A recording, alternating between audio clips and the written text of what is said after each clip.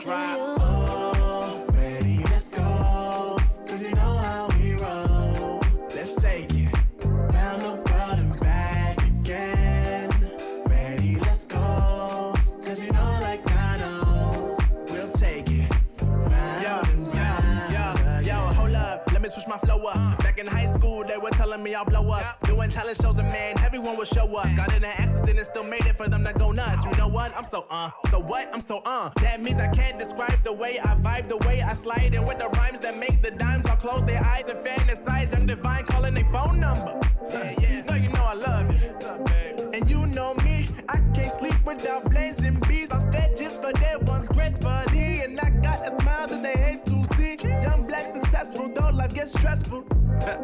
Though life gets stressful, go and vibe out with whoever you next to. Vibe until the morning, sleep until the noon. You said that you want it, so I got it for you. Let's all get together and show them how we move. We move, we move. 3, 2, Bringing summer 1, to drop. you. Oh, ready, let's go. Cause you know how we roll. Let's take it round the world and back again. Ready, let's go. Cause you know like I know. We'll take it round and round again.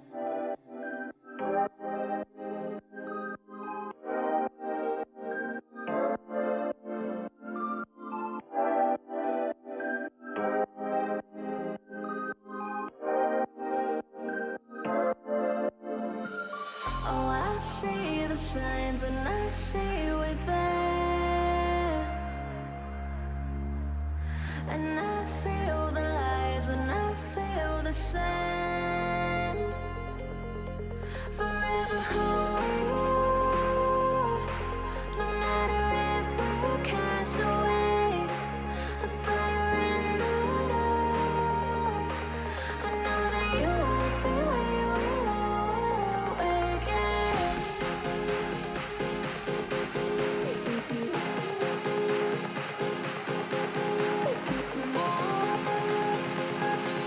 I know that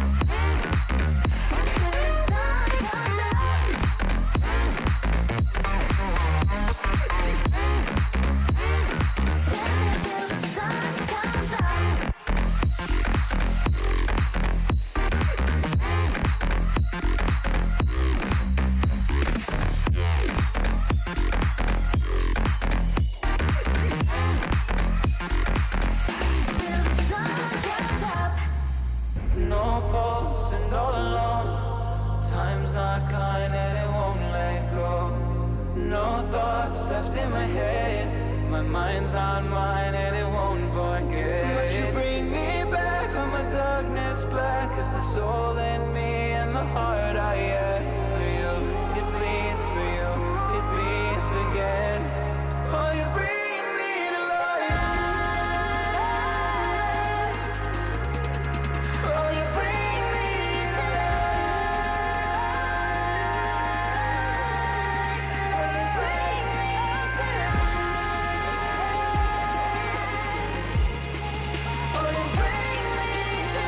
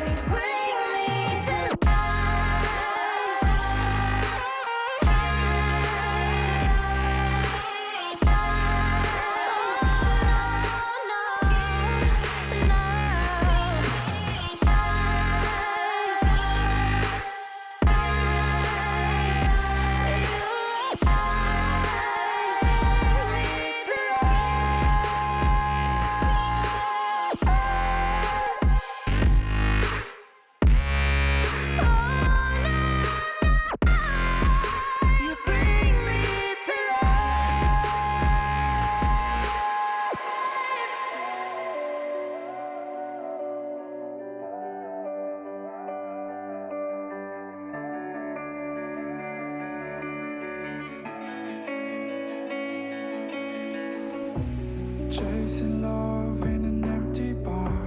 Pour a drink till I make it past. The midnight hour seems to come and go, but I know. Walk on up with a drink in hand, sipping mixes cause you can. And all the lights begin to switch off. You're chasing the light, holding on for life, feeling the high, chasing the light, chasing the night,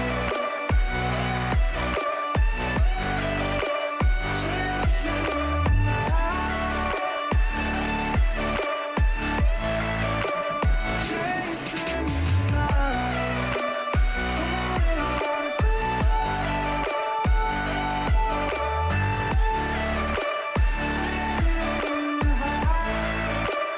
chasing the night, holding on for holding on for life, feeding the high, chasing the night, chasing the night. Hotel rooms and city squares, champagne bottles, drum and snare. The sights and cities seem to fall away when you stay. Locked in love for a night or two, losing sleep just to get off you. Day to day you wanna stay out, you're chasing the light, holding on for life,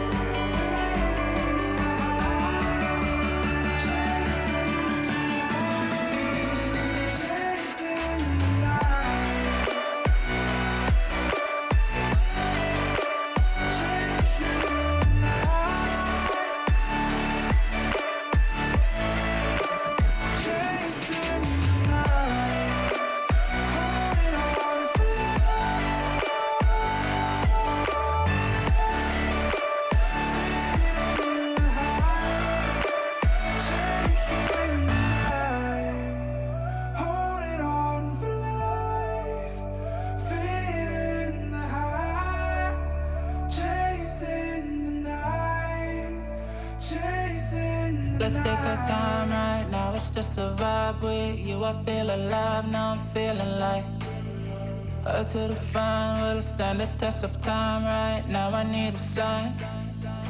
Tell me if it's over, come a little closer. We should take our time to think this damn thing over. Should we grow closer? Should this be over? My heart for your mind, probably we should start over.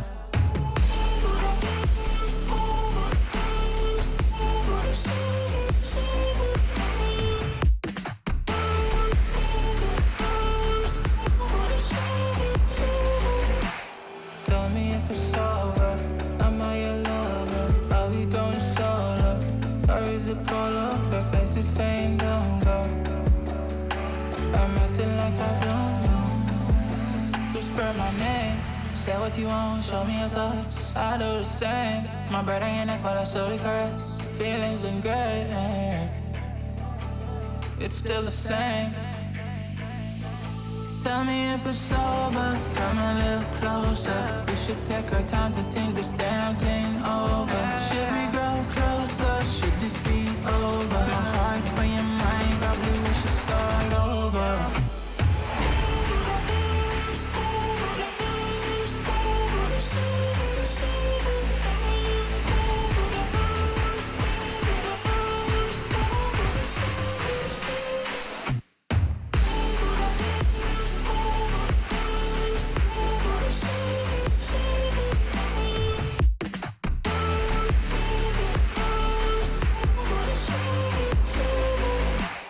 Tell me if it's over, am I your lover? Are we going solo?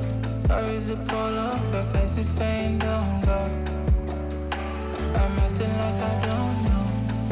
Tell me if it's over, come a little closer. We should take our time to think this damn thing over. Should we grow closer? Should this be over? My heart for your mind, probably we should start over.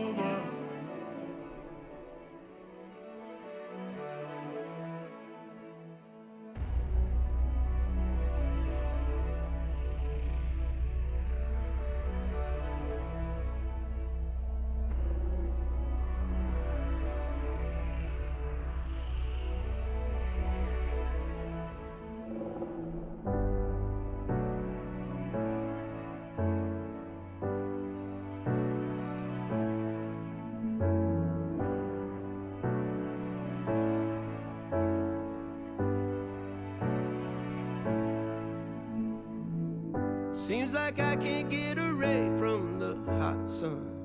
Always night and never day. Even when I wash the floor, the dust still comes. Keep on hunting for the bread.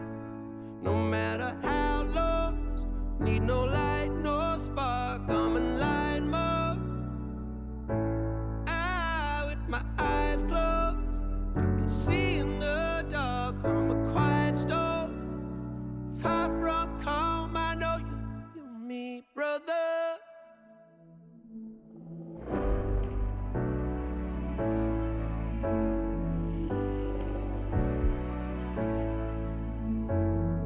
Seems like I can't get away from the hot sun. Always night, it's never day. Even when I watch the floor, the dust will come. Keep on hunting for the prey. No matter how lost, need no light, no spark. I'm in line mode. With my eyes closed, I can see in the dark. I'm a quiet storm. Far from calm, I know you feel me, brother.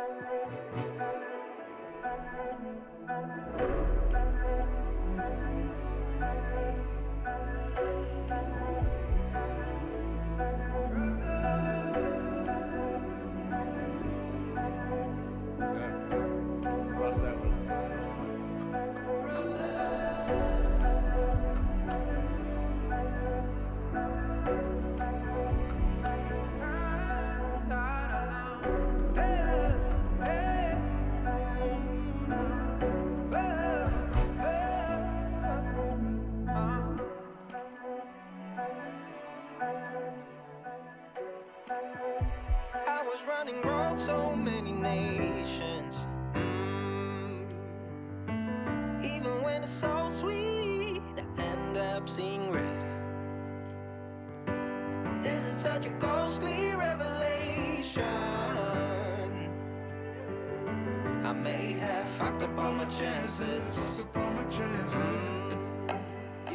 And we ain't sleeping on the floor again. We never sleeping on the floor again. For the ones who didn't make it out, for the ones that didn't see the life, for the ones that never cared, never gave a thought, found no happiness in that brand new car or the house you bought. I see you talking about the love you lost, and it was gone like way before you ever thought it was. Yeah, I took my time, no quick ones, quick run, quick gas to get back there. Hot roads, I didn't think I'd come back fast, cause I was running round so many nations. Even when it's so sweet, I end up seeing red. Is it such a ghostly revelation? I may have fucked up all my chances.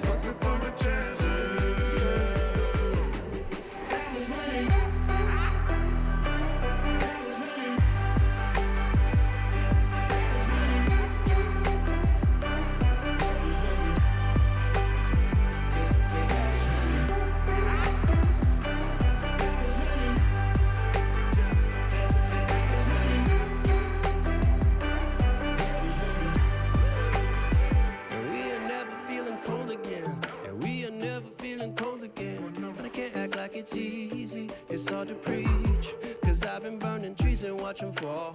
If we cannot breathe out, we go forward. Sure, I was searching for cure, fishing a little wildlife, and when I'm low on fuel, I'll still be running till my back broke. Halfway, lost hope and I checked it. Hard roads, I didn't think I'd come back fast, cause I was running round so many nations. Even when it's so sweet, I end up seeing red. Is it such a ghostly revelation? I may have fucked up all my chances. been around the globe, looked around, nothing fitted, seen high and lows, but you won't even get it. Been around the globe, think it's time to admit it's not the end but the road, and you won't even get it. Been around the globe, looked around, nothing fitted, seen high and lows, but you won't even get it. Been around the globe, think it's time to admit it's not the end but the road.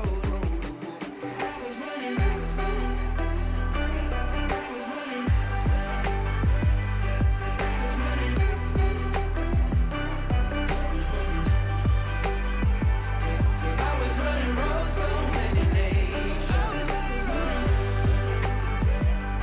Even when it's so sweet, I end up seeing red. Is it such a ghostly revelation? I may have fucked up all my chances. Fucked up all my chances. I was running, I know, I know.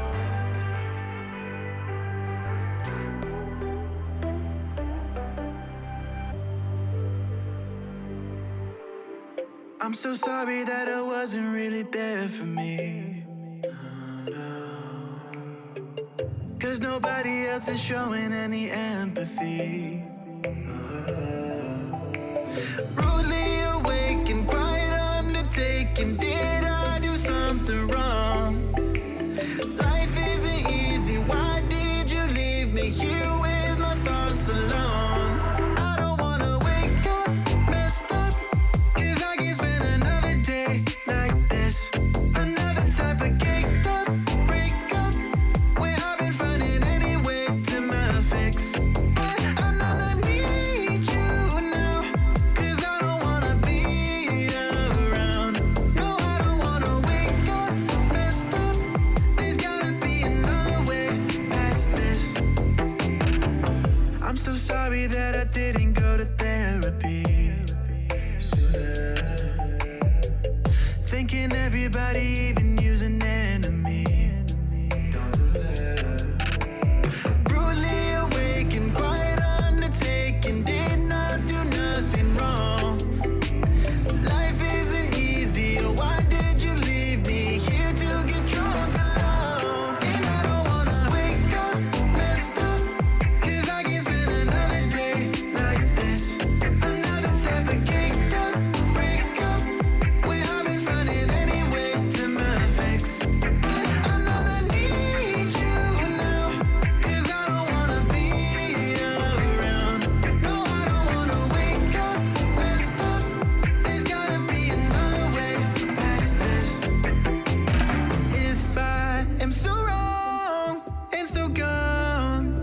miserable. Won't you stick around just for some be visible? But you don't know, you don't care. Leave me to suffer, erase all the doubt, pouring Jack in my mouth. In a love with enough of the pain and the drugs to be present for now. All I'm right now, I don't wanna wake up messed up, 'cause I can't spend another day like this. Another type of caked up breakup, where I've been finding any way to my fix. I know I need you now, 'cause I don't wanna be around. No, I don't wanna wake up messed up. There's gotta be another way past this.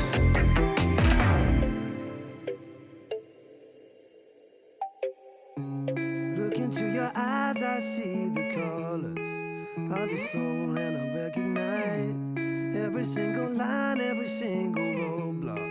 We are two hearts that beat in time, and that's how I was looking down all night, blocking out the sun that we need.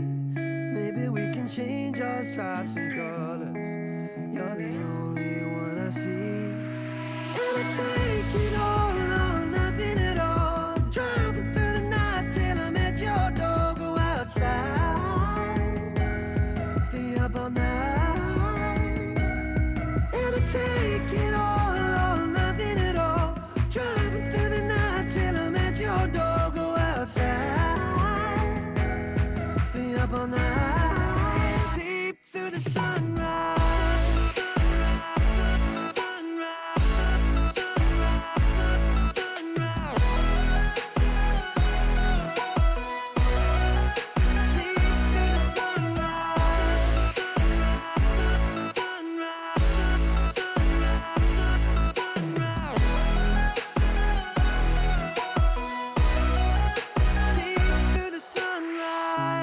Look into my past and I count the numbers of the dreams that I left behind. I don't even care now that I've discovered a new kind of peace of mind. Up above us, looking down on us, there's an angel I know. We don't need to worry or discuss much. It's time for me to hit the road. Take it all or nothing at all. Driving through the night till I'm at your door. Go outside, stay up all night. Sleep through the sunrise.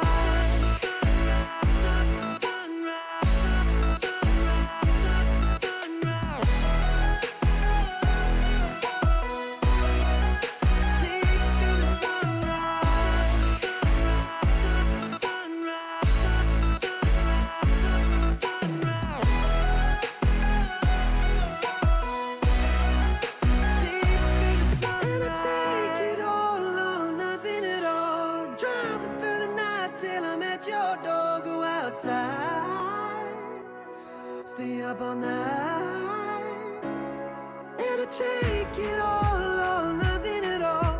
Driving through the night till I'm at your door. Go outside, stay up all night, sleep through the sunrise.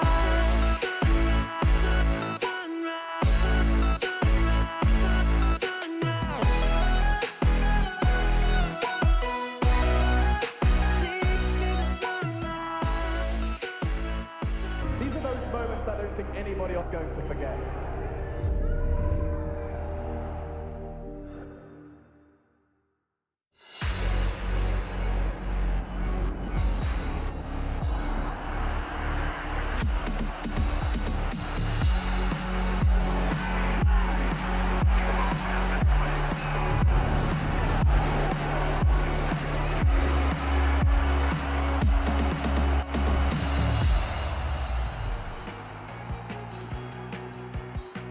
Hey everybody, welcome back to the ESL Road to Rio. Today is a grand finals day at that, so of course, we've got the party started. That's right, Road to Rio 2020. It's been a long road, don't get me wrong. We have really seen the ups, we've seen the downs, but now we get to see the finale. Of course, that's gonna include 2 best of 3s, actually just 1, and then a best of 5 with the 1 map advantage, but we'll let the other guys get into that. For us though, it's gonna be Windstrike taking on Team Spirit in a grand final for the CIS of Ages. Let's get it on. look into my past and I count the numbers of the dreams that I left behind. I don't even care now that I've discovered a new kind of peace of mind. Up above us, looking down on us, there's an angel I know. We don't need to worry or discuss much. It's time for me to let the road take it all or nothing at all. Driving through the night till I'm at your door. Go outside, stay up all night, sleep through the sunrise.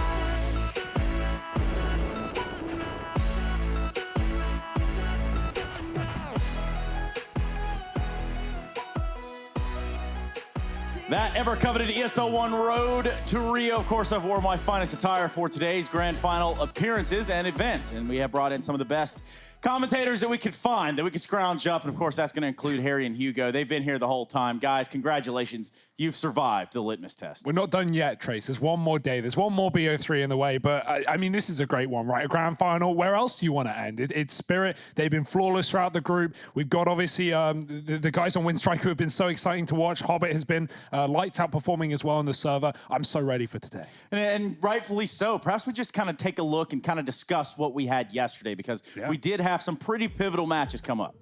Yeah, you know, we had this Windstrike Hard Legion game, which looked like it was going to go the distance, but looked like it was going to go all 3 maps, and it ended up being anything but. Windstrike, they came out the gates with an OT victory on Vertigo, and then they headed into the realms of Mirage, a map that had looked really, really good for the Hard Legion side. Well, they were able to pick that up pretty convincingly, so they now find themselves here in this grand final, going up against the likes of Team Spirit, a team that is undefeated right now in this CIS region. And you know, strangely enough, we look at this bracket, we see a plethora of teams. Now, a lot of these teams and a lot of these names involved are just trying to grow. They're trying to kind of sprout their wings, if you will, and kind of get out from underneath the shadow that is Na'Vi. That has been encompassing this entire region for so long, and now it's really their chance to come to light. Do we see them with massive rosters? No. Do we see them, you know, signing a lot of people or maybe a lot of depth? No, we don't see that. One thing that many players have said in the interviews in the CIS region is that when we bring up Na'Vi and we say, oh, are you feeling good now that Na'Vi are no longer in this stage? And they say no, because, you know, the CIS scene is so close, it's so competitive. Anyone can beat anyone on a good day. And Na'Vi aren't necessarily unbeatable as well, right? We've already seen how they get grouped. They don't make it to the playoffs, but boy, do we have some teams here regardless. Yeah, FaZe G2 was the other matchup that we had on our hand, and of course it was a banger. That's through the upper bracket that at least the European side of things has shaped up in a way that's given us Astralis G2 as a final, and I'm okay with that. I think that's pretty appropriate. We got Great Danes, and we've got some Frenchmen as well. Yeah, undoubtedly. I mean, it's a shame to see FaZe fall after going flawless before that point, right? They stormed through the group stage, but Astralis have been unbeatable throughout, and you know, I don't think anyone else really expected any other way, right? Astralis may have fallen in Pro League, it may have been a slow start to the year, but they're back on form, Trace. That they are. Harry, what do you think? Yeah, I'm just looking forward to seeing this G2 Astralis bout today, right? G2 have looked really good, and as we've seen, like for a lot of teams, I think Astralis are like the ultimate test in the sense that if you want to find a team that's incredibly consistent, that is going to force you to kind of be outside your comfort zone, well, then you're looking at Astralis. So I think for me, you know, we get to see how this G2 squad do stack up against the best in the world. Yeah, and the thing about Astralis is they're growing, and they're kind of morphing, they're kind of changing things around their way, Hugo. Yeah, they're adding a lot of players, Trace. It's good to add players. It's good to build a big roster. It's good not to go too far. I'm a little scared of Astralis. They might start adding washed-up players. We don't want, you know, old Danes that we haven't seen for a while, like Pimp, for example, coming on this team. Agreed, I mean, that would be a waste of talent, right? You know, we're looking for good Counter-Strike players only, and that's what. I mean, he's been so toxic as of late. It is everything about him is just man. Look, we played a matchmaking game with this dude the other day, right? And every time me or Harry died, he would just give us a big side down the mic. That is the worst part about it, that he is just like this. How dare And we can't help him. We can't change him. This is a guy that he kind of, you know, he finds himself in a position where he tries to understand the world around him, but he only sees it in 4x3. And really and truly, look, guys, I don't want to talk to him any more than you do, but I guess it's only fair that we hear what he's got to say. I thought we were friends. I thought what? So what's up with the yellow jersey, Jacob. Talk to us. Are you joining Astralis? Oh, I just wanna, breaking news, I guess. I have not been signed by Astralis. Oh, damn it. They have not signed me, unfortunately, but still got this cool jersey, so we're rocking it. Jacob, you're pretty committed today. We see you actually, you've dodged a CS game just to be here with us, in fact. You're actually like halfway through a match right now, so congrats for the dedication here to join us on the road to Rio. I was just kicked for being AFK too long, so that's not the for the You should. We're keeping it going, yeah. Yeah, you should hand out some griefing bans from that. That doesn't seem acceptable. Yeah, no, not at all. Not at all. But it's good to be here. Good to see you guys.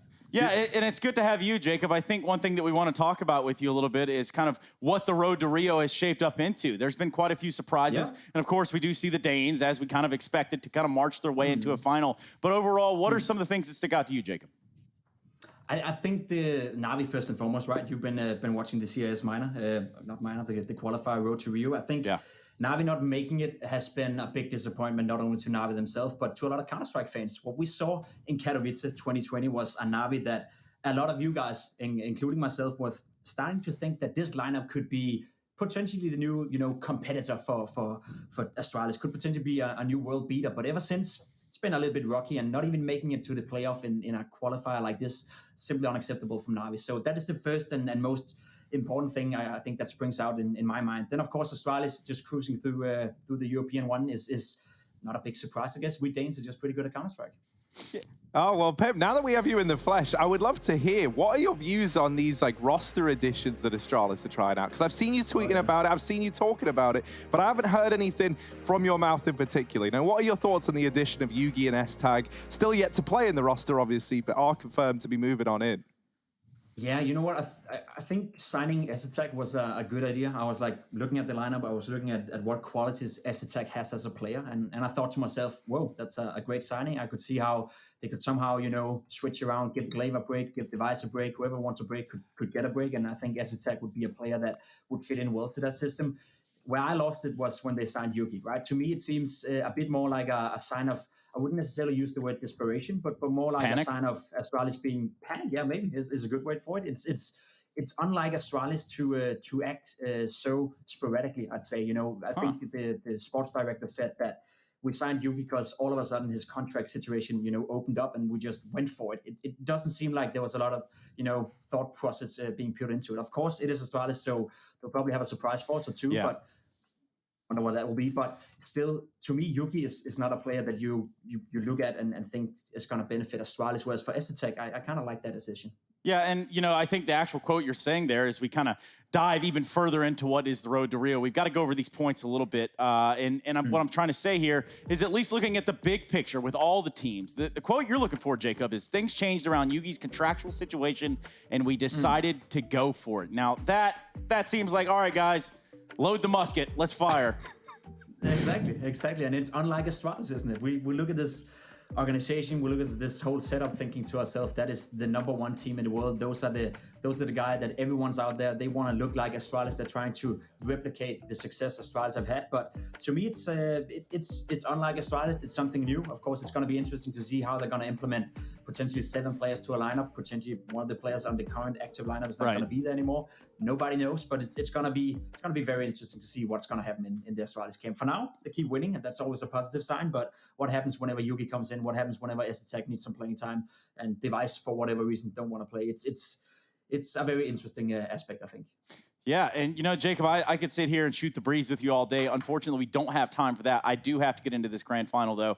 So just to clarify, you're pulling for G2, and you think that Spirit are going to win. That's what you said, right? Yeah, I think Spirit is the best team in the CIS region right now, and I think G2 is going to beat Astralis 3-0. Oh, my God. Okay, well, that's not exactly what we asked for, but thank you, Jacob. We got to go to a break, and we're going to let you go. Have a great stream, and hello to all you, what do you call them, simpers? What do you call them out there? The pimpers, let's say that. Okay, pimpers. I guess that's equally cool. Anyway, see you, Jacob. We're going to be going to a break here soon, so thank you very much for your time. Now. Absolutely welcome. See you guys. See ya. That guy's a good troop. That guy's a good sport. And moreover, speaking of sport, we've got to go to a break because we come back for a best-of-3 grand final. The CIS is popping off today, and it's going to be either Spirit or Windstrike that win the whole enchilada. We will be right back after this.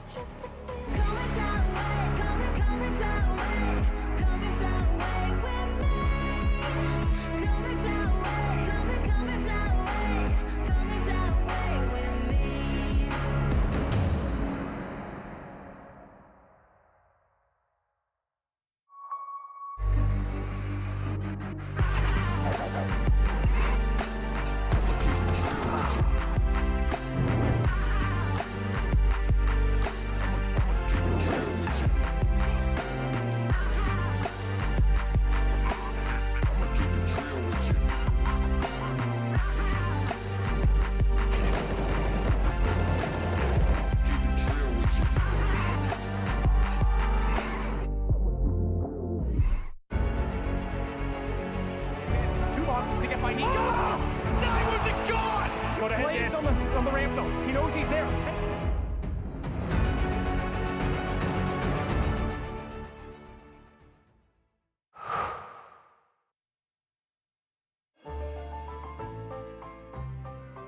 Son intelligence de jeu, même quand il avait 6-7 ans, c'était assez incroyable.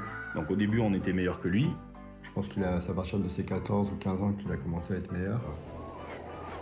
Au début, quand il perdait, c'était un très mauvais perdant. Hein. Oui, je me souviens très bien qu'il cassait beaucoup de souris.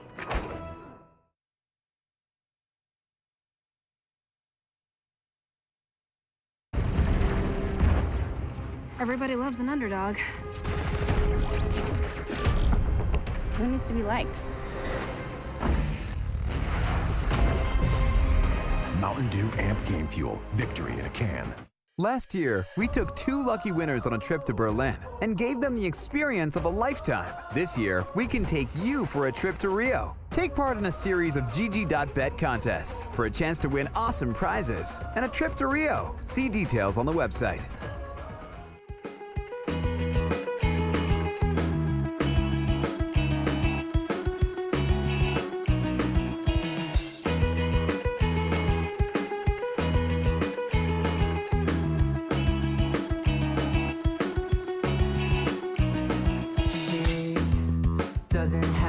Time always talks about all the other guys. Will I ever understand? Without her, it's not fair. I need you back. No more crying at the end. I'll do it again.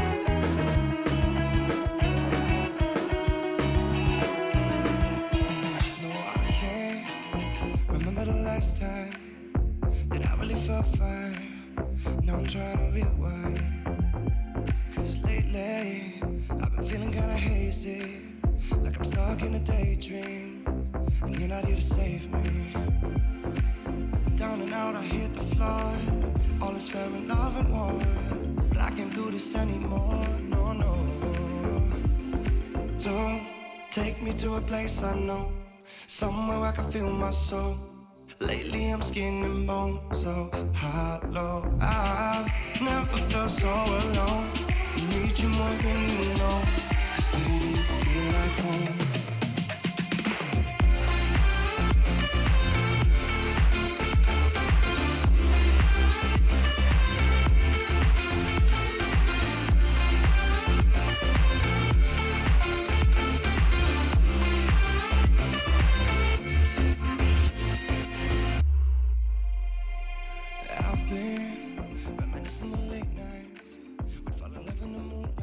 ESL 1 Road to Rio is brought to you in part by Intel, Mountain Dew Amp Game Fuel, and GG.bet.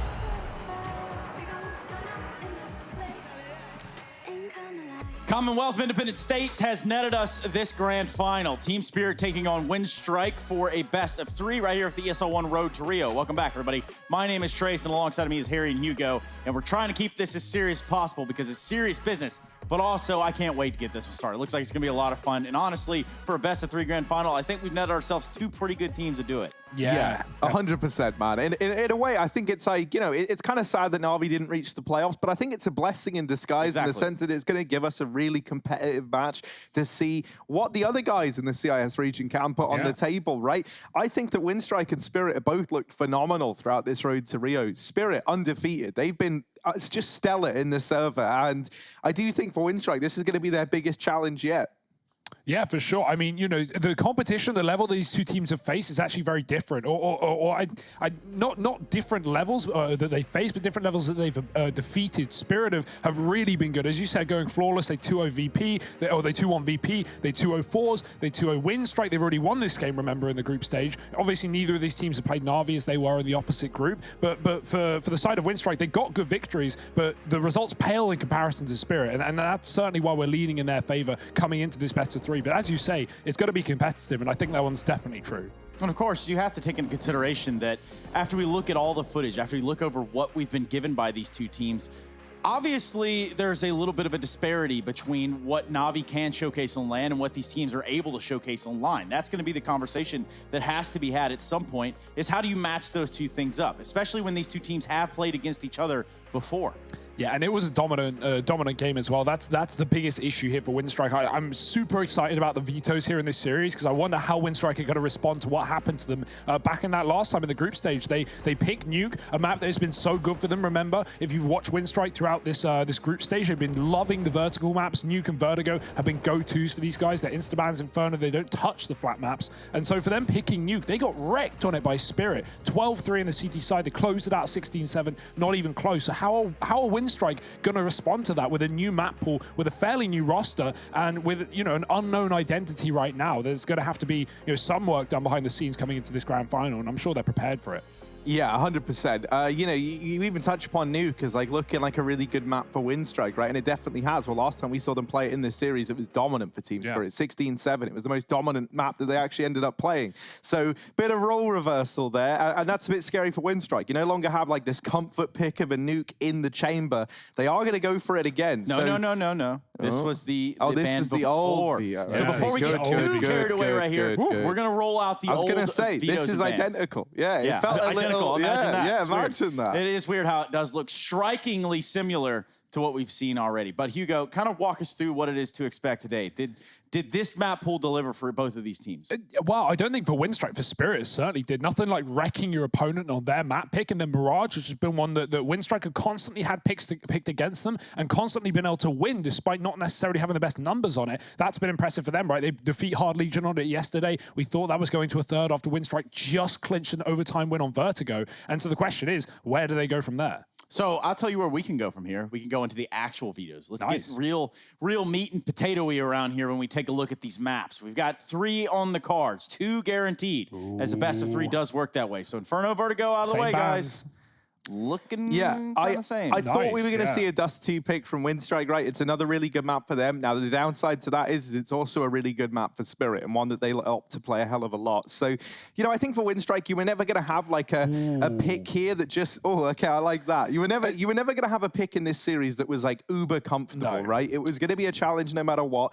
They go for Dust to try and differentiate a bit. And it's actually Spirit picking Nuke. I love that. I think that's a danger. I think that's a danger. I think that looks good for Spirit. But remember, when they beat Winstrike on it last time, it was because it was Winstrike's pick that Spirit start on the CT side. We often say this doesn't really hold that much weight. Spirit go 12-3 up on the CT side. They dominate. They go 4-4 in the second half. They close it out. That's fine, right? We don't have a lot of data to work off. But considering now they're starting on the T side, they're going to need their game plan, you know, ship shape right now, because Winstrike, they're getting to start on the more favored side of the half. So, yeah, I mean, you know, Spirit should still have a game plan. They should still be feeling good to 2-0 this series, but I don't know if Winstrike want to let let it go that easily. How are you feeling about the train decider, Hugo? I'm really curious about that one. Because that's been like a good map for Winstrike, but not one that they've played a lot. So I do think that's an interesting one to have floating in at the end. That's like entirely Winstrike's map pool, though, which is why this is so interesting. It's like so many maps, like 3 or 4 maps, they don't have more than 3 games played. Overpass, 2 maps played, Train 3 played, Inferno none played. So it's like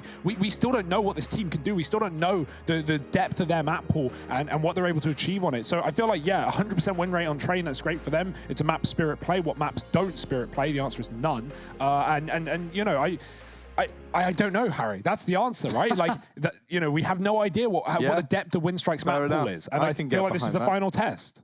Yes, the final test. Yes. But for you guys, this is just where it begins. Now, a lot of the other questions will come later on, but the first one I have for you is, who do you have taking this series? Of course, we have to do our predictions via GG.bet as the bookmaker of the Road to Rio right here, and you have to do it responsibly. Now, for you guys, what does responsible look like? I think Spirit is a safe pick, right? Like, obviously, the veto is going to throw a bit of a spanner in the works, but, you know, Spirit shouldn't be looking at that and going, oh, we've lost this game, guys. Winstrike might look at it and go, we've won the veto, but you know, winning the veto is only half of it. You want to win the series. That's going to be the more difficult part. So Spirit, I think it's going to be all 3, though. Yeah, I've gone for Spirit as well. They've gone undefeated thus far. They've looked really good. Every game we've watched them play, I feel like they've looked better and better. Yeah. I haven't been watching and thinking like, oh, damn, you know, like in the group stage, these guys were looking good, but now that we got to playoffs, it's a bit shaky. No, it's just been strength to strength for this squad.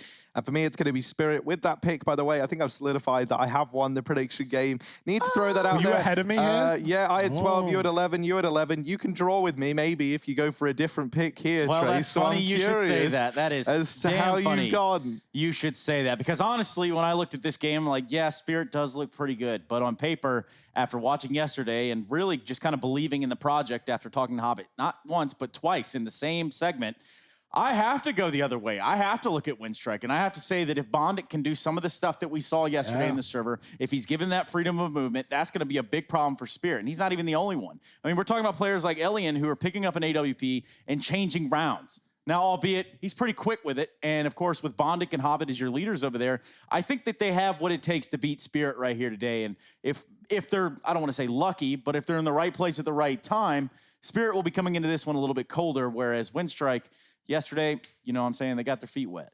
Yeah, I mean, and that is what Counter-Strike can come down to, especially in the online region, right? Like, who wakes up feeling better? Who's having a good day of CS? And who's been putting in the work before that matchup? So, yeah, it's going to hold some weight, Trace, but, I mean, enjoy losing your prediction and letting Harry run out in first place. I'm really ashamed. How can I lose with this tuxedo on? Just please tell me. You want to adjust the bow tie a bit? It's gone a bit crooked. I'll adjust it. Adjust it, yeah. That's good, that's good. Good. Well, we've got the bow tie ready. The official announcer will be here any second with the actual tuxedo on, and he will be telling us that it's time to get the game going. But until then, I have to look at this, and I have to say a few different things. And actually, we had Ben pull up a few stats, and I just think it's very interesting right off the top. Yes, we're about to jump into game, but I do think that this is some of the cooler stuff, right? Because I've asked him to kind of pull some numbers here as the total number of kills and, you know, perhaps rounds played, and I've actually got some of those results back. It's pretty wild. For CIS, we're looking at 14,269 kills, all right? Total over the entirety of the bracket itself and over the entirety of group stage. Now, let's compare that with EU. EU puts up 31,981 frags. So you think about that, that's total kills about all teams. Of course, there were a lot of matches that were played here in the Road to Rio, which I think is also something. We've got a total of 428, Hugo. Something to jump on that. You want more numbers, Trace. I mean, not only does EU have more teams, but the games have been more competitive as well. If we look at, someone made a Reddit post recently that was interesting, actually. In the playoffs for EU, the average map length is 32 rounds. That's 2 more rounds than a map should last. Yeah, like, that's overtime. Wild. The average game is an overtime game for the Road to Rio playoffs, which is mental. I'm kind of glad about that, because now that's actually kind of really put the whole discussion into the limelight of our Counter-Strike matches too long as they are right now. And, you know, it's kind of forced that discussion. Yeah, it really has, because suddenly, you know, games are running 32 rounds on average, while Counter-Strike is a 30-round game in regulation. It's true. That is an interesting one, and I think it does kind of speak volumes as to some of the things that maybe we should turn our attention towards fixing within Counter-Strike. Well, let's go a little bit further with that then, because that's a real discussion that's being had a lot across the board right there. Is just how long is a game of Counter-Strike? How long is a best of 3? But truth be told, we've had 174 best of 3s in the Road to Rio. 174 best of 3s. That's a potential of 428 maps or actually 436 maps. I think Chad said the maximum amount of maps was 526. That's off the top of my head. He said that at the start of the Road to Rio. So, Yes. you know, we didn't quite reach the peak, Trace, but we can keep working on it. Maybe that best of 5 later on brings us all. Yeah, maybe. Harry, if there's anything you took away from this Road to Rio from the CIS region, what was it? Oh, man, just that the CIS region's looking really good. And also that the CIS region is very much kind of like wisened up to the problems that have struck other areas in the world, like with kind of your old guard phasing out, right? And a real focus on young players and trying to build up these young guns. And we've got a bunch of them in the server right now. You really do not want to miss it. We're about to have the CIS Grand Final underway on our screens, and it starts with a bit of an old classic, Dust II, Team Spirit versus Windstrike. I'm saying a lot of words that are all very exciting because this Grand Final is about to begin. That's right. Let's get ready to frag, ladies and gentlemen. It's time for the CIS Grand Final. And boy, oh boy, have we been delivered 2 teams that are vying for a big spot here. And of course, they've both earned their way through this bracket, Hugo. You're damn right, Trace. No better way to start a CIS matchup than on Dust II. And boy, oh boy, this is going to be a banger. Windstrike on the CT side and Spirit taking the T half. It's full armor for Windstrike in this pistol round. Spirit, they want to start it fast. They want to start it quick, and they're going to run right into B. Lackey is here alone, but Bondik's coming from middle, and it's a double USP 2K coming through. Everyone dead here for Spirit. They can't get through the site. One man hiding in a smoke. Chopper. Oh, dear, oh, dear. This is not how he wanted to start off this series. And it's going to end about as badly as it started for Spirit. Quick kill from him, but traded immediately, and Windstrike take the pistol. Yeah, good start for the Windstrike guys. As you mentioned, right, it was armor across the board. They couldn't afford to let that bomb get planted, and they do everything in their power to stop it. It's Lackey with a nice sight hold, helped out by his teammates on fast rotations that help keep that one under wraps. Windstrike looking to start this Grand Final strong. iDisbalance coming in with the scout. It's 4 spies here for Team Spirit. They do have Deegan armor and a little bit of utility to play around with. They're going to start to take the lower tunnels in this round. And with iDisbalance drawing the attention of Elian in for these peaks, Mir is allowed to get up very, very close to these double doors, and he's looking for the opener. Now, doesn't want to risk taking any damage to this scout through the double doors. Lackey has actually pushed into the upper tunnels, and this is a bit of a problem for Team Spirit. They need to go back, they need to clear him out of this position, or else this is going to allow for a very heavy stack down towards mid and A. They're really dedicating to trying to deal with this lone player in the tunnels, and Lackey is not bowing down, he's not backing out, he's still taking these fights, but there was 1 bullet left in the gun there, so that one's a little bit overzealous from Lackey. And this does leave Team Spirit in a 3-on-4. Not an easy round, but not an impossible one either. I like how Lackey smokes off this entrance where Sundayung is right now. It smoked off iDisbalance in the spawn with the scout. He was trying to fight towards B to deny that aggression, but Lackey smokes it off. Good upper push from Windstrike, finding some early kills their way, but Spirit are going to group and try and take A in this round. It's a bit of a rough one with no utility other than a solo smoke on Magix. And they're not looking to use util anyway. They're looking for contact plays, but it's already been a spot out from Ellie, and he hits 2 scout shots. There's a third killing blow. Can't finish off the job that he starts on iDisbalance, and now iDisbalance is now all that stands. He's hit another tag. These scout shots can really win you rounds if placed well, but 15 seconds is going to get jump shot by Hobbit. Love that. Hobbit, very mobile player, as we learned yesterday. This guy is just jumping around corners, running down a ramp on Vertigo CT side, and being an utter nuisance to Hard Legion. Is he going to be the same problem for Spirit? We'll have to wait and see.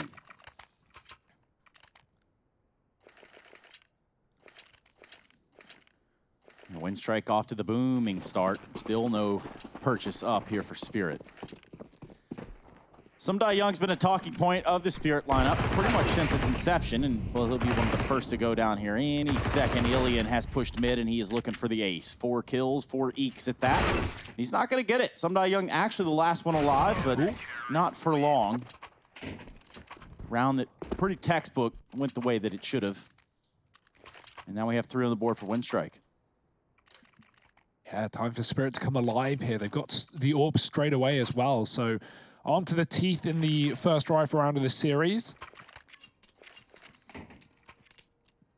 See where they go from spawn, because Windstrike, they're not really playing a bonus round, right? Elian's got the AWP. They do have an SMG, but that's only out of necessity here. No need to upgrade it. You can have one or two of them with no problem. Minus balance. He sees the jump. He sees the cross, and he has the info that Elian's fighting mid with that AWP, but Magix is going to get into pit with that long corner smoke. Good bit of damage. Finishes the job as well. That's the MP9 out of the round. First to die here for Windstrike. They might have to set up for retake on this A site. A lot of confidence to just run into the pit, staring at the ground, playing anti-flash. But I love that decision from Magix. IDIS Balance now holding down from the pit. And this is an El Clasico Dust II strat. You get your AWPer down in the pit. He can hold down this entire long angle from this position, and it's very, very beneficial because you don't even have to commit to A. And already, you're denying so much real estate to Windstrike just by having your AWP here. You can see what this has forced them to do on the CT side. This is a new little camera angle that we haven't seen before, Bastion. Wonder where he's cooked this one up. This is nice. We get a little pan in view, and we can see Team Spirit setting up over at long. We've got Windstrike. They've had to peel back and set up at the catwalk and CT. One thing I think that's important to realize is they've clearly got a good read on what's going on in this round. There's no pressure anywhere else on the map from Team Spirit. And so there is pretty much a full rotation available for Windstrike at this A side of the map. Prison holding the line and really just laying down the pain. Finally, Magix is going to come in with the trade. It's a 3-on-2. And this A bomb site kind of belongs to Team Spirit, but it's pretty tenuous there because Elliot and Bondic are both still in position at catwalk. That nade is going to delete Magix from the round. A 2-on-2 now. And Sumdai Young trying to go above this smoke, trying to take a man advantage back. He sees Bondic hopping down into CT. IDIS Balance has given up his position and a tag through the second time around. Elian chipping Sumdai Young away, but not able to find the kill. Bondic gets caught out in the open. And Team Spirit, they're first on the board. Those wall bangs, that's mad. I've never seen anyone hit back-to-back shots. It forced the fight. It forced the player on the side to go wide, and he gets the kill. But man, that's mental. Harry, you talk about that, the setup of putting the pit, the AWPer in pit, right? You can see Windstrike, they want the information there. And that's the key about getting your AWP in pit. If IDIS Balance just holds a site, he's going to deny Windstrike's attempts at getting info. Elian goes for a spot, he sees the AWP, and he doesn't re-peek. So Windstrike gamble with a full stack outside of A. But yeah, Spirit still beat them to it. Oh dear me, he tries to do what Magix got away with last round, and it's not going to be the same effect, but he does get to the pit, misses the shot, and luckily enough, they had no idea he was there, but they spin, they swivel, and they get the trade. Now out through long is going to be Sumdai Young, and he might need to push this smoke to give Spirit away into this round, give them anything, because down 2-on-4, Windstrike flanking the perimeter, they've cut off the long, and there's nowhere for Spirit to go right now. And Bondic started to push upper B. Yeah, you're right. That's pretty much all she wrote. There really isn't any sort of fallback plan here for Team Spirit. They just have to fixate on long as Lackey holds top mid. So good luck with that, but let's see how it pans out. Look at the CT cat setup by Windstrike. They're playing, you know, multiple levels, but they're holding the same angle essentially, so they can win a quick fight. Worst case scenario, they trade 1-for-1 here, and even that is unlikely. They should just get this immediate kill onto Magix without him firing off much of a shot. Let's see though. He does have a flash. He's not going to use it. Oh, smoke instead. That's perfect. Looking to cross to the site. They could at least still get a bomb plant here, and that would give money to Spirit moving forward at a bare minimum. Oh, no. Big problems. Oh, dear. Oh, no. Lackey with the long flank. Magix at the car does get cut down. And Windstrike, they are playing a very good game right now. They've come into this grand final looking so confident. I'm absolutely loving some of the decisions that they're making. I think this is where Team Spirit really needs to slow it down a little bit and stop dedicating 5 players to the same area of the map. Because it is allowing Windstrike to just clear out. You know, they clear mid, they clear tunnels, they get the information that there's no one here. And so Team Spirit, they really haven't left much to the imagination just yet. You know, like it's been pretty easy for Windstrike to just rotate these players in. You know, they've been coming in on these flanks in a lot of these rounds. They know exactly what's going on because where Team Spirit first show their head is usually where they're looking to end up right now. Let's not pretend that Spirit had a great go at it either when they found themselves stuck on the ramp and sort of just chiseled away at from behind a Molotov. Let's not pretend here. Far too long there, right? Like, considering Windstrike knew they were there the entire time, they just don't want to rush Spirit when they're waiting. They just wait till Spirit start to cross, and because Spirit don't do it immediately with intent, they hang around at the car, they move behind the smoke, well, they just get picked up from the flank. In this round, it's an eco, but Spirit have at least traded 1 for 1. That gun, I'm not sure if it is retrievable. It likely would have fallen into CT spawn. And so I'd see if someone can find it here, but Chopper's not even looking at it. He's going to go right back for Spirit in towards a mid to B. Yeah, already this is like a far more grandiose statement, a far more grandiose strategy from Team Spirit. They faked A, they get a kill there. They've kept 2 players at the A bomb site, and this leaves just Lackey and Bondic at the B side of the map, with Chopper ready to split in through mid. He is going to be coming in on this lurk. So if the players coming out through tunnel can pull the attention away, maybe he can find something, but he's actually already been picked up. And Bondic and Lackey, they've got this round dead to rights. The rifles able to best the pistols there in the head-to-head. And Winstrike up 5-1 right now. Team Spirit coming in with a reinvestment. Another go, another chance here heading into round number 7. But it's Winstrike right there playing, you know, a game where they're in control the whole time. Spirit don't necessarily give them a fight anywhere, and as for an eco round, you would expect some sort of cheeky play, as you guys would call it, a little bit of cheeky buggas or whatever. But it just never really comes about, does it? Well, they've got the AWP back in their hands at least, but no armor behind it in this one. Let's see how this round transpires. It's a double CT AWP and a fast play from Spirit with a pick through the smoke. High disbalance, random shot on Hobbit. Don't think he could see him, but he will take that every day of the week in Spirit. They pull the brakes. They hold on here as they want to see if Winstrike have any response to this kill, any aggression on the CT side. Winstrike have been full of it. Lackey going to look for a mid pick, and he's going to lose his life. Another kill for Eye Disbalance. And that's just going to open up mid, right? You know for sure, after 2 picks there for Spirit, no way there's a CT in this position, but smoke a Molotov down just to make sure things are clear and setting up for a B hit with only a solo player. However, that solo player is Bondic, and we have been talking about this man and how much he's been accomplishing for this Winstrike side. So if there was anyone to put up a multi-kill here, maybe it could be him. Oh, great spray from Bondic. Trade is in, but that's more than you can ask of him. Will Winstrike consider this one? Will they go for the retake? They have the kits. And the bomb hasn't been planted yet, but you can imagine Elian and company don't want to give up these weapons. Uh-oh. Well, they're going to have it happen regardless, I suppose. Beggars cannot be choosers. That's what they say. So a second one on the board for Spirit in this grand final, albeit if you are here, we go to Nuke next. It's going to be the pick of Spirit, a CT-sided start for Winstrike. And if the series ends there and it doesn't take us all the way to a third of Train, guess what's after that? Astralis G2. Yeah. A BO4 in some way. So can you explain that, how that works? Because I feel like there's going to be a lot of questions around it, so let's just go ahead and get ahead of it. We had that for the NA final over in the Road to Rio. Essentially what that means is it's a best of 5, but the team that comes from the upper bracket, in our case here, Astralis, obviously going flawless in the playoffs, they have a map advantage trace, so that makes it a BO4. Astralis need to win 2 maps, whereas G2 need to win 3 out of the 4 being played. The first one is just a 1-0, a 16-0, however you want to look at it, a bye, basically. So, yeah, G2 need to win 1 more map than Astralis in that series in order to win it. Their work is truly going to be cut out for them, considering they weren't even able to beat Astralis in a BO3 the other day. But that's all coming up later, Trace. Right now, we got another grand final going on, and Spirit, they are warming up into this game. This T-side is coming alive. 2 rounds, and weapons held on as well. Winstrike save it AWP, and they buy round it. But they don't see anything early. Elian's boosted Cat looking for a pick down lower, but Spirit aren't budging. They're taking a slow default in this round. That's good info. Elian full flash, didn't see Sunday Young, but the jumps get the info back for Spirits. They know there's an all progressive on Cat. Yeah, Elian going to fall back into this drop-down spot. Common one for this AWP. With plenty of utility on Team Spirit, they can try and flash him out of that position before they go in with the peak. It's the same one that Hobbit was playing a few rounds ago, and he did not fare too well in this position. So we're going to have to wait and see if Elian does any better. Kristen and Hobbit did have that boost assembled in mid, but now that the smoke has faded, they've got no reason to keep that one in play. And now Hobbit, holding on to the mid doors, does get cut down by Chopper. This is where Kristen comes in and will deliver a kill on the trade. CT is going to get smoked off. Winstrike trying to feign a mid to B. Elian striking one from the tally on this Cat play.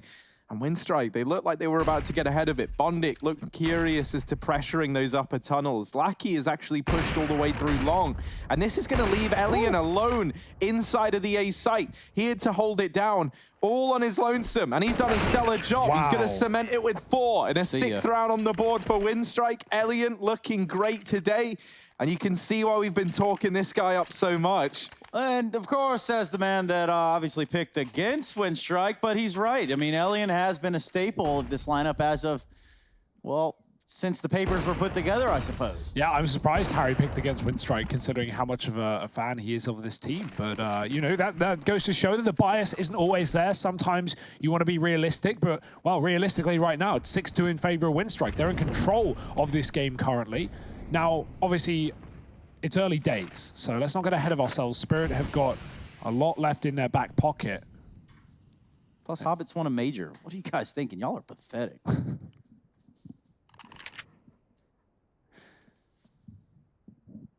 He does wear the freshest clothes and eat at the chillest restaurants. And he chills with us, so you know it's the chillest dudes. Speaking of which, guys, this being the end of the road for us. Yeah. This is our last TriCast. Wow. Ever, I think. Maybe, who knows? If the world's lucky. A long, arduous road, fellas. It's had its ups, it's had its downs. But all in all, I think we've done okay. Host, stop talk. Yeah, basically. I think we've done a great job, Trace. I'm really proud of you here. Oh, are we going to be proud of Bondik with his B-hole? Apparently not. Apparently not. And Hobbit doesn't really fare any better either on his run through the B doors.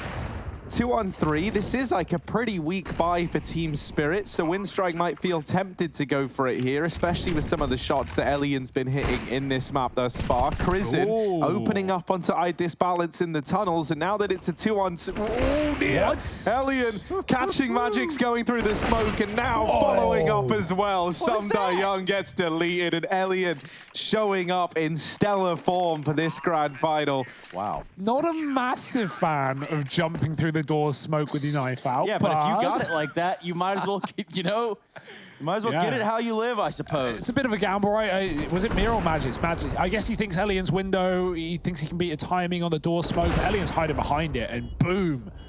Headshot, no scope with the AWP. That is a retake that Winstrike should not be winning. And most of it started by Crizin in the tunnel as well. If he doesn't kill the AWP there, then likely Spirit don't run out the doors because they're in control of the round. They're trying to swap positions. They're trying to take the middle to play that bomb.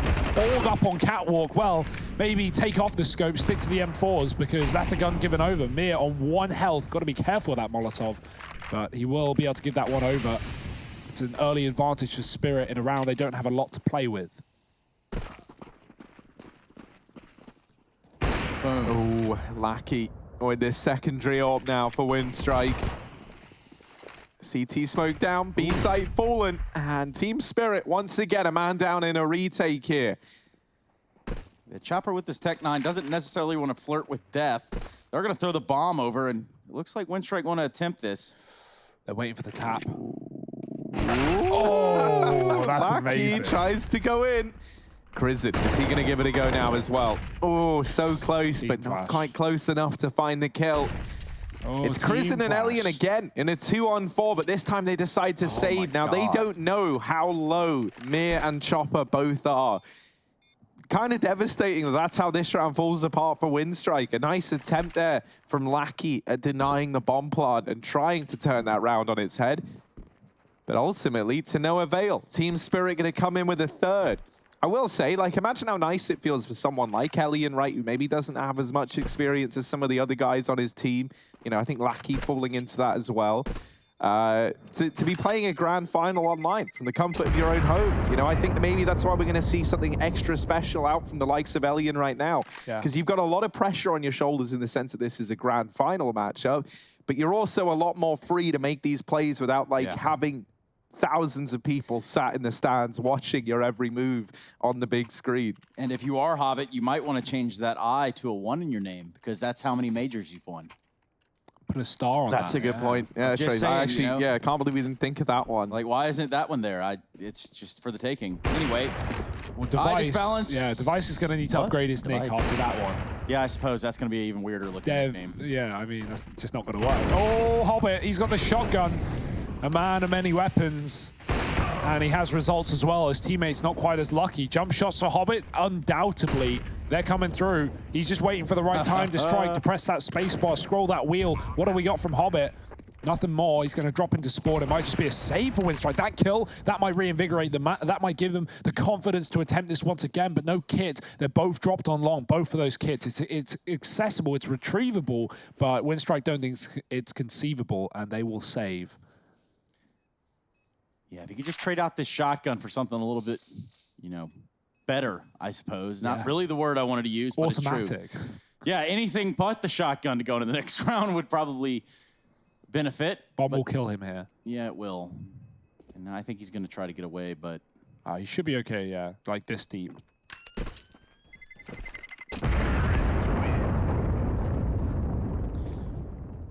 Easy peasy stuff. Spirit finding 4 on the board. This was a dominant lead at one point for Winstrike, but Spirit are closing the gap 2 in a row, and the money gets broke by Winstrike. That's why they went for the save, right? Nothing left. So may as well just force, put all your money together, get down to 0 as a unit.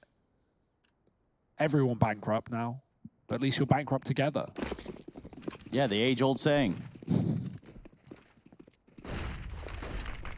Ooh, triple long setup. Ooh, Chopper mollied out of the corner here, has to drop that smoke, but that will keep him alive. However, they now know that a man is here. And that's Chopper very much hung out to dry. He has been left to fend for himself against the wolves of Winstrike. And boy, they do tear him apart. But now a B play looks to come through. Hobbit, auto shotgun. Let's go, baby. Sir. This gun, this is where it excels. And Hobbit putting up a double. Sundai Young will get the trade at the very, very least. And that there is a bit of headway into the B bomb site. Crizin tries to run the gauntlet and might come to regret that decision. He's been dropped. This bomb has to go down, and Bondic is looking to deny that, looking to shut this round down. Disbalance left in the 1v2, not able to connect a damn thing. And Winstrike, an 8th on the board. I love how Winstrike deal with that, because it's a B take that comes in late and they have players nearby. They just throw players at the problem. They throw wave after wave of CT into Spirit. Hobbit Mo's down 2, and then right as Spirit think they're comfortable in the site. Crizin flashed in by Bondic, gets some damage off, does die, but that just creates enough madness. And Winstrike don't stop there. They keep pushing, they keep forcing fights, and they trade their way to a victory before the bomb gets planted. They don't let Spirit get comfortable, and well, even less comfortable as Disbalance picked out a middle before the round's even begun. It's really not fair the way Alien's playing right now. No. He is absolutely owning anybody that gets in his way. Let's see what happens to Mirror. Oh, maybe not Mirror just yet, but in fact it will happen. Mirror now 1-12. Oof. In a round that Alien really takes to Team Spirit. He doesn't look to be done either. Maybe a little bit too much there off the top. Sundai Young gonna give him a haircut. And that's that. So quite the run there in the beginning of the round for Alien. Very exciting to watch players like that. Yeah, Mir 1-12 is a good point, Trace, because that this guy is the big talent on Spirit. I think one of the the guys we look to come alive in grand finals to pull them out of the dirt. But right now, he is silent. I love this setup. Chopper is so baited in, but he's not going to commit with it. He actually walks away. Bondic's dropped one in middle anyway, and Hobbit pushes as he hears that reload go off. He knows Chopper's falling back, and he capitalizes. Even though the tray comes through, there's still another man at long. Magis has nowhere to go, and little does he know, in a 1-on-3, that double setup has just come through that position, so he's going to move up catwalk late. He has time for this, but walking into Bondic doesn't feel safe. Yeah, and Lackey pushing the lower tunnels. That's the real problem here for Magix. He gets tagged, headshot, finished off, and Winstrike 9 on the board. Continuing to look good over on this CT side.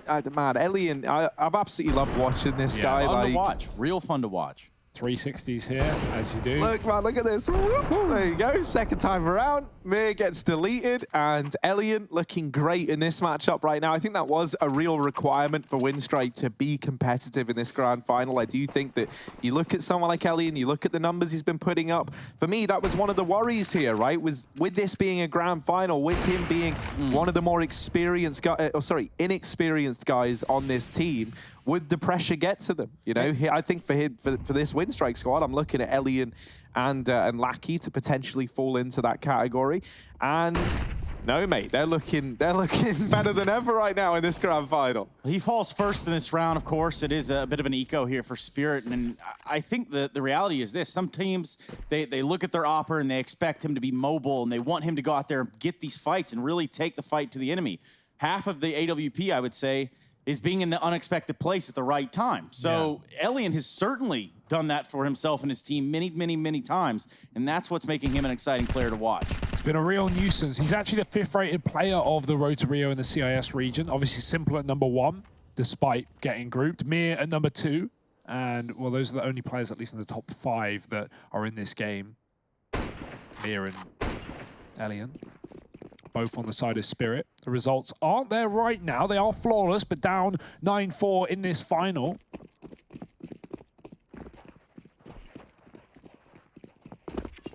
Spirit have changed their mind. Looks like a popular terrorist destination, the B-bomb site. They do say that, Trace, but look who's watching, look who's waiting, and look who's full of utility. It's Bondic. 20 seconds, that smoke has just gone down. Spirit have to push it, and they have no flash. Well, this should be the mowdown, and there it is, the mowdown. Welcome to it. Windstrike, 10 on the board. And it's Bondic just laying waste to the B play. That's just, like, that's the power of having Bondic in this team. He's never going to bottle those situations. He's never going to mess them up. He's done 1,000 of these B spray downs. He's going to be ready. He does a great job here bottlenecking them in upper B. That's for sure. They kind of get hung up on each other. There's no time. There's nothing to do. And that's a real mismanagement there for the side of Spirit late into this half. Last round of the half even now. As we look forward, round number 15. It's going to start out with Elian getting a kill, like some rounds already have. Like most rounds start, it feels. Mir, still 1-13, still bottom of this server right now. Could this be his round? Bit of recovery in the last of the half. Oh dear, Magic's got to pick down long. Mid backing up, it's Lackey falling away from the doors. Magic's looking to find a gap in that smoke, and Chrism has posted up in a very off angle to deal with this as well.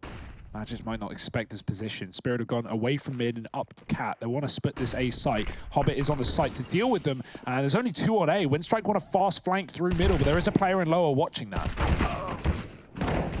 Prism decides to take a duel, and Long and Mir comes alive in the middle. Between him and Sumdai Young, they take care of the problem, and that leaves just Hobbit at the car on his lonesome. Bomb's going to go ahead and head into B, and being it is the last round of the half, he's going to have to peek eventually. Mir tagged down to 7 HP. They know where he is now. Now they're just going to close in on him. The final kill comes in. It's Magic's, and that's us going to a break. The ESL1 Road to Rio CIS Grand Final will be right here when we return.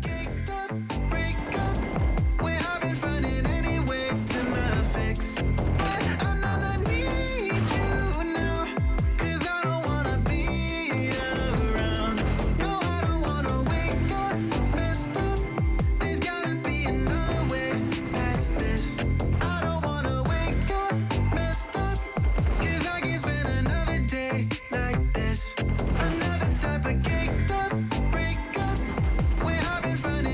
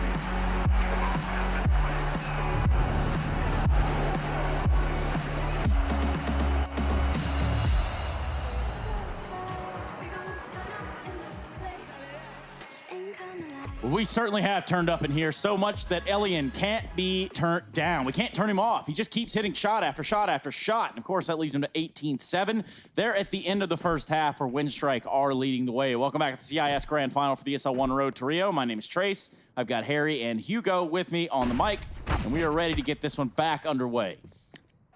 Oh, we most certainly are, Trace. And Magix is feeling the same way as well about this second half. He opens up with a man advantage. Itis, Balance, and Chopper, they're trying to get away from this A site. At this point in time, Team Spirit, they're content with a 5-on-4 retake at A, especially with these USPs laying down the pain at long. And you can see why. The bomb just fell into CT, and this round is over. Pistol round secured for Team Spirit. Looking like an entirely different team to the one we just watched. The 15 rounds. I don't think Hobbit realized he had the bomb. He was just on the catwalk corner and not planting. Everyone was fighting. That is a weird pistol round, and that is going to be having long-term consequences. But right now, we've got another game going on, Harry, on the B stream. It's VP Hard Legion. This one is, of course, for RMR points, as both of these teams made it to the semi-finals and no further. So keep our eyes on that. We'll keep you updated with what's going on. But right now, it's Spirit looking to pull a comeback here in the second half. It's Winstrike's pick, this first map. And Spirit are down 10-6, but they're looking to get back up in pole position. Chopper's certainly done that. He has chopped down the opposition, and just like that, Spirit finds 7. I'm still kind of reeling from that pistol round that definitely should have been at least a bomb plant for Winstrike. It will delay their first buy round, but it's coming in here anyway. Fully going the second, AK's in the third. Can Winstrike put a stop to Spirit before they get it back on the board?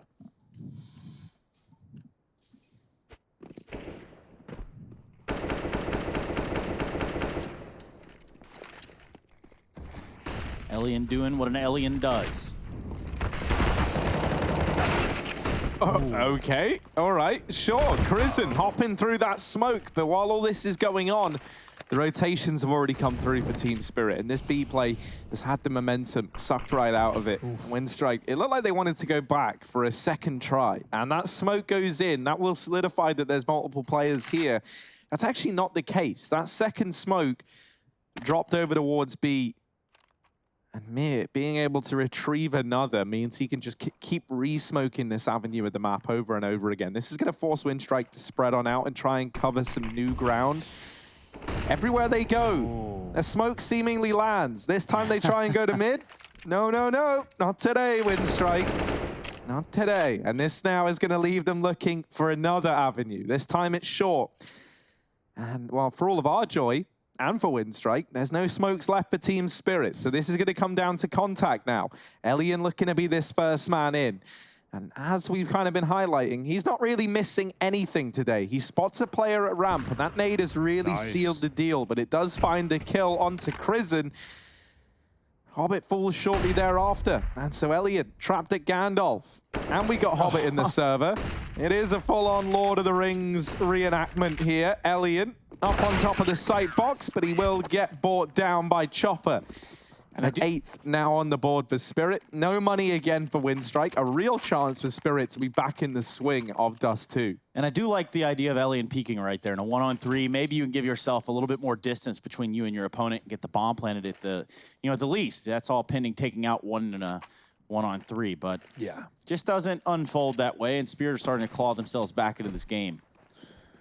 Without a doubt, Winstrike silent on this second half, but only 3 rounds in, and they're back on pistols now. It's a B-rush, and Spirit have 2 players here at least.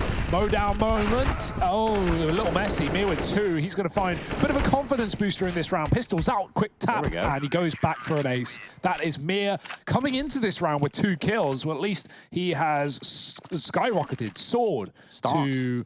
Yeah, Stonks. Yeah, Stonks have definitely gone up with that one. Turn around, one tap with the pistol. The guy in the middle is like, hey, hold on, you. I haven't forgot about you. Wait a sec. Ooh.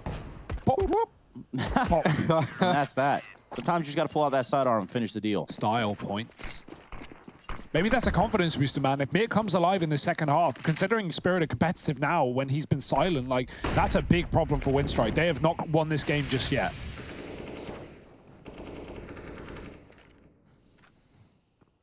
No, definitely not. And now it is just back to basics, back to this long play for Winstrike. They're going to get players out.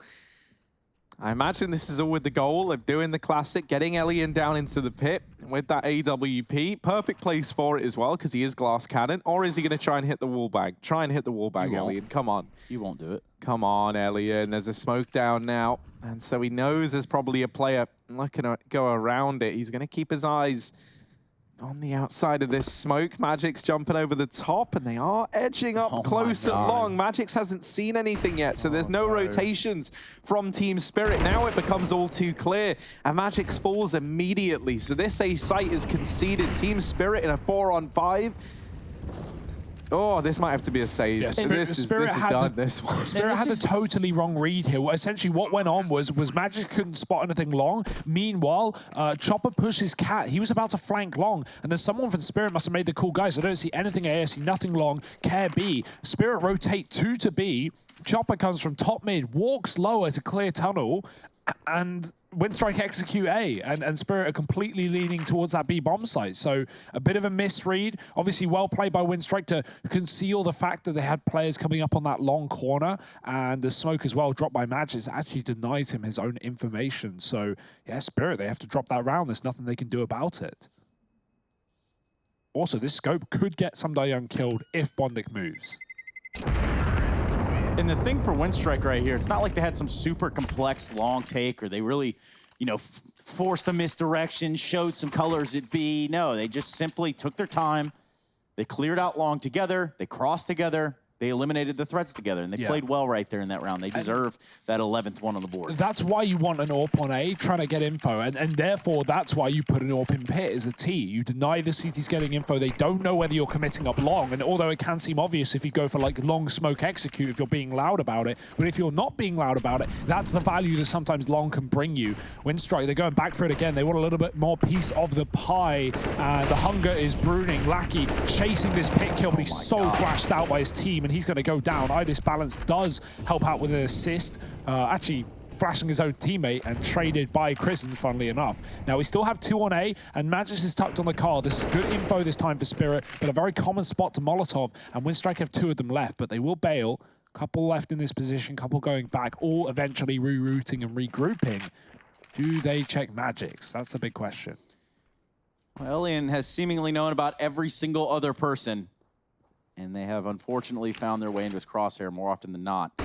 Now that flash is going to keep Magix tucked in at the car. He knows that they're creeping up long, and now he finally takes his fight, selects his victim, and it's Krisen. So numbers advantage here for Spirit. Oh. Elian has a Molotov. Could easily kill Magix here by just throwing it down. There's no smoke for anyone on Spirit to throw on a molly right now. Magix would die. But they're going to check it instead. They want to try and creep up, crawl up. Magis is checking. The Molotov is good, and Bonic times it well. That's a free frag back for Winstrike. They corner him, and that's going to draw such a rotation. Look at Spirit. Now knowing minimum of 2 players on long, they leave B, and they come and try and help Idis Balance on the site. Yeah, with the short amount of time, there isn't many places they could be left to be. Idis Balance with AWP is going to make that first shot. Mir with an even sicker one, and Bondic left alone. Had way too much in front of him, way too many targets for his crosshair, and we're going to see Spirit go up to 10. A round that I think, you know, Winstrike could have had. They might have taken a little bit longer killing that car player, but I think that might have been the bane of it all right there. I feel like the issue is obviously the utility, but if Winstrike get that kill, I'd love to have seen them just elevate the pace and commit and take it, but they wait so long that Spirit are able to rotate off B and set up, right? There was no surprises, no guessing. There was no time for Winstrike to, you know, go back and go through T-spawn to B. They had to commit, Spirit knew it. So info is good, and the shot is better. Idis Balance dropping Krisen out long early. Sorp has been good at finding CT advantages. Elian certainly was in the first half with a 5-0 opening duel streak for him.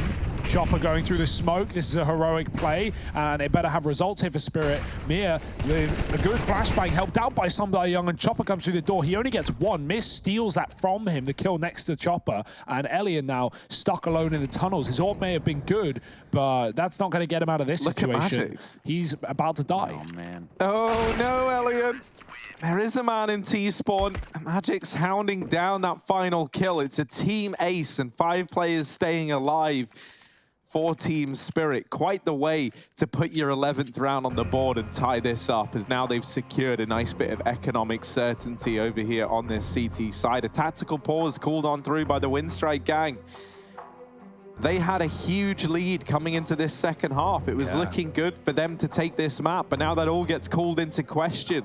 The cracks are starting to show, and Team Spirit is starting to wake up. Mir came into this second half with 2 kills to his name, and now he sits with 10 on the board. He's starting to have a resurgence. He comes into this grand final as the 2nd highest rated player in the CIS division, and it was worrying when he was starting off so slow, right? It felt like Team Spirit were in a 4-on-5 a lot of the time, just on the back of Mir really struggling early on, but him resurging, him finding his footing, has boded well for Team Spirit. And impactful kills as well. It's not just kills on the scoreboard, right? He stopped a B rush with an ace. He finds 2 from the CT spawn when Windstrike were crossing long in that 3-on-3, and Chopper's feeling it as well. Mir's coming on the flank. Windstrike aren't even considering it, and they will get shot in the back of the head. This round is already over, and it's only been going on 20 seconds. This is a buy. This is a rifle round for Windstrike, and they're not even getting to play their own game. They're getting pushed in every position. Bonded down lower, can't get a kill, and Samdai Young doubles up alongside Chopper. That is a confident round, and that is Spirit wanting to 2-0 this series. Of course it is. A slow start, you're right. It has been a monumental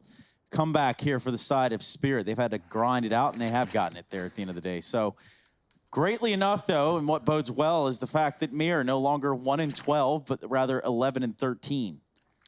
Spirit silent.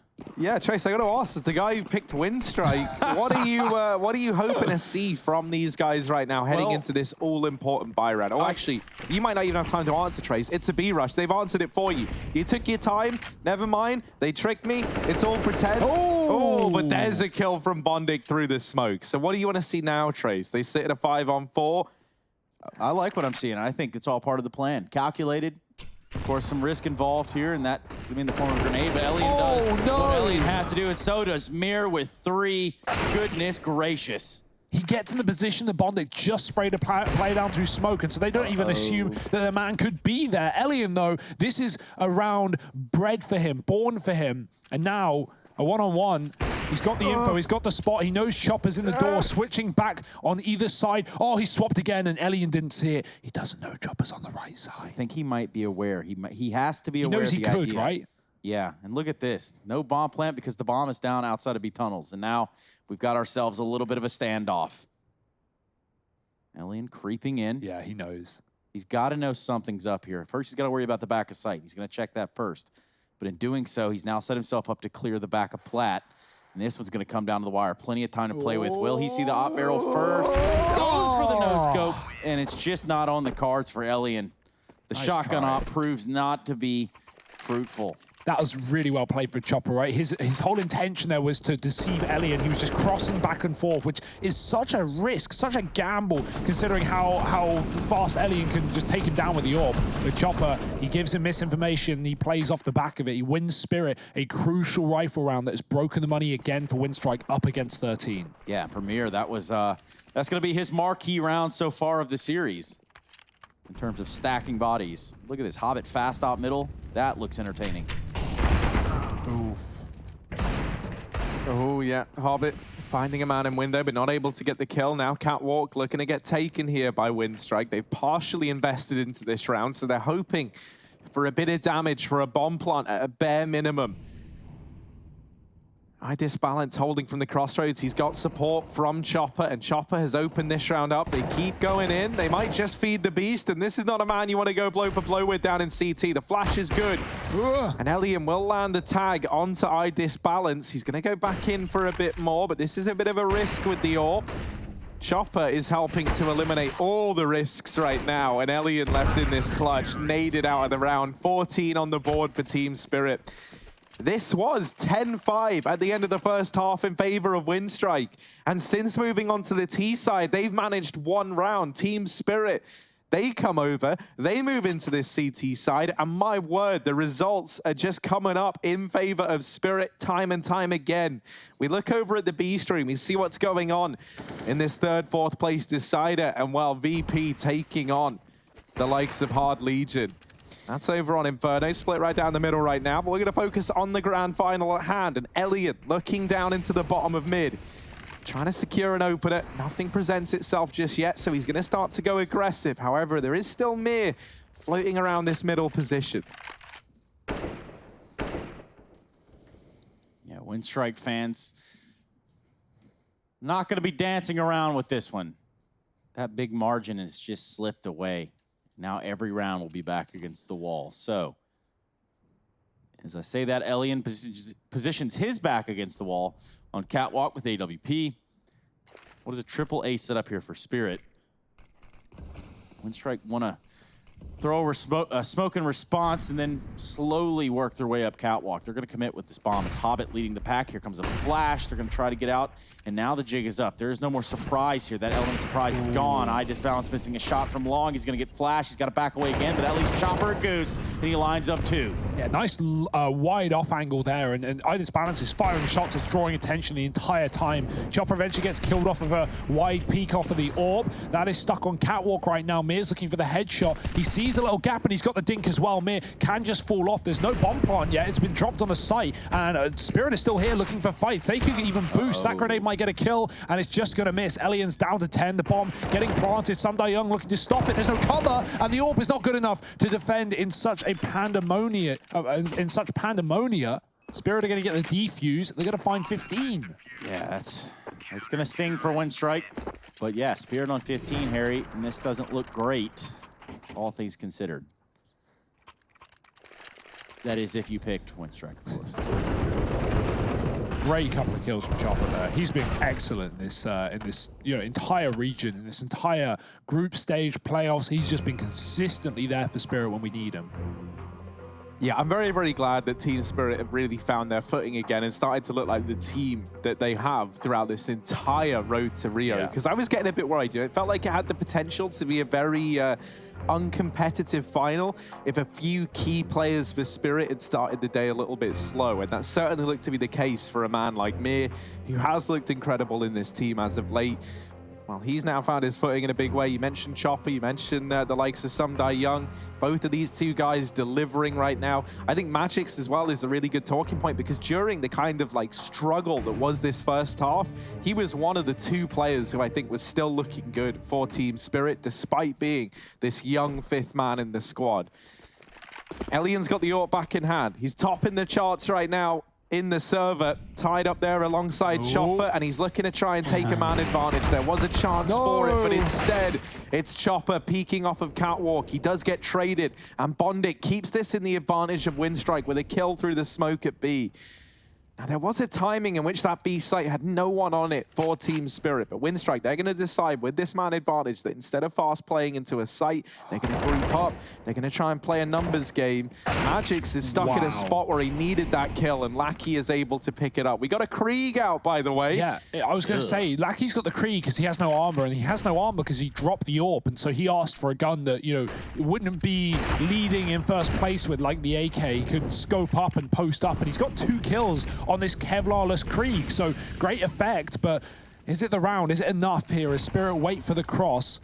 There's one man on long. Crizzen might just stay here because the plant could be open. Windstrike can put the bomb down for Crizzen, and he doesn't need to fight the AWP and CT. In fact, he just mollies it and denies Mir's aggression back up to the site. His molly goes down, and already Windstrike settle back into their post plants. Hobbit playing the corner. Mir's going to come in from spawn and go Catwalk late, but boy, the time is already ticking here for Spirit. They can't afford to take forever. Crizzen's still in the pit this entire time.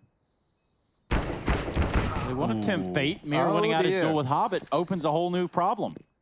Yeah, this A site now becomes tempting. There are kits, there is a chance, but you got to be very, very fast, and a lot of it hinges on dealing with Lackey. They get that kill. No. The bomb isn't in the best spot for Pit, but that smoke is missed. Mir gets the kill. There's no time for the defuse, however. 12 on the board for Windstrike, but everybody dies, and this is going to put them in a very weird spot to heading in to this 28th round of play. 12 on the board for Windstrike. They need 3 more for an overtime here. You would and not. it's got to begin with a buy that's going to be lacking as a result of everyone falling in this round. Like, yeah, they pick it up, and that's the important thing. But you take a look at it. There's no AWP for Elian. There's a Galil on Crizant. There's next to no utility. This is going to leave Winstrike with very few options, and they are heavily reliant on winning these duels at this point in time. Which is so hard without the utility, without the better weaponry that has been provided all game long. You wouldn't have been able to tell Mir was 2-13 at halftime. He's now positive 18-14, hitting 1-taps in 1-on-2s. Unfortunately, not able to close the round there. That smoke wasn't quite on the bomb, and he knew even if he stuck it, with the time available, he'd likely get killed. That was Crizant playing for it, but regardless, it's another chance for Winstrike to make this one happen, to bring it to OT. Will they be allowed? The boost up. Chopper has to be very careful and cautious. He's being watched. Oh, the kill is there. Lackey firing through the wall, taking down Chopper on the brick. IDIS Balance is going to have to go elsewhere with this AWP, or at least fall back for the time being. Winstrike want that A site. They're splitting it from the catwalk and from long, yet to take this cat control, but 3 very pushed up on long. And Magix, again, has no idea. This has been a problem in the past. He's got full util, but it might all go to waste if they just kill him on the site. Oh, there it is. There's that kill again, and now IDIS Balance is trapped at short. He has to make a stand, or else this round is slipping by the wayside. And oh, he does make a stand. IDIS Balance in with 2, trying, but he hasn't spotted Hobbit. And oh dear, that's him taken out of the round now. Sumdai Young and Mir in a 2-on-3. Do they want to attempt this one? There is still money there for Team Spirit. They've gotten it very, very close. They retrieved this AWP, and they're just going to run away. They concede this round. They let Winstrike have a 13th. The grenade, the smoke created by the grenade landing on the stairs actually kept IDIS Balance alive. That second player around the corner couldn't see him. He only saw, smoke. He only saw grenades, and yeah, he just gets shot right through it as it fades. That's a very weird one. Like, where else can that AWP be? It's just fired, but yeah, you'll take it if you're Spirit. A couple of kills, ultimately not the round though. Back to back for Winstrike as they find 13. And it was the low economy round as well. That was a massive one for Winstrike. They needed the victory there. Look at this smoke. You can barely see, if you're IDIS Balance, you can barely see anything. So no surprise that Bondic and Lackey go down to the AWP that fires off for 1 shot. And Winstrike have been given the money they require to take this to overtime.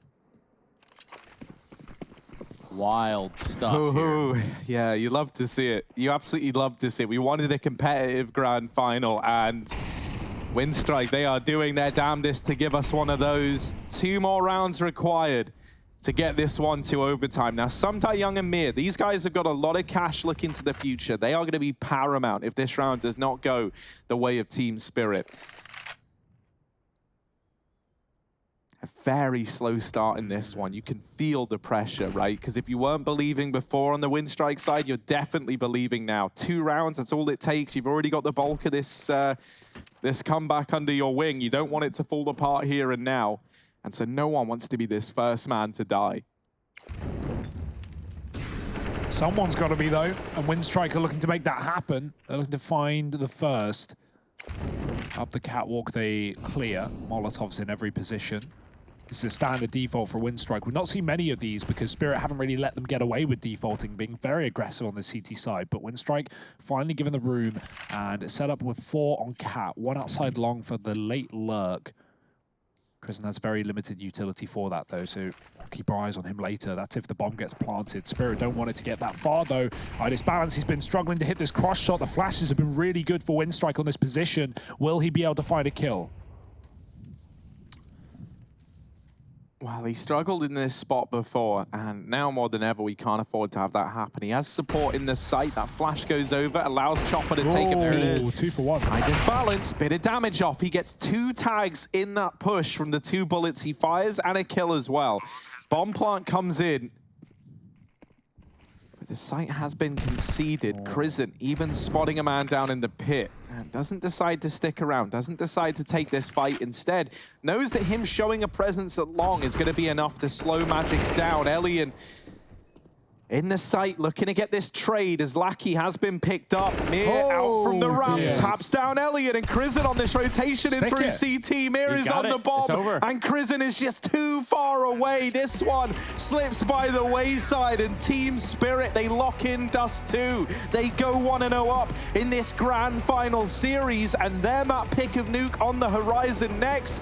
Boy, oh boy, you don't want to miss this grand final, so join us in just a moment as it's set to continue.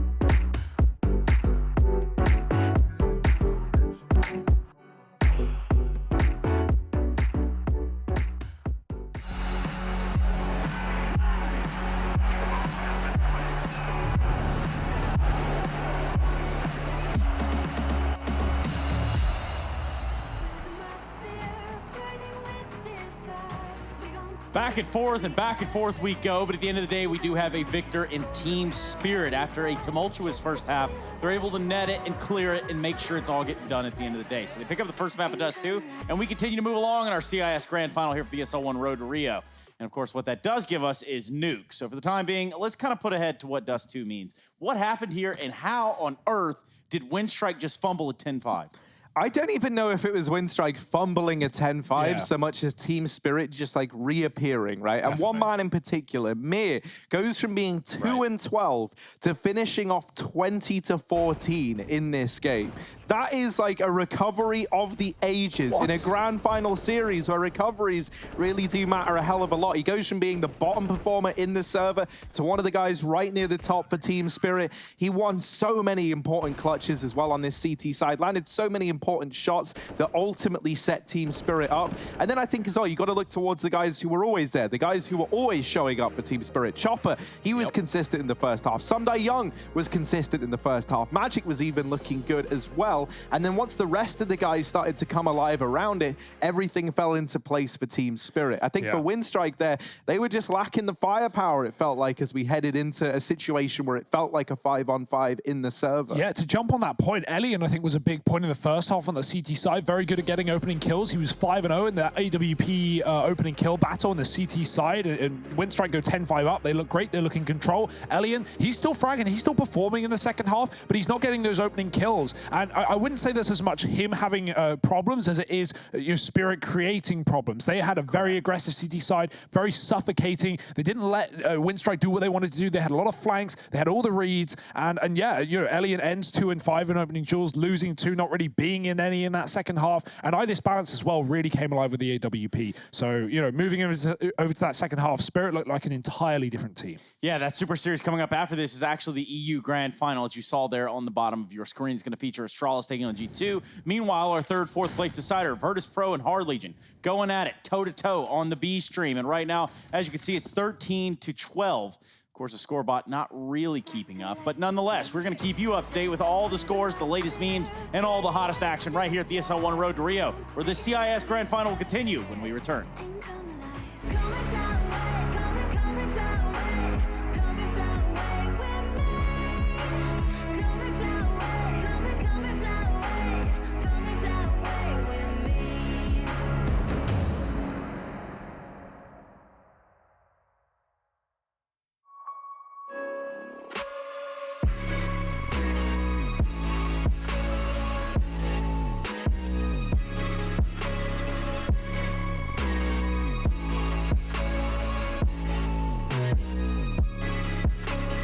You love it, you wear it. What's your style? Get your merch at shop.eslgaming.com.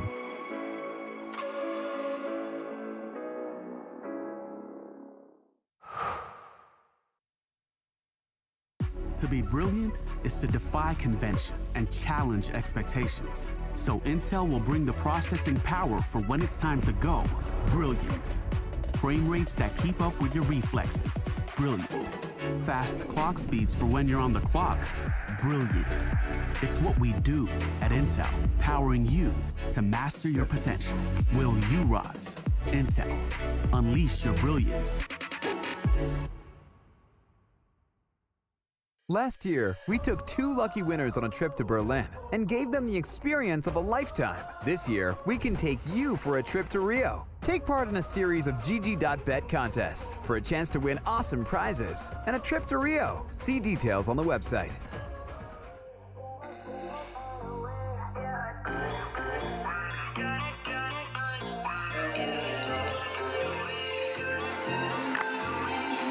Said I'd find a way to turn my heart into something gold.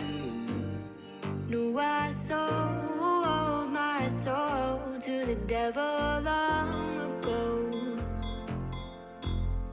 I rode it all along on your wave right before it broke.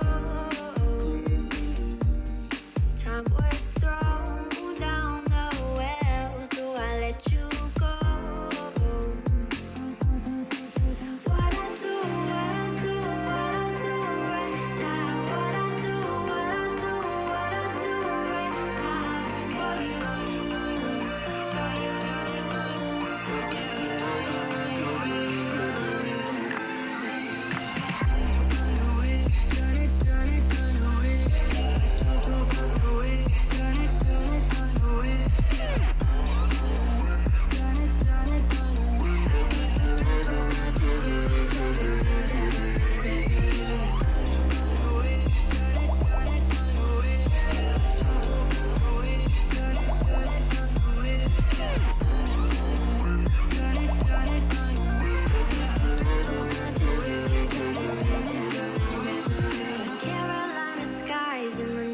floating by your side.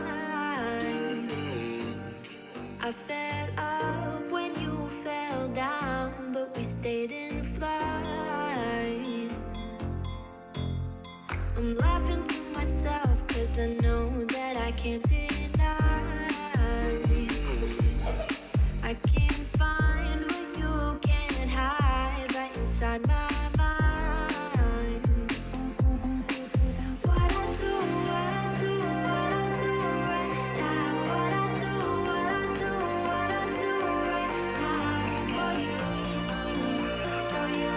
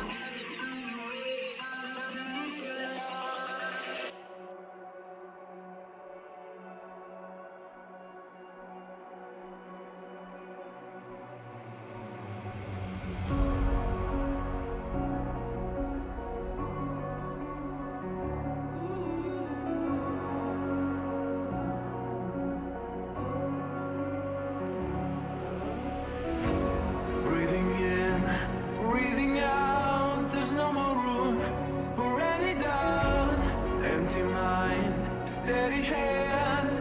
Just stay close, stick to the plan. I hear them coming, I hear them coming, and I'm ready as I'll ever be. I hear them coming, I hear them ESL 1 Road to Rio is brought to you in part by Intel, Mountain Dew Amp Game Fuel, and GG Bet.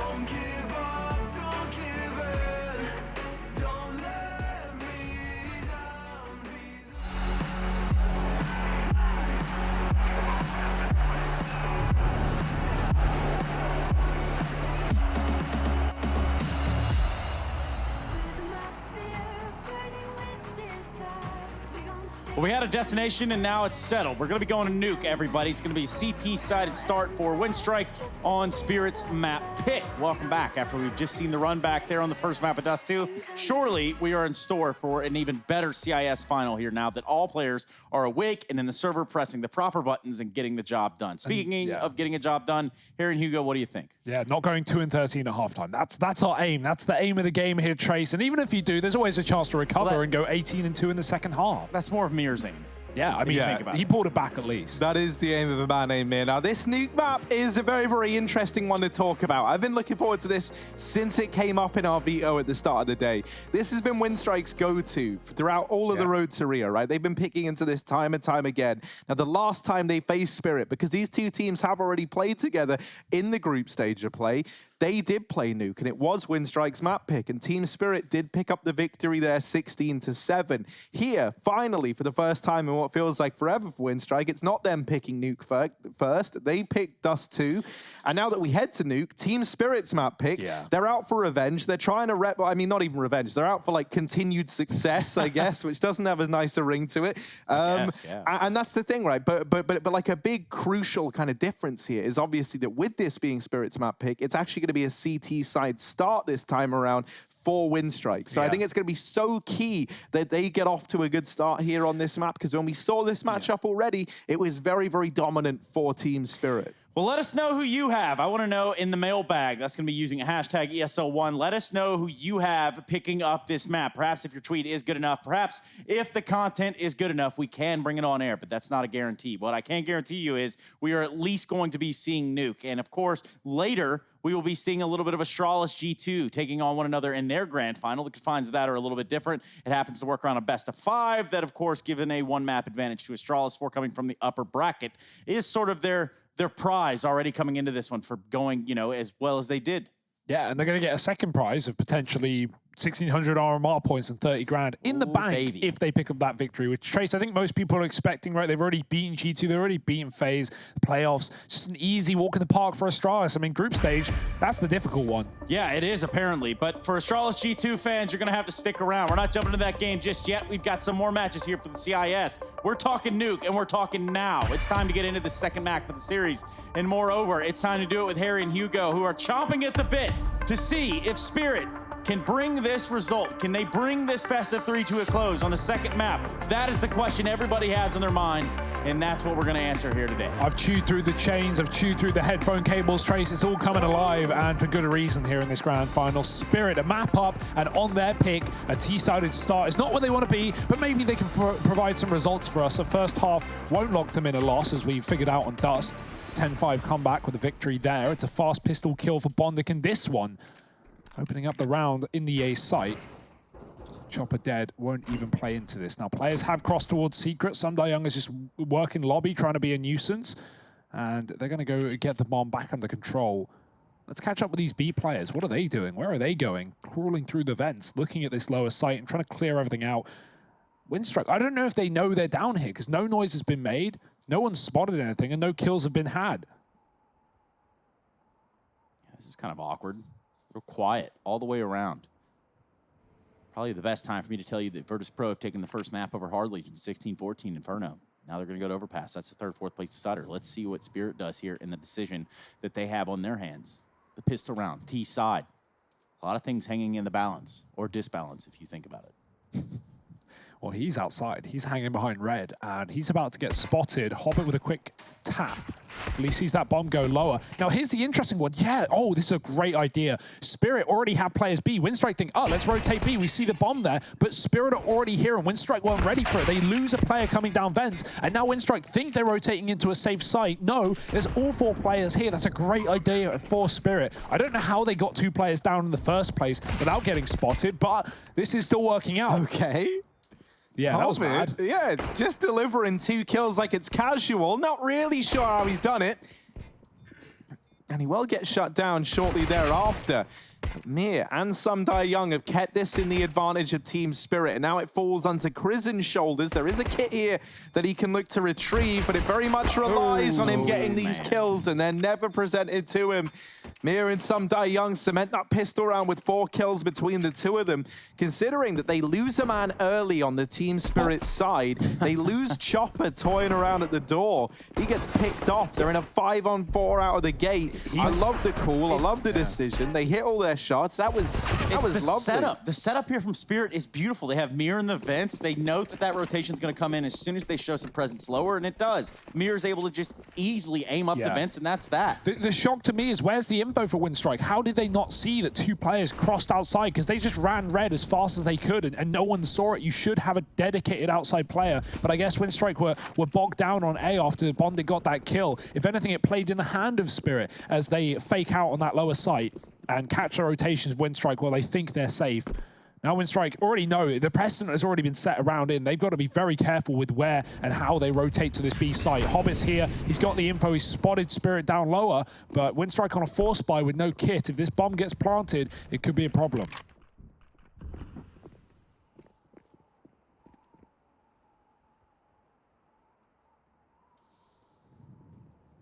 Yeah, if you're Windstrike, this isn't something you want to be a continued problem either. You don't want to continuously have to worry about the lower bomb site being compromised. Yeah, I love how Spirit aren't actually committing here. And Windstrike, weirdly enough, have rotated no one B. They're still gambling on the top side right now. And so Spirit, little do they know, they could just plant. But I imagine they're going to expect a little more defense inside of B. They should be clearing out positions and looking for CTs. And now it's all getting very clear. Okay, where are Windstrike? They've got to be coming on this rotation. Young is looking for them all as he still lurks outside. And the value of having 1 top site player with 4 in B is so great. Young can be a real nuisance in the back line. He has been spotted, and he doesn't know it. So his position is no longer as valuable as he thinks. But as long as he stays alive, then Windstrike can't go B.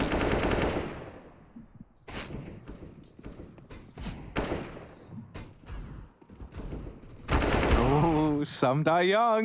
He does die over here towards outside, but these are just the saving players. Getting hounded down. Chopra is somehow still alive. Lackey is right here, and he hears the reload, so he does get that kill, but will he get away with the AK? No. Yeah, the resounding no at that. Yeah, that was pretty funny at least. Don't know how Krisen survives, but the MAC-10 puts him on 2 points of health, and he walks away to the CT spawn. It's a small save, but whatever, Winstrike can get away with at least. And Spirit, well, they get away with a 2-0 lead on this T side. A nice lower take. They stall it out. They have a top site outside player in Sumdai Young to just be a nuisance and to get kills as Winstrike try and rotate. Because look at the difference, right? Winstrike in that round, they go in their head, all right, guys, let's not go vent to B, because last time we did, Spirit were already there. So they try and go outside to B. Oh, wait, Spirit are already there. Everywhere. Scary stuff. Spirit right now have the answer, and it's Winstrike with no weapons. Just a scout here on Elian, but as much of a tide changer as he was on Dust II, not going to get any easier at this rate for him on Nuke.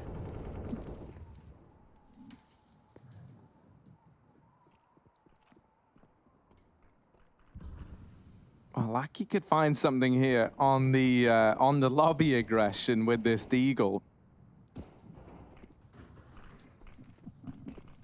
Ooh. He really could now. This is so deep. Oh, no. Oh, he does get it. He does get the kill, and he's dropped the bomb. Magic's now trying to come back, and oh dear, he's fallen into the lion's den as well. Someone help Magix. He needs assistance. And Chopper, well, he is running. He is gunning. He's trying to get here in time, and he does drop Krisen. Lackey gets taken care of as well. And so the danger that was represented in this round just moments ago, oh, take a deep breath, because it's all been swept under the rug here. A 4-on-3. Team Spirit looking to emerge victorious.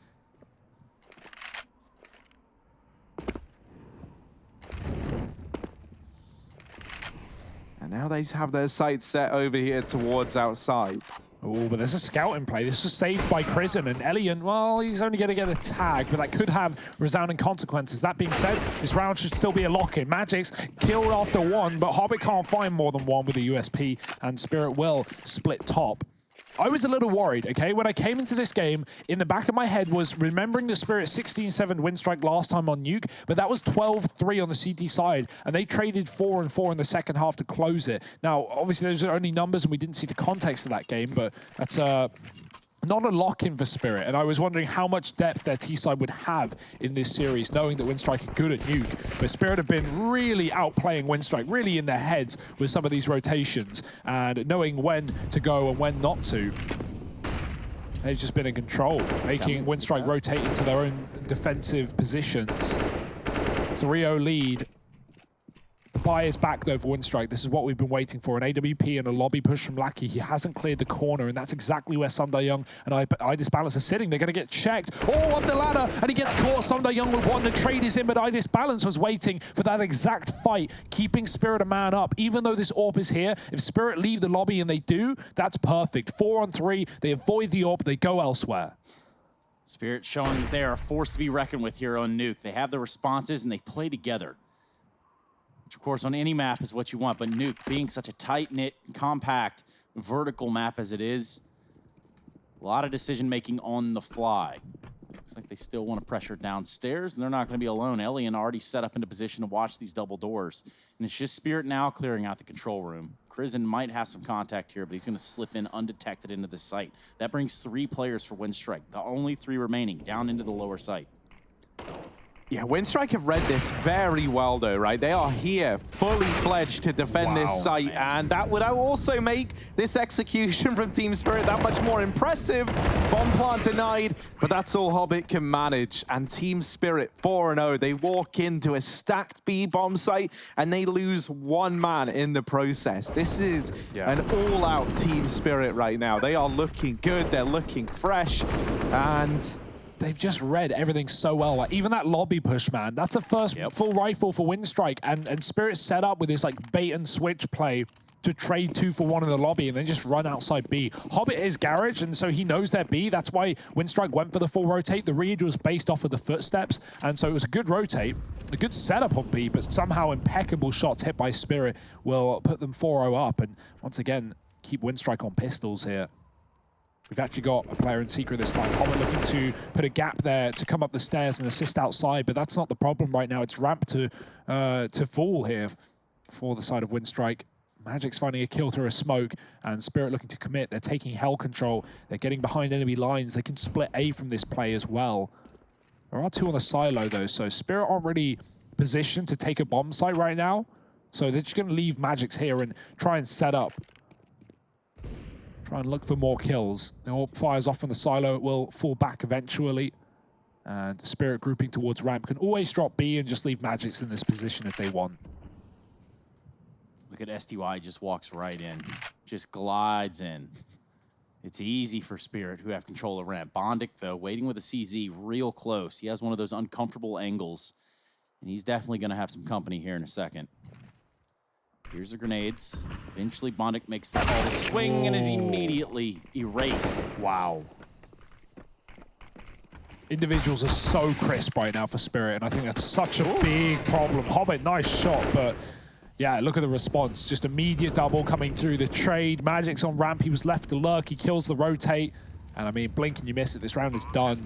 It's a 4-on-1 rather. With a 5th round coming in the hand of Spirit. Yeah, nothing Elian can do.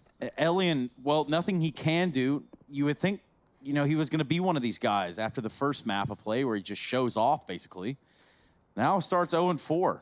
Yeah, remember that was with the AWP, right? Not only has he only had 1 AWP that got avoided, he didn't even get to fire a shot until he was on that lower site, the triple setup, but you know, this is a very annoying play style for Spirit where they're not giving these like outside fights. They're not having like 1v1s between AWPs. IDIS balance has just been like on the silo or Spirit fast playing behind smokes.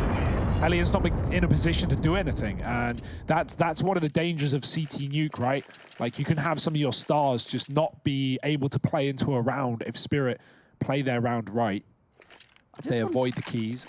I just kind of want to point out, too, Magic's kind of looks like our Observer Bastion. Yeah, I brought that up earlier. If you think about it, you know, we've never really put a face to Bastion on the broadcast, so I think that this is probably the best way to do it. Yeah. And only fitting being the last map. Like a young Bastion. A young Bastion. Like the glasses are similar, the hair as well. Like just real general demeanor through the picture, of course. Yeah, I would say that Magis is probably a little better at Counter-Strike. Only a little bit, though.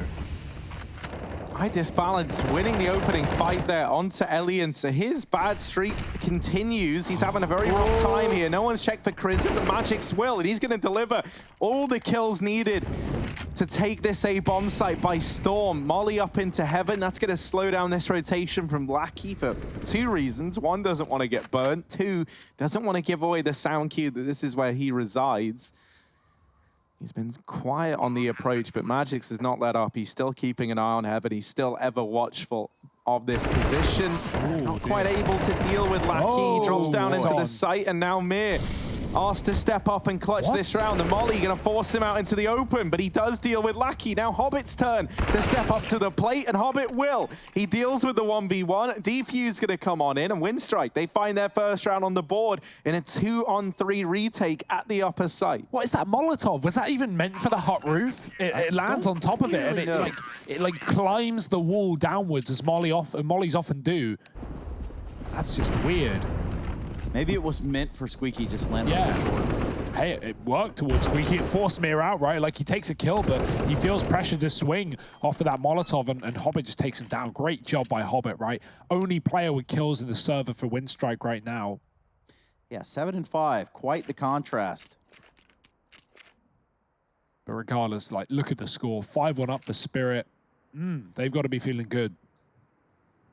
That's a 1-round win for Windstrike with a solo survivor. If Spirit come in and win this round, Windstrike are going to be absolutely broken economically. I wouldn't say that their CT is sound as it is.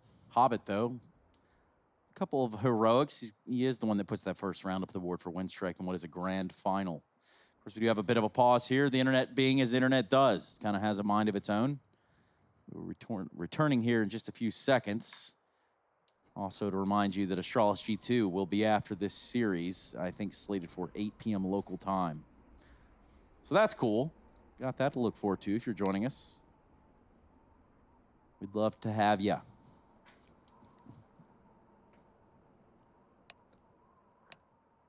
It's going to be so important for Winstrike here on this map that Elian is able to have this AWP and find effect with it. And those are two very, very different things as he's kind of learning the hard way in this matchup, right?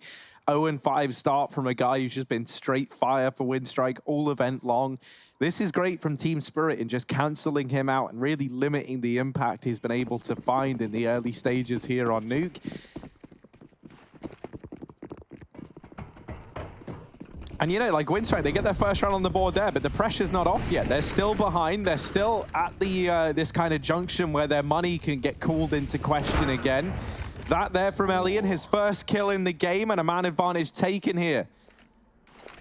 Silent drop. Yeah, miss. Silent dropping down main, but he gets spotted by Hobbit in the garage. They walk right into this kind of double setup outside, and they get exposed to both angles of it. iDisbalance looking for this kill on Elian, and they're just missing each other on timings. They both swing in and off of the angle as the other does the same. And so these AWPers just about miss each other. Bit of a fake towards ramp. Sundae drawing utility out of Winstrike, and that might force a push, but they probably don't need to in such an advantage. Kristen dropping a smoke, and this is smart. 5-on-3. Make Spirit really work for it, make them commit. And that's the difference when you're on CT, right? When you have this kind of position, you don't want Spirit to be working picks, you want them to be committing to execute, and so you can win the round, and you can play a round where Spirit are committing. It's gonna be a vent drop, that's excellent. How does Spirit get away with that with so many in the A site? Winstrike here at a course, and Lackey's on a rotate. He's dropped the first, getting tagged in the process, but a bomb plant allowed is at least some money here for Spirit, but they won't find much else behind it. Magic's in a 1-on-4. He can't fire off a shot. The AWP is too quick, and if Winstrike want it, there's a double AWP available in this round. So their second coming alive, and with 4 surviving, there's going to be some money made finally for Winstrike. Some positive results coming through for this team. Was cool to see the triple vent drop. Yeah. And you could already see Winstrike setting up for this upper hit. You know, they had already began to rotate, but as soon as the call comes in that they drop in the vents, that's how they're able to transition, traverse down to that lower site, and nets them that second round. Good stuff for them, but of course, still trailing by 3.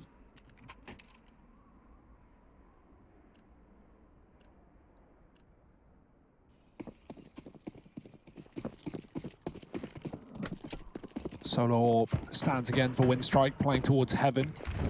We've seen more and more teams just stop AWPing outside and just running this AWP on the rotate position to assist ramp in hell, and just having a rifle play very passive or drop secret, as Hobbit has been often doing on the CT side, right? Taking that route to ramp. There's a lot of things outside players can do. They can get aggressive, they can try and force flanks, they can play below silo, they can spot, they can not play outside at all and just go for information. So it's nice to see Hobbit in a position where he's very free and he doesn't have to play the same every round or even play the same choke point. He can just constantly move. And that's what you want from the in-game leader inside of your squad. Oh, Lackey flashed out, has a rotation here. 2 players taking up position in hell. Will get sent back by that Molotov, but Lackey still standing tall at ramp, and he's spotted that this is nothing more than a fake. So that's going to free up these 2 rotations to go back toward this A-bomb site. Hobbit's legs are visible up on the boost, and Magic's will find him. Kristen now, it's his time to shine up on the rafters. And only briefly, a 3-on-3, Bondic holding down the A-bomb site single-handedly now. Does have Elian up in heaven to help out as he's come rotating in. Lackey's pressured the lobby, but iDisbalance and Chopper both getting a kill between them. Bondic is now pressured. He's stuck in this A site, and Chopper gets caught falling out from the heavens. iDisbalance, 1v1, 7 points of health to his name, and he fakes it over towards ramp. He's going to head up into heaven as well, but Bondic has not rotated. Oh boy. All retrieved for iDisbalance, his weapon of choice. Bondic saw him. And iDisbalance is surely going to have no idea that Bondic is so deep, still at the A side of the map. 3 kills for Bondic. And this is why we talk about him being a bit of a menace on Nuke. Such a good read. Yeah, you could see the point where Spirit was scared, right? Like in that 3-on-3, they get 2 entries, they have 2 trades received by Winstrike, and then that player in door just backs out. He sees Bondic, he goes, nope, want nothing to do with that. Let's 3-on-3, let's group up and try and win this round. But yeah, not easier said as done.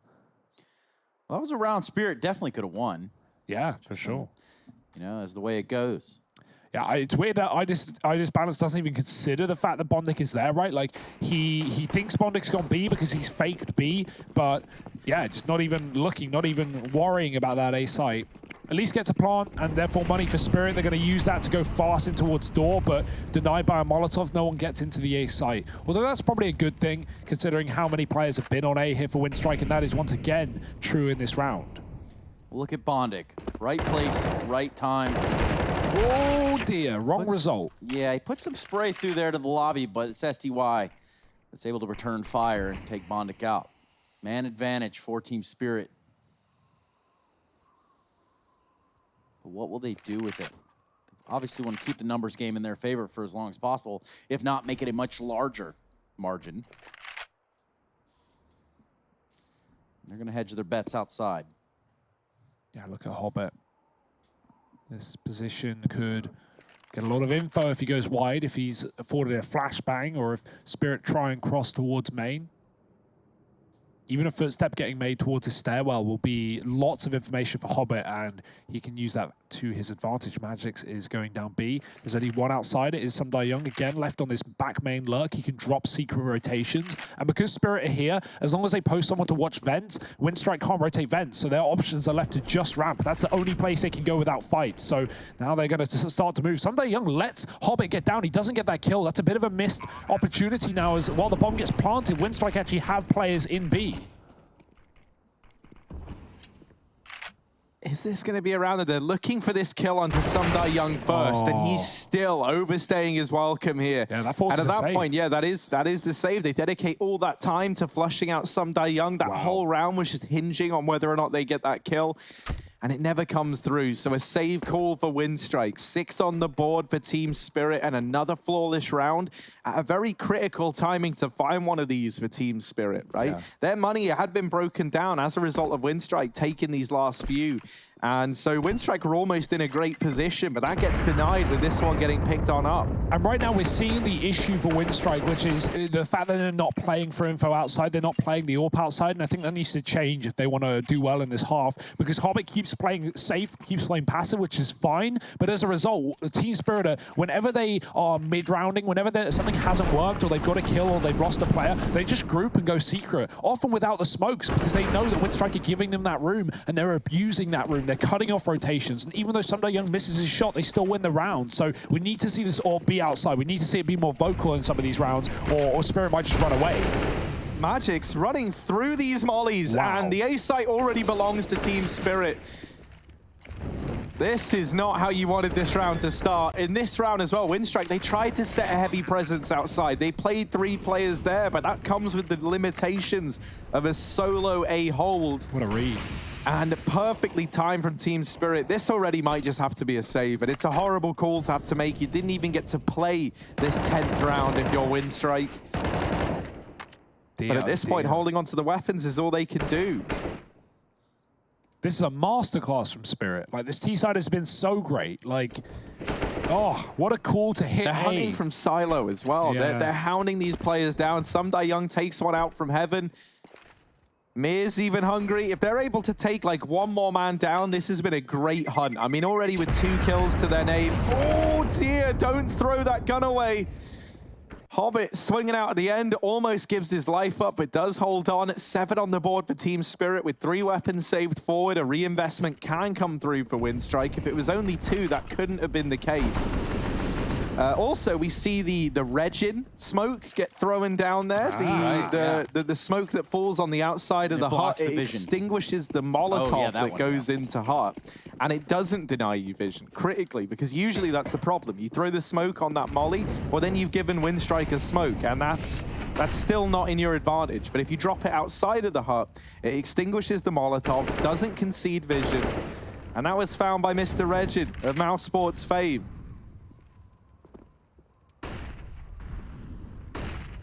That it does.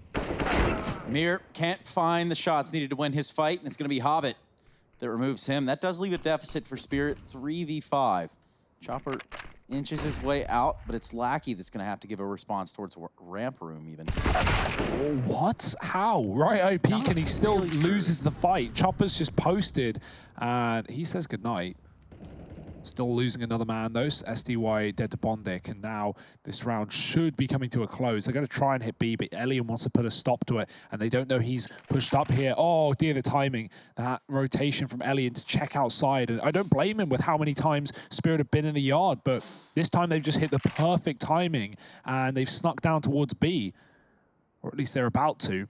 Now this is still okay, because Winstrike not only having a 4-on-2, they've got B, they're clearing lobby, they're on this flank, Bondic's coming in from the back line, and Hobbit's got the info. He doesn't need to fight, he can just wait to play the post plant. Oh, that molly kind of makes Hobbit... Oh, Chopper's caught a great timing, but Bondic passed him at ramp. Hobbit coming in from the window room will solidify it. 4 on the board for Winstrike. Chopper not able to get anything else done from that forward position. Does still offer up 2 big kills in this round, but it's a 4th on the board for Winstrike now. Still looking to stumble back to their feet in this CT half of play, and that is still achievable. You know, 7-4. Still time to right your wrongs if you're Winstrike at this point in time.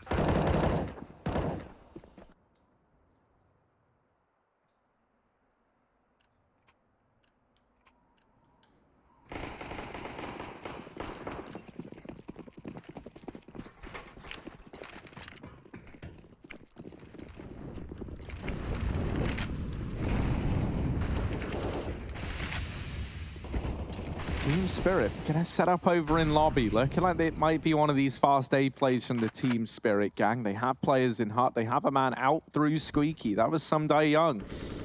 He actually goes back into the lobby. So maybe a change of heart here for Team Spirit.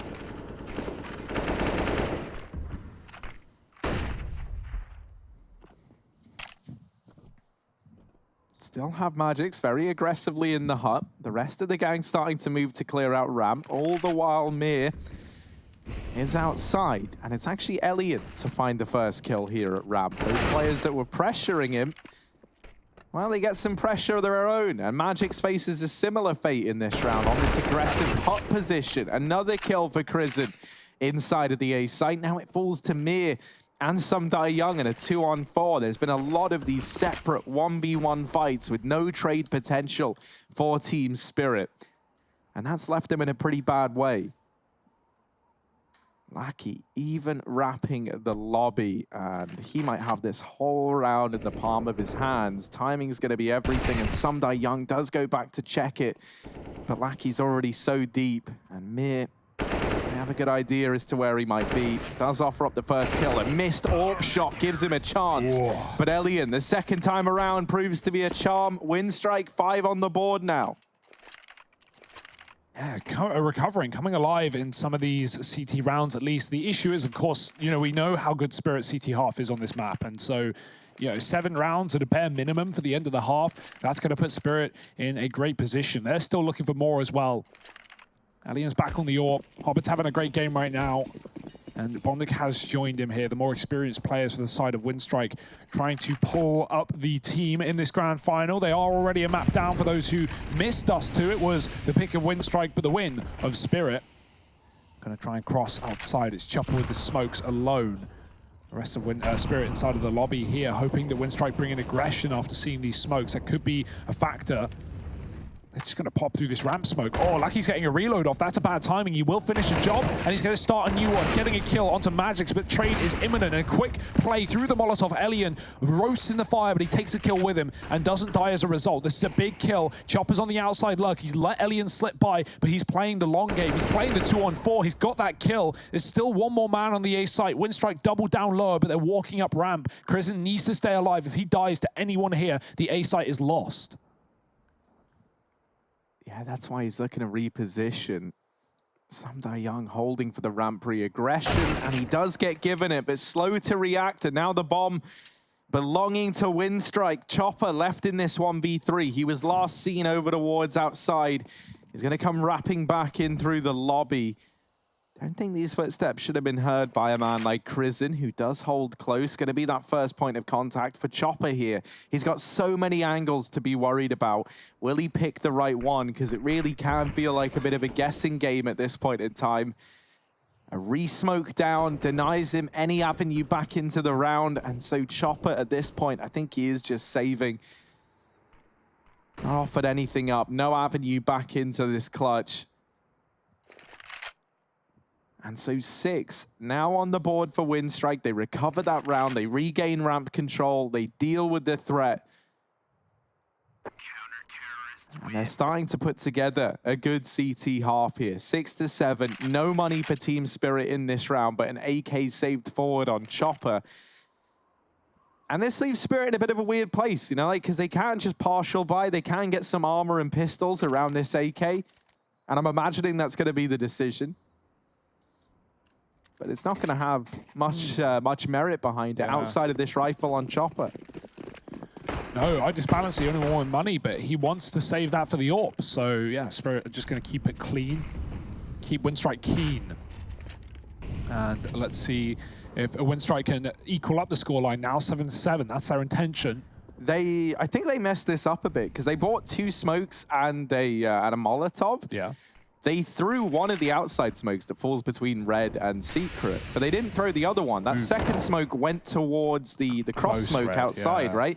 And so at this point, if you're Winstrike, the kind of illusion that it might be an outside play is out the window because you can see the secret cross. You can see that there aren't players there. And so for Elian, this is a pretty easy round. He's got a shooting gallery towards outside. Team Spirit, what's the game plan now? And good luck with it, because with only pistols, like said, Elian's got the line of sight, and he's got the shot on Chopper. A tag won't finish the kill, but scoped up in the garage. This could be his chance to come alive. There's a shot. The AWP on the other side gone. With only pistols here. Oh, it's a thing. Elian gets overwhelmed. He will die to Chopper's AK, who's still low HP from that earlier tag. Where does Spirit go, though? Because Winstrike have stopped giving them fights and have started to fall back to more passive positions. Hobbit is only spotting for info here on the cross, and Ramp is still contained, so Spirit walking into death no matter which direction they choose, and Hobbit will deliver it to them. There's one. And another. Only one more left. It's Mir with the Deagle, looking desperately for the AK. They will not let him pick it up. Lackey denies it, and Winstrike finds 7. Last round of the half here. Moment of truth. Who will be taking the lead at the first half of Nuke?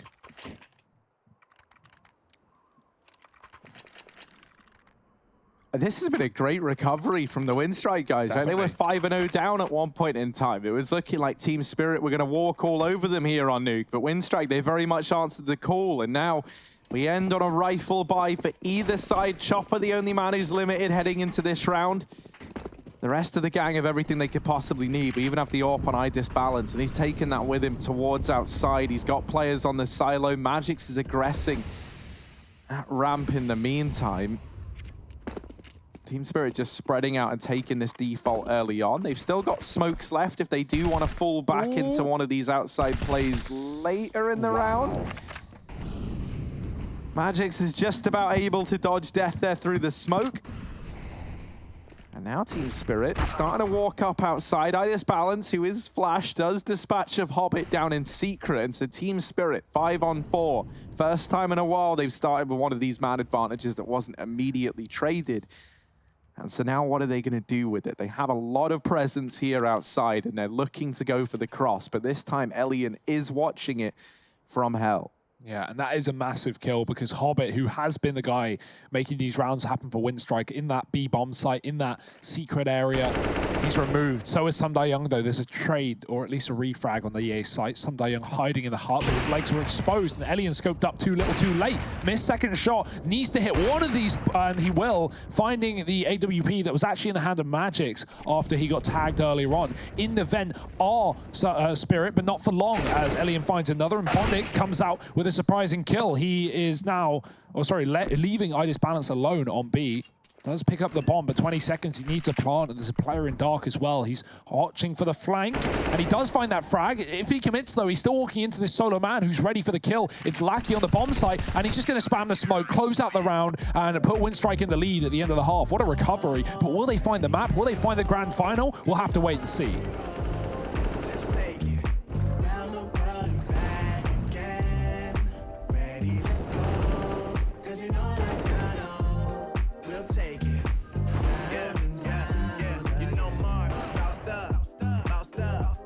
Never let you double cross them. Moving through the city like it's Gotham. They told me get one, so I got one. Stop saying you're a boss when you're not one. You ain't sacrificed now.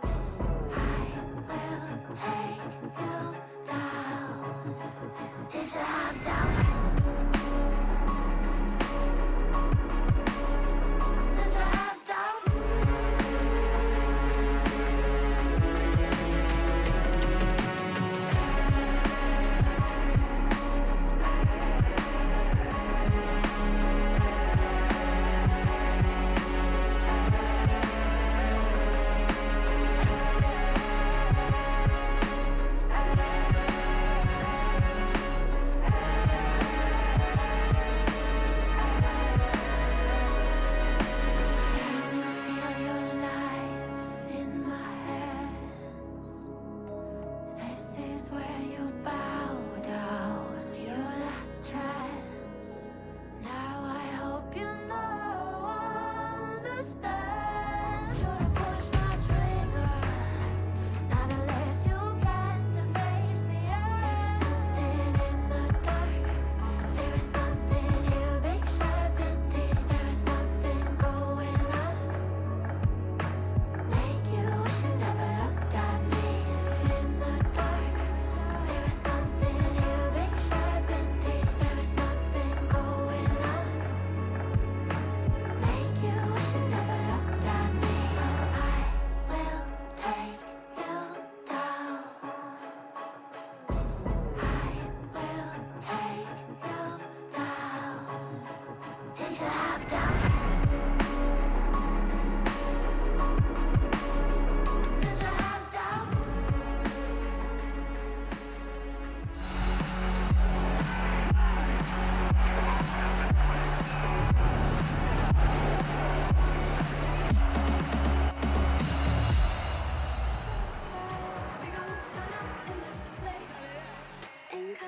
The countdown is over for me and for the freeze time. We're going to see if Spirit can put a stop here to what Winstrike did in the first half, which was make a marginal comeback. 8-7 is how we ended it out, and now we'll jump right back into it. I'm with Harry and Hugo, and we're ready to kick this pistol off. And it's going to start off with a mere headshot. No pun intended. It's Alien that falls first and foremost, and that gives Mir the opportunity to push all the way up to red on the CT side here. That's given a lot of information, while Hobbit has some of his own. You got to think about the trade of information between these two. Meanwhile, it's ramp room compromise, and the wrap is here from Winstrike. They found themselves in hell, and I don't mean any sort of heated place. I'm talking about just holding on to everything they've got here as Bondic finally put some kills on the board and stop some of this skirmish at hand.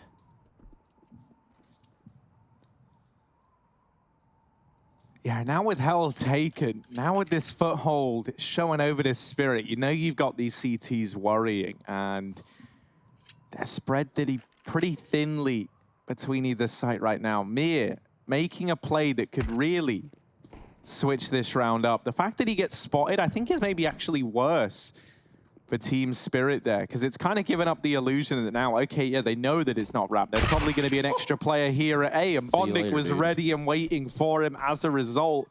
Mir left in this 1-on-4, and Bondic on for the ace in a pistol round, looking the wrong way, but there's a chance he gets it. Mir is walking into his crosshair on the left-hand side of the screen. I say crosshair, it's nowhere near the crosshair, but it might be about to be.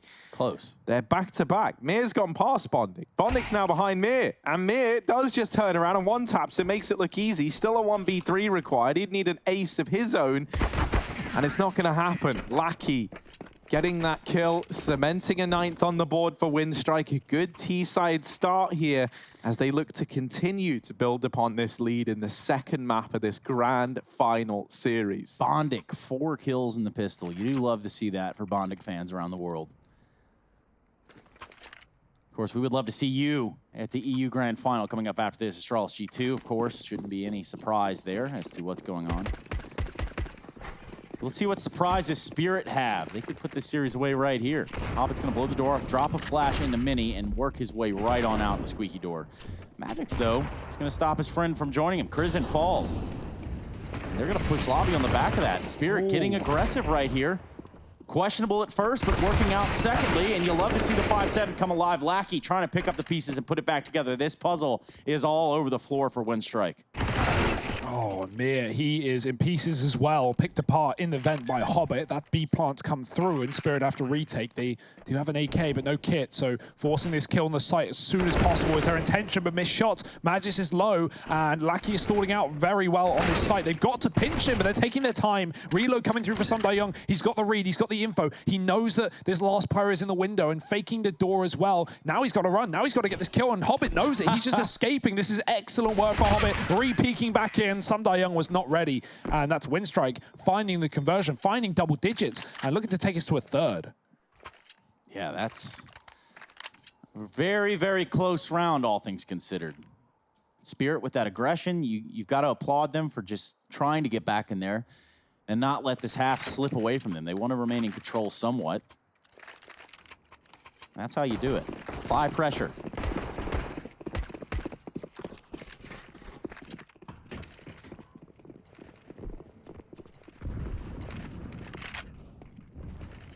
Full eco for Spirit here. Just a light couple of pistol investments, and they're going to be grouped up outside as well. So quite an odd stack here for Spirit in the yard.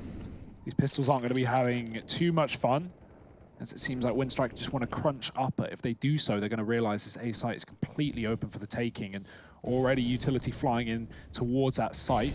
Spirit have yet to react. Double Molotovs clearing most of the positions that CTs can play safely, and which just leaves the back of the silos. Windstrike are about to clear that out and realize the terrible truths of this round, that Spirit are not here.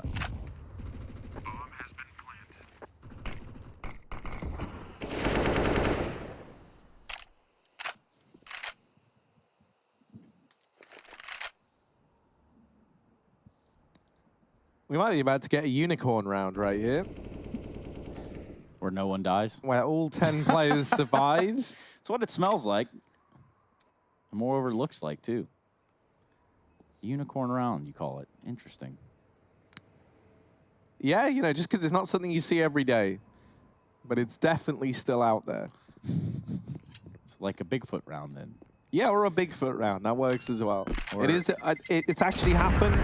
It's a Bigfoot / unicorn round. Oh, maybe not.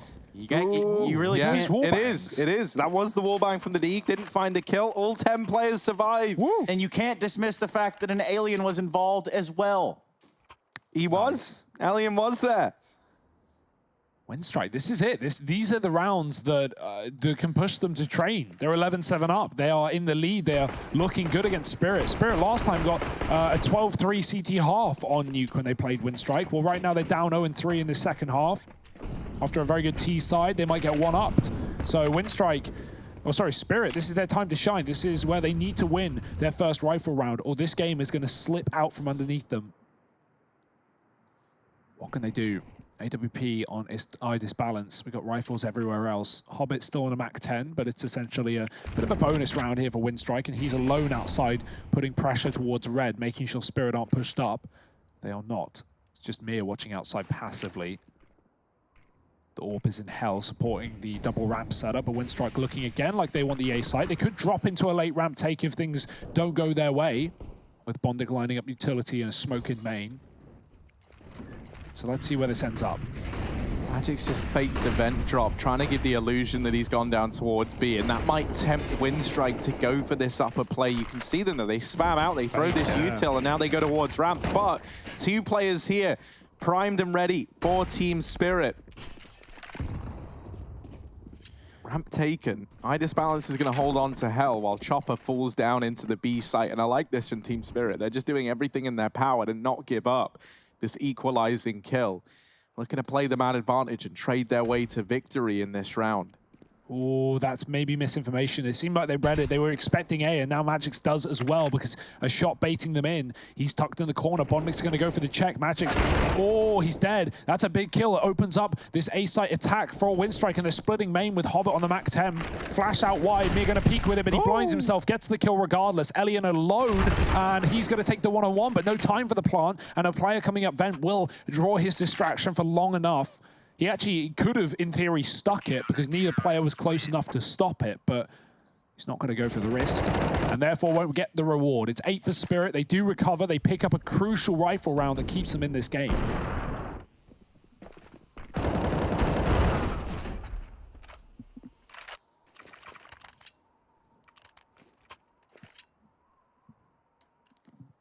Indeed. This grand final at that. Train will be the decider should we need a third. Windstrike have to take us there. Spirit pick up the first. You're back underway here. Don't suspect that 10 players will be alive at the end of this round. What do you think, Harry? Yeah, I don't think this is where we see another one of them, Trace. They're very, very rare. I feel like you get one like maybe like once or twice a year. The common saying, you know, unicorn never strikes twice in the same place. That is true. We all know it. We all love it. Maybe we'll be wearing it as well. Elian and Hobbit over here towards outside. They've got Lackey alongside them. It's an outside play here for the Windstrike boys, but that flash allows me an early peek outside. He's going to get the information. A lot of smokes from outside, too. Look at Winstrike. They want to give the illusion of outside, all this grandeur, all this smoke. Meanwhile, they've walked back. They're in lobby. They're waiting for a reaction from Spirit. Yeah, Spirit haven't over-rotated. They haven't really fallen for this. They're still holding their positions, and now this should become clear as to why the auto shotgun and the AWP holding on to ramp and not budging. It's IDIS Balance with a triple kill. And now just Hobbit, the man who was outside.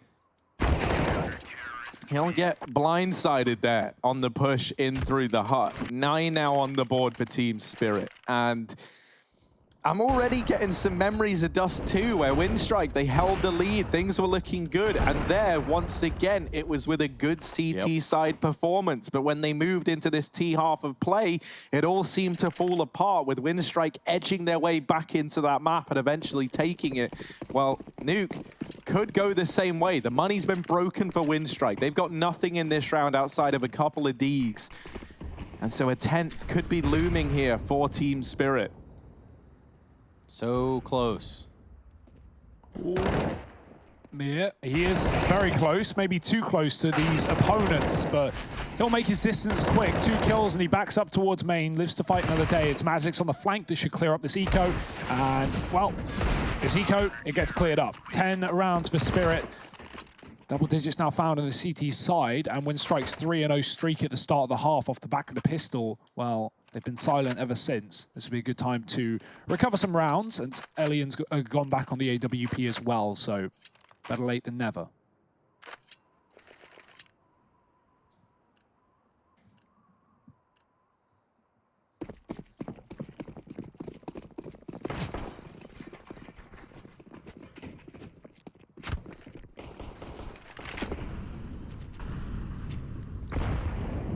Heavy outside aggression from Team Spirit. They put 3 players here. They take the gunfights that are given to them. And IDIS Balance swinging on out.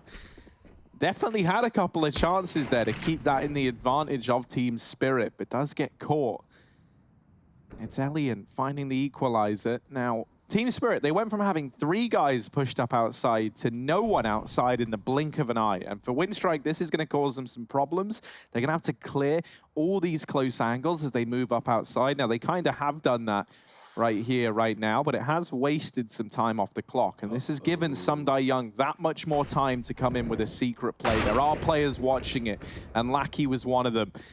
Shutting down Sumdai Young, leaving this in a 3-on-3. Winstrike's still trying to make something of this round yet. They might have gone down a man early on, but now it's even footing. And all these footsteps being made down towards B. Chopper, the first man on the scene, is going to have to answer a hell of a lot with this. Famas drops the bomb, follows up. Chopper looking chipper. And does get dropped by Lackey, now 1v2, but with 35 seconds, they try and force the fight. He's out of ammo, he's retrieved the bomb. Magix didn't commit to the gunfight. Oh my God. This is such a weird round. Magic's very, very low. Even this Glock is a real threat. And Lackey, you little slimy devil. Out through ramp he goes, up towards the A-bomb site. But Magic seemingly... Oh, he's reloading, he's got a way to reload. No. Now going back into the B-bomb site. Magic's floating around at the vent to go in for a fast rotation at A if needed. Bomb getting held. Lackey gets deleted. He does find the bomb plant at the very, very least. And a nice attempt from Lackey, but not enough to win the round. Why does it have to be like that? Good grief. It's so close. And you think, okay, Galaxy Brain Lackey. He's going to run it back. Just not what happens, Hugo. No, I actually respect it though, right? He takes too long. Like if he instantly walked back and walked up to A, he could have made it to heaven by sneaking, but he realizes by the time he gets that reload off, there's like 10 seconds left. Like he needs to hit B, and it's a gamble. He has 7 seconds for the plant. He can't fake it. It's either commit or die, and you know. He takes well, commit and die, or don't commit and likely just lose the round to time, which would also suck. So, yeah, it's an unfortunate situation, but it's a nice try. 11 rounds for Spirit. They are back in control. They are back neck and neck, and they're pushed outside once again. Mir has just been so annoying in this position. Are they going to clear him? Hobbit will. Good shot. IDIS Balance, meanwhile, has dropped Lackey, though, so it comes at a cost. A 4-on-4 immediately in this round, and pushing ramp is going to be Chopper. He wants a piece of the pie. He wants some of the action. Push very close to the smoke, eventually dropping off. No one there. Winstrike are heavy inside of the lobby, but not committing anywhere anytime soon.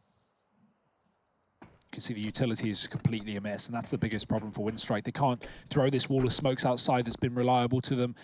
They've only got one Molotov, no flashes, and so really you're expecting Spirit to be favored in a lot of these gunfights.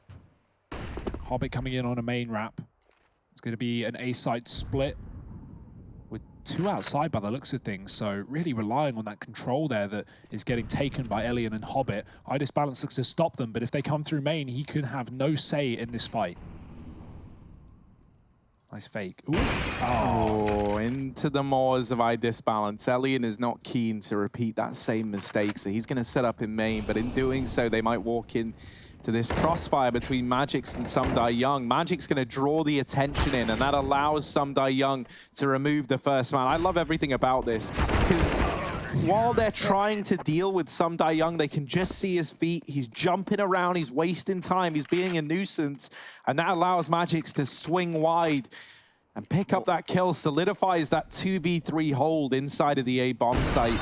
And now Team Spirit finding themselves in the lead once again. This has got very, very similar tones to Dust 2. And it's the setup up here in upper site, right? You look at Spirit and you think, oh, well, you know, it's not that big of a deal. You just got some guys playing on the upper site. No, they've actually worked it into a system where they can fight off of one another and ultimately lock Winstrike out of the round. Speaking of locked out, the door's not. And they're going to be dropping into the vents at a fast pace. This one's going lower quick. Yeah, but no bomb. They send the first 2 in, but they don't want to risk losing the package immediately in the round. And they're going to use this control to try and take ramp from the bottom. They're chasing down the man here. Chopper, does he realize? Does he react? Yes, he's got the spray, but the split, the ramp play, it's not coming through. It's getting mown down. Sumdai Young and Idis Balance rotate in, and Spirit play off of the audio cues to perfection. They read that. They put 3 on ramp. They know Winstrike are hunting them down, and Chopper stays alive.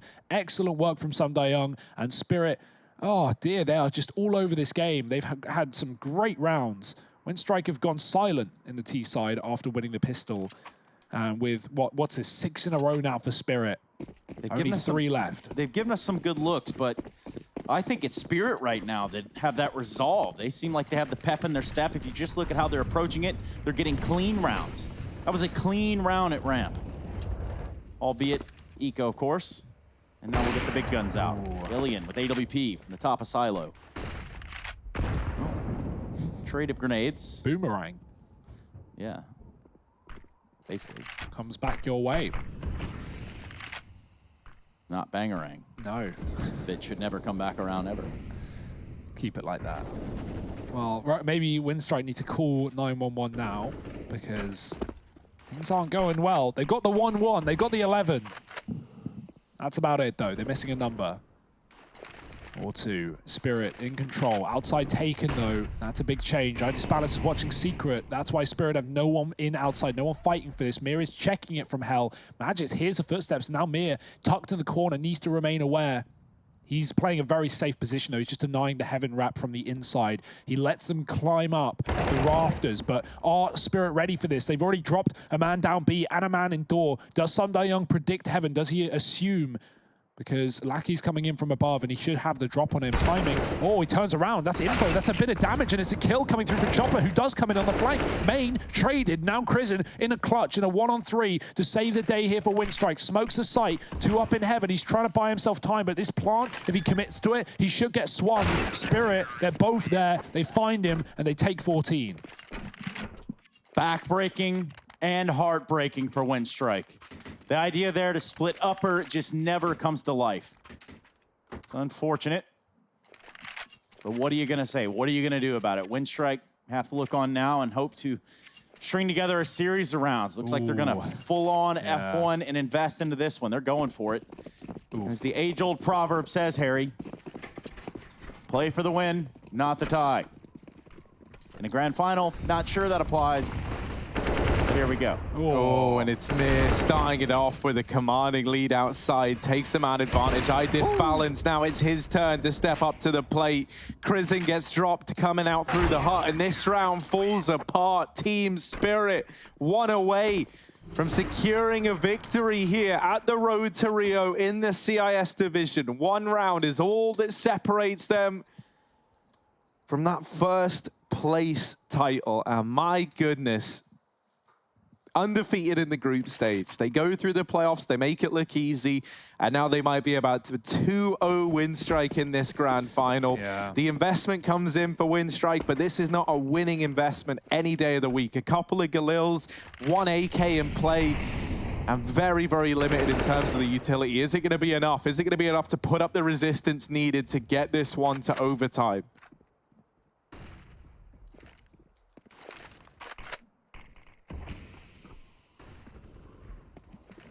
Not how Winstrike wanted this to go, with a decent first half and even the 3 opening rounds of the T side. It looked like things would be good for them, but Spirit have not let their foot off the gas since getting guns. Yeah, and at this rate, Winstrike looking a little bit more like Win Psych. Blacky's going to take the first bit of damage in this round. 40 HP goes his way. He's taken away. I like that front smoke from Mir. He throws it just in front of the ones that land in front of main, and that, you know, could make Winstrike think he can gimp a one way or cheese his way out there. He's not doing it, but just the smoke can provide problems for Winstrike and draw their attention in the wrong direction.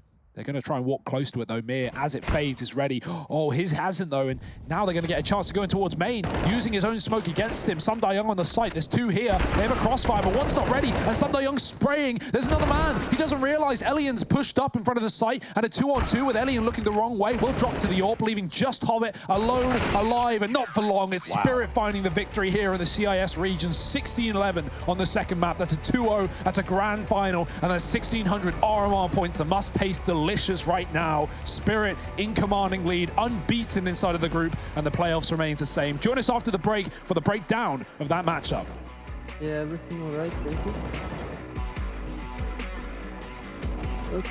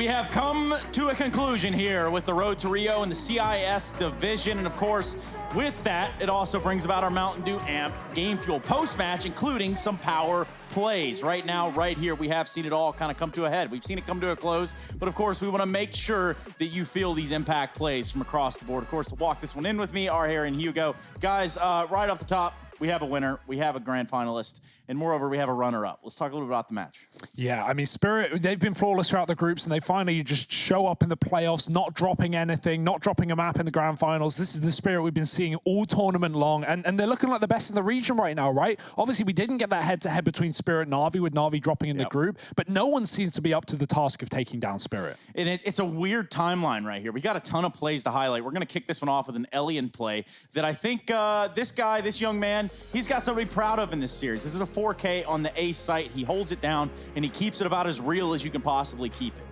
Yeah, Elian, man, he's been great in Winstrike. He's been a treat to watch, and he offered a hell of a lot, especially in this Dust 2 game. He led the charge for Winstrike in a very big way, and you can see why we big this man up so much. This 4K A hold over with the AWP on Dust 2 was stellar stuff from Elian, and sadly, wasn't enough to put a win on the board for the Winstrike guys there on that map. And let's continue with the Elian highlight packages here, because he's got several. He's got a few he was of them. here to really slay today. Unfortunately for him and his crew, that's just not the way it all broke down. But he was, looks like the highest rated player within the server itself for the side of Winstrike. Yeah, and then that gives even more credit, I think, to Spirit here. The fact that they can get through, like, Winstrike coming into the day looking so good individually. Back on Dust 2, a 10-5 first half. Winstrike were in such control. The individuals are showing Spirit. We're having a rough time. Mir had like 2 kills, and it all just turns around. So even more credit to Spirit, the fact they can get through Elian playing like that. Yeah, and of course, commiserations also need to be continued here for the Winstrike side. It's not even just Elian that takes an L. Bondic takes one as well. He's going to be our next power play.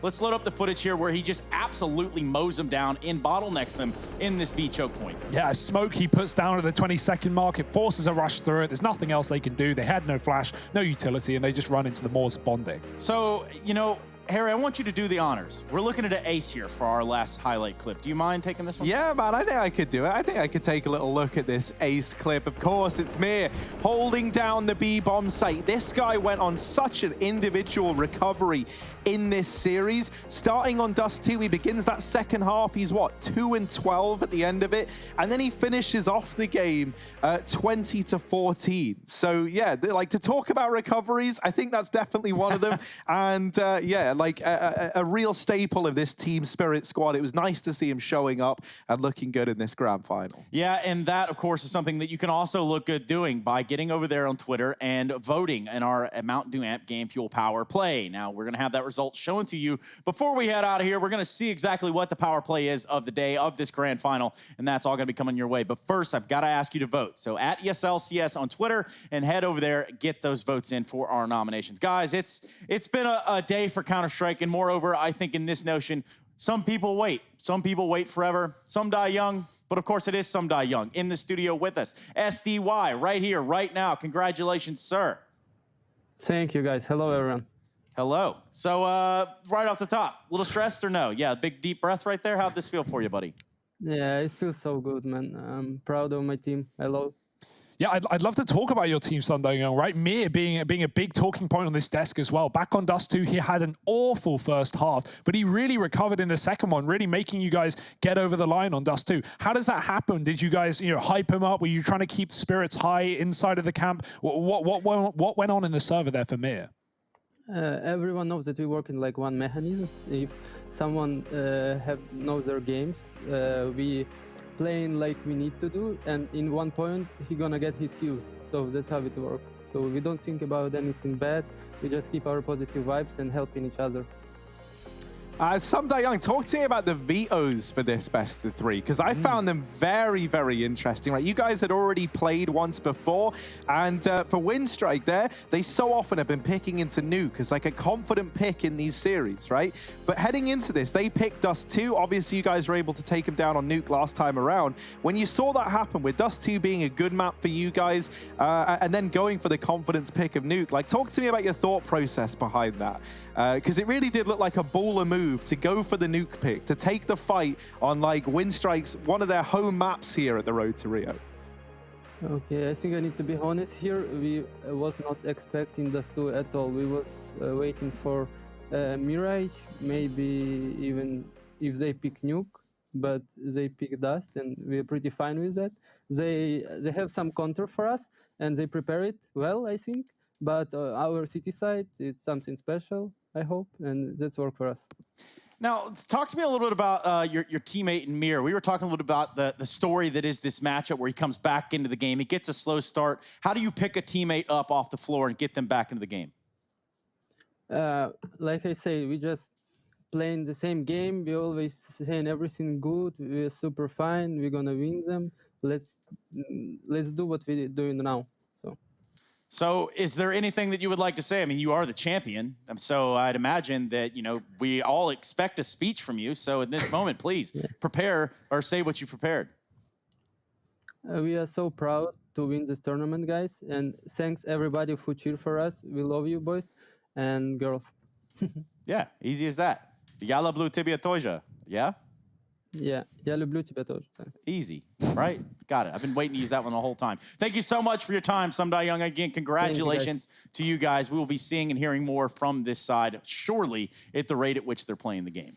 Yeah, man. I mean, they're looking like a real hot prospect, right? And like, you look at this team spirit squad, you look at the players in it. These are all guys who at times in their career, you know, have played for some of these top CIS teams. Yeah. So it's nice to see them all finding a home. And then you've got some young bloods in there as well, right? Like Magic's looked really, really good in this series. Yeah. And I've loved watching him. So I can't wait to see how this team spirit squad develop, because I don't think we know where like the skill ceiling necessarily lies yet with this team. I can imagine that's a pretty fair assessment of it. And I guess as we continue to break this one down and look at some of the cool stuff that we saw right here, there's only one way to properly do this. And I think just highlighting this second pistol, no, excuse me, the very first pistol of this second map of this series would be a great start. Now, we got Nuke, we've got the Skybox loaded up. What are we looking at, Hugo? This is Spirit's T-side pistol. There's a couple of things to keep in mind. It's a really good way of deceiving your opponent and therefore winning the round off the back of it. It does come down to Winstrike making a bit of a mistake, but we'll showcase that in this round. Now, the key to focus on is the outside control. Spirit sent 2 players very fast to the yard. You'll notice Hobbit is in heaven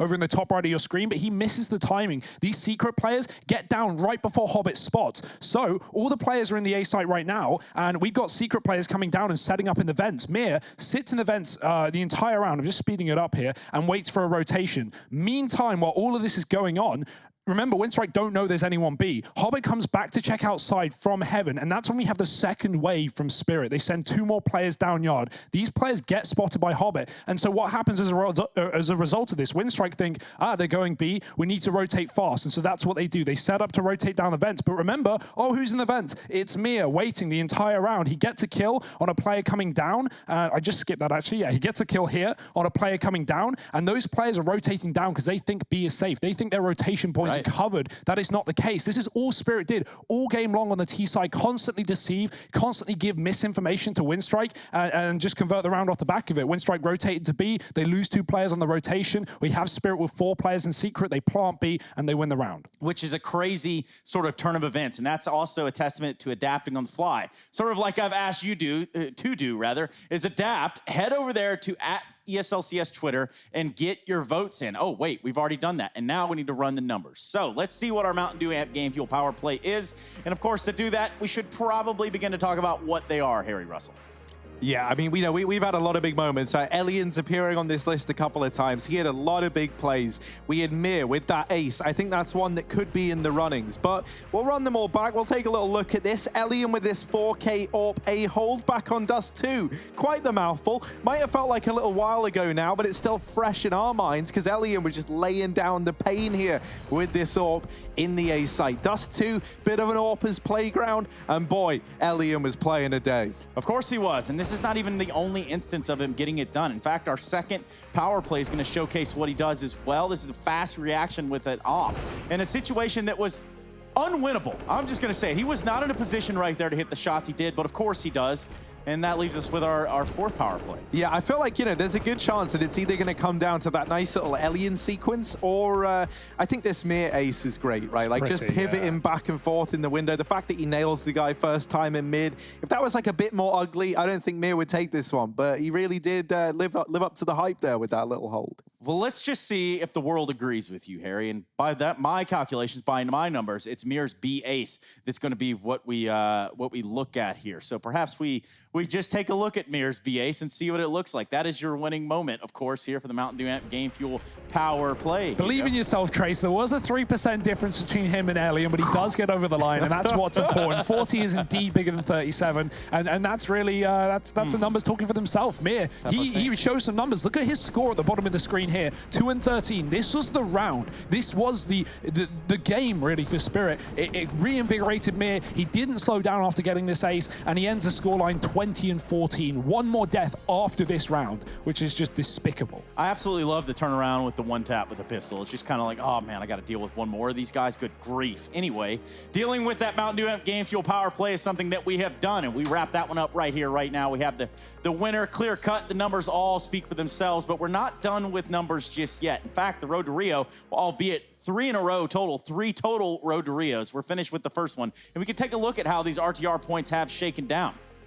Yeah, you'll see the Spirit. They grabbed themselves a nice little 1,600 there. That's going to put them up just behind VP. Obviously, you take into account the last major and how everyone did there. So VP up at the top right now. Hard Legion coming in at number 3rd. Windstrike down in 4th. Na'Vi. Little team that we've all heard of, little team that we all know a little bit about, and you know, maybe might have the best player in the world in. They're currently in 5th with 1,430 points here. Down beneath them, Namiga and Simon, just about out of the I was going to say out of the runnings, but just, you know, further down on the list, mate. I really overcomplicated myself there. Yeah, remember, Na'Vi, that's the interesting talking point for me here, right? You look at this CIS region, you see the teams that are ahead of them. They've got quite the ways to go to the Na'Vi squad, and this is going to make these future RMR events so important for this team. Well, just taking a look at this RMR event, you're going to see the numbers, and we've been looking at them for a few seconds, so they should all be pretty ingrained in your head. Hard Legion, 1,540, Spirit, 1,600, Virtus Pro, 1,900. So, what that's done is currently set us up for a little bit of a race here, because apparently Virtus Pro and Hard Legion is still going on, that 3rd, 4th place decider. Ooh. Now, if Hard Legion wins that, that's going to do something funky here to these numbers. Yeah, that's on the 2nd map right now with Hard Legion up, but they are also down a map, so they're looking to take it to a 3rd. We'll, of course, see how that one ends up later on the B stream. Of course we will. Now, I said that there were more Road to Rios, and of course there are, but for us, this kind of does draw to a close. So I think, Hugo, you actually did prepare a speech, so please take it away. Wow, yeah. I mean, many hours came into writing this down, Trace, but I'm happy to be here. You know, this has been a wild couple of months. It's not just been the Road to Rio, it's been Pro League as well. We've had a lot of fun in the studio. Enjoyed working with you two guys. Enjoyed working with our lovely producers as well, as many as we have had, and the team, of course, in ESL that has provided us this awesome broadcast. I think I'm doing an okay job here. Anyone else I need to thank? The fans. Keep watching all this Counter-Strike. We couldn't do this without you. The players for showing up to the interviews and actually letting us ask some questions. That's always appreciated as well. No matter what webcam mic they use, we're always going to love having players on the show, Trace. Yeah, not to mention the fact when they show up to the server on time for their matches. That's one other thing. Now, Harry, you get the floor for a minute. Say your best. Yeah, I was just going to say, like, you know, one of the things that's so great is, like, for such an unsettling time right now in the world, it's great that, like, gaming and all that has just still been here, you know, like, still running on, still continuing. You guys have still been shooting in every day. We've still been here getting to talk about Counter-Strike, and it's been great. It's gone by so fast. Like, at the beginning, I was thinking, man, we got 2 whole months of this. This is going to take a while. But no, we're at the end, and it went by like that. Yeah. And I'm pretty sad that it's all over. Yeah, I'm not used to not going into the studio every day and getting to talk about my favorite game, Trace. But yeah, thank everyone for joining in and for making yourselves heard at home. I hope you all enjoyed the show. Yeah, and on that note, I guess I get to say my final piece, and I'll leave my piece with this. Of course, I do appreciate everyone for making this possible. Shout out to ESL, of course, for putting on this Road to Rio, the one of 3. And of course, to my co-pilots here, my co-hosts, Harry and Hugo. Now, I'm not going to go ahead and thank all production. They know that they're badass, and they know they can keep on doing what they're doing in there with all that button pressing and maneuvering and really facilitating the end of this segment. We're going to go away for a little while. We're going to come back with Machine, Henry, and Chad, and we're going to have an EU Grand Final. Astralis, G2 in the server, and a best of 5 with a 1-map advantage over to Astralis. Thank you, everybody, so much. The Road to Rio has been an honor. I love you, and goodbye.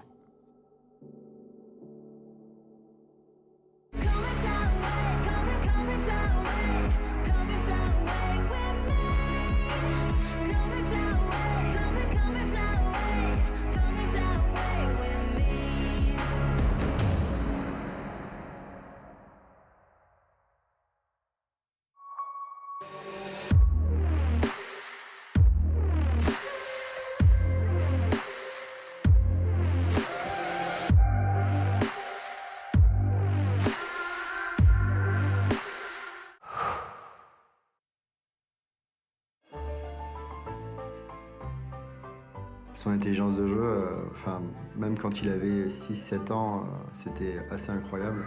Donc au début, on était meilleur que lui. Je pense c'est à partir de ses 14 ou 15 ans qu'il a commencé à être meilleur. Au début, quand il perdait, c'était un très mauvais perdant. Hein. Oui, je me souviens très bien qu'il cassait beaucoup de souris.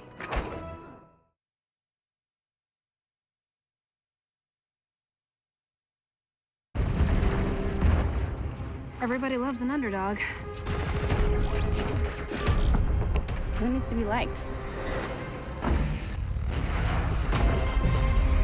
Mountain Dew Amp Game Fuel. Victory in a can. Last year, we took 2 lucky winners on a trip to Berlin and gave them the experience of a lifetime. This year, we can take you for a trip to Rio. Take part in a series of GG.bet contests for a chance to win awesome prizes and a trip to Rio. See details on the website.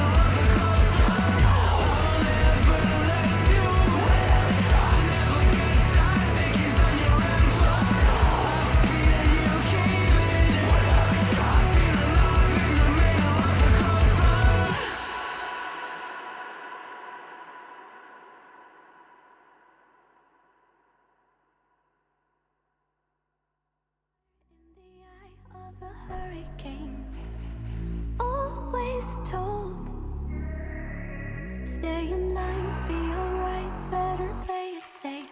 I walk a different path, nothing can hold me back. I've passed the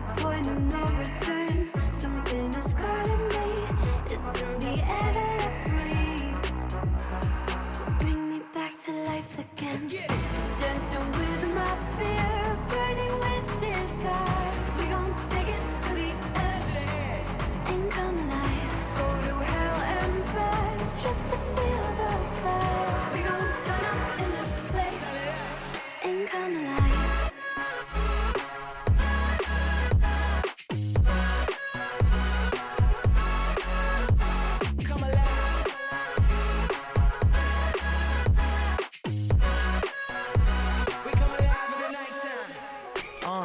Fly so high they can't touch us. So top notch, none above us. We done came so far, now we up now. Had a vision, stuck to it, never back down. Never had much, now we own the whole thing. Spread it all around the world, watch it all change. Came alive, now they all see the greatness. Light shine so hard they can't take it. Dancing with my fear, burning with desire. We gon' take it to the edge and come alive. Go to hell and back just to feel the fire. We gon' turn up in this place and come alive.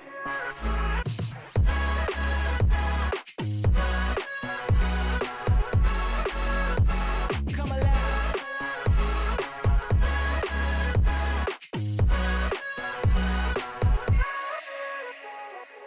I walk a different path, nothing can hold me back. I passed the point of no return, something is calling me. It's in the air that I breathe. Bring me back to life again.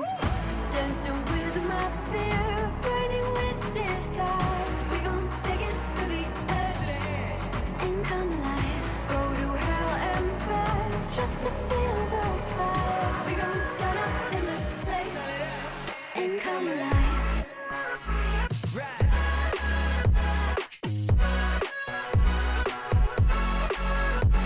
Come alive. Come alive. Come alive.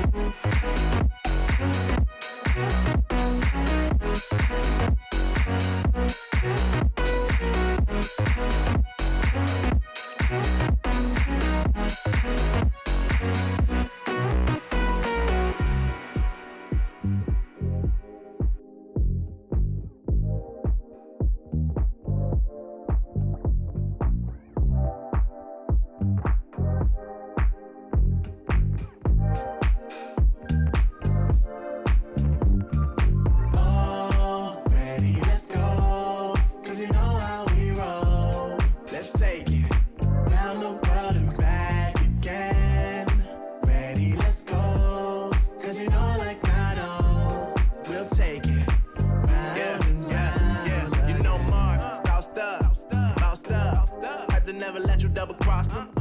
Moving through the city like it's Gotham. They told me get one, so I got one. Stop saying you're a boss when you not one. You ain't sacrificed, nah, you ain't lost none.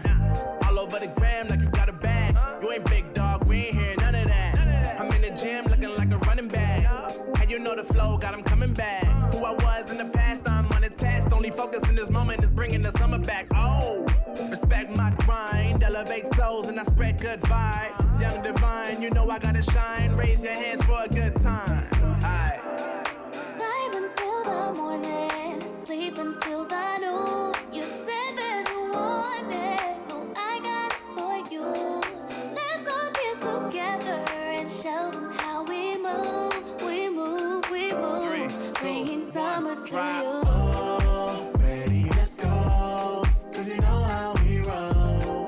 Let's take it round the world and back again.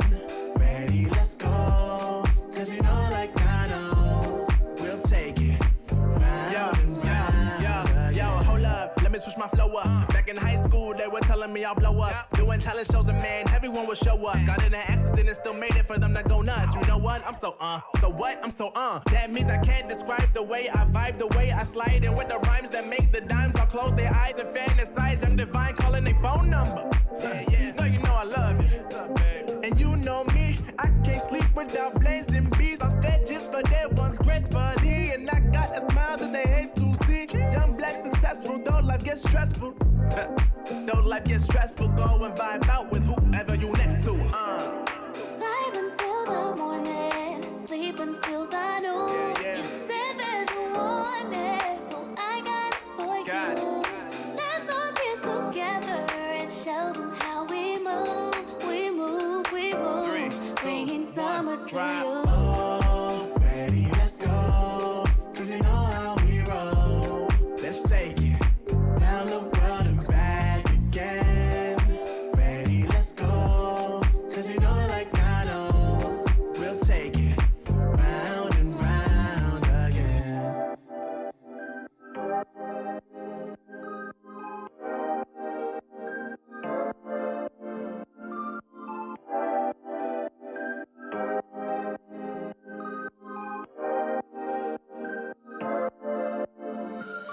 Oh, I see the signs and I see we're there. And I feel the lies and I feel the sand. Forever hold, no matter if we cast away. A fire in the dark. I know that you won't be where we know again.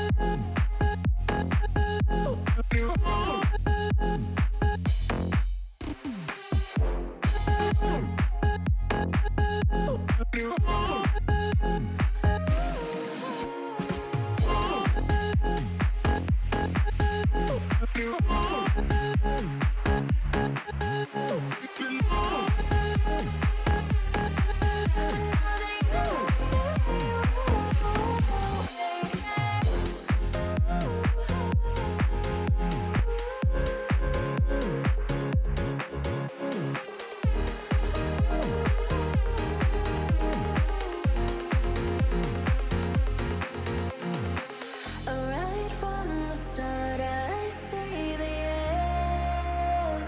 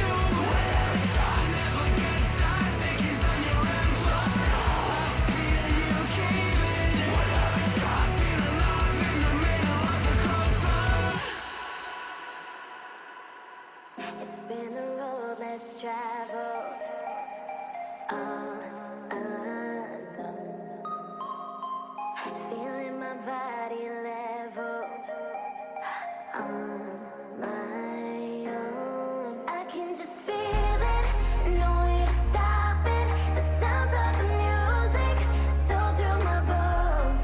I can just taste it, no need to fight it. 'Cause I'm out here staying, it's last of my soul. 'Cause lightning and thunderstorms are never stopping me before.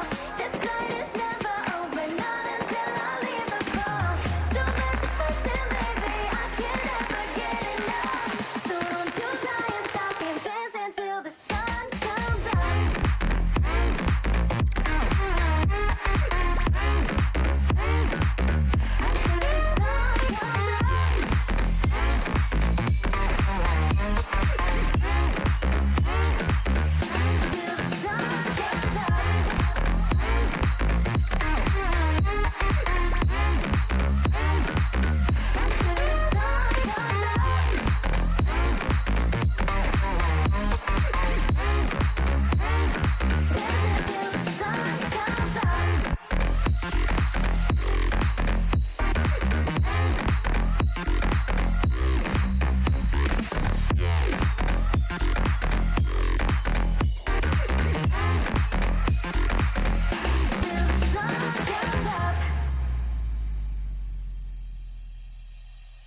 It's been a road less traveled, all alone. Feeling my body leveled on my own. I think I'm up in heaven, 'cause you were hell. I gave back my freedom, made me well. I can just feel it, no way to stop it. The sounds of the music, so through my bones. I can just taste it, no need to fight it. 'Cause I'm out here staying, it's last of my soul. 'Cause lightning and thunderstorms are never stopping me before. This night is never over, not until I leave the floor. So much affection, baby, I can never get enough. So don't you try and stop me, dance until the sun comes up.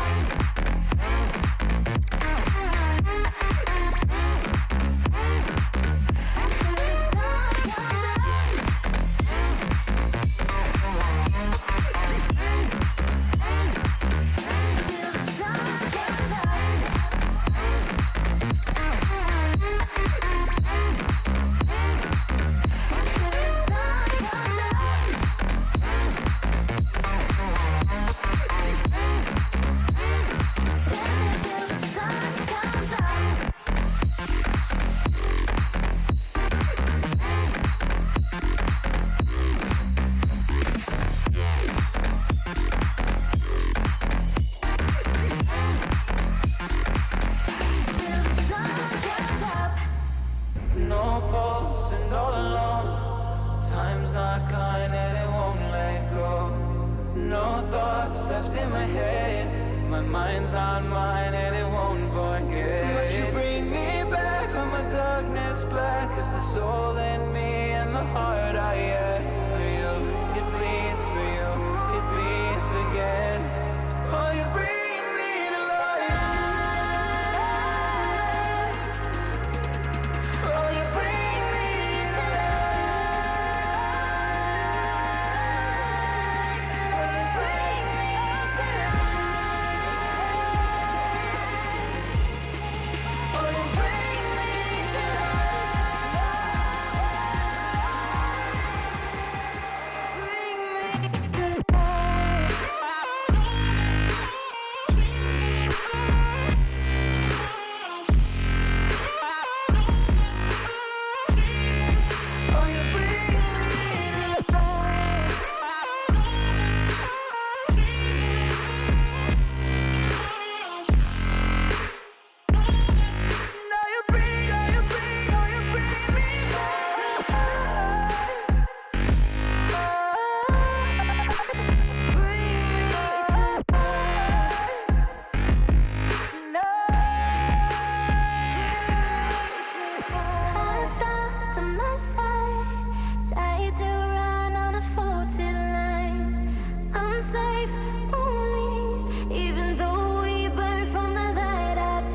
she bring me back? Not a heart attack could take away all the love I had for you. It bleeds for you, it beats again. Oh, you bring me to life. Oh, you bring me to life. Oh, you bring me to life.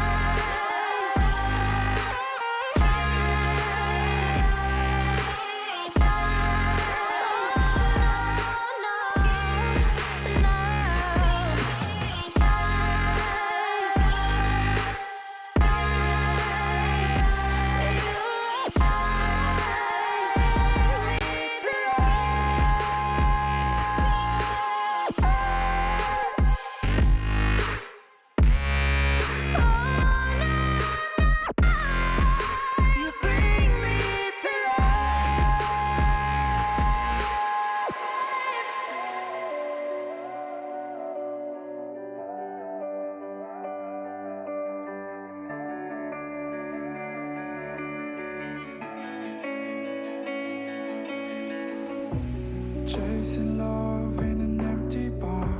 Pour a drink till I make it past. The midnight hour seems to come and go, but I know. Walk on up with a drink in hand, sipping mixers 'cause you can. And all the lights begin to switch off. You're chasing the night, holding on for life.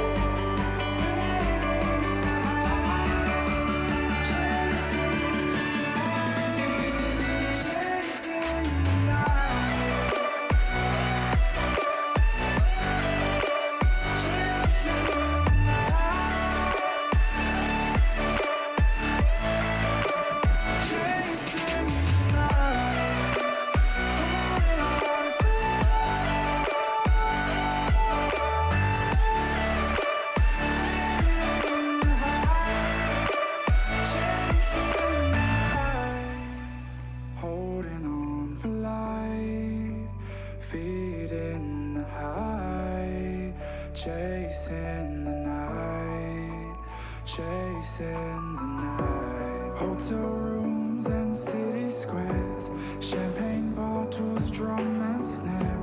The sights and cities seem to fall away when you stay.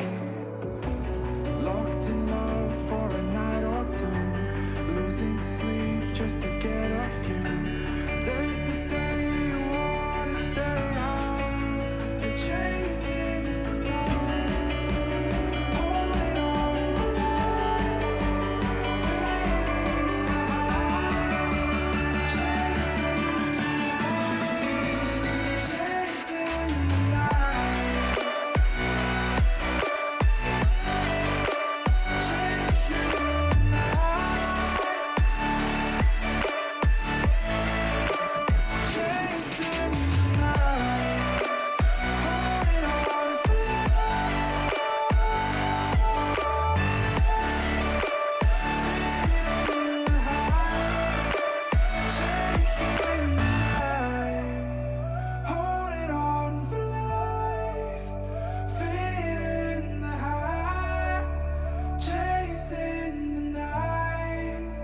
chasing the night. Let's take our time right now, it's just a vibe with you. I feel alive, now I'm feeling like up to the fine, will it stand the test of time? Right now I need a sign.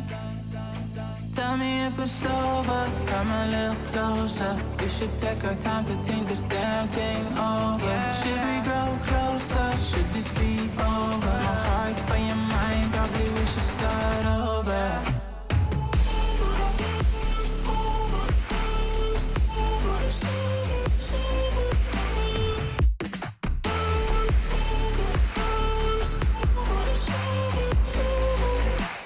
Tell me if it's over, am I your lover? Are we going solo?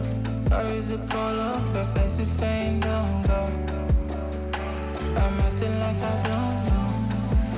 Whisper my name, say what you want, show me your thoughts. I do the same. My breath on your neck while I slowly caress. Feelings in gray, it's still the same. Tell me if it's over, come a little closer. We should take our time to think this damn thing over. Should we grow closer? Should this be over? My heart for your mind, probably we should start over.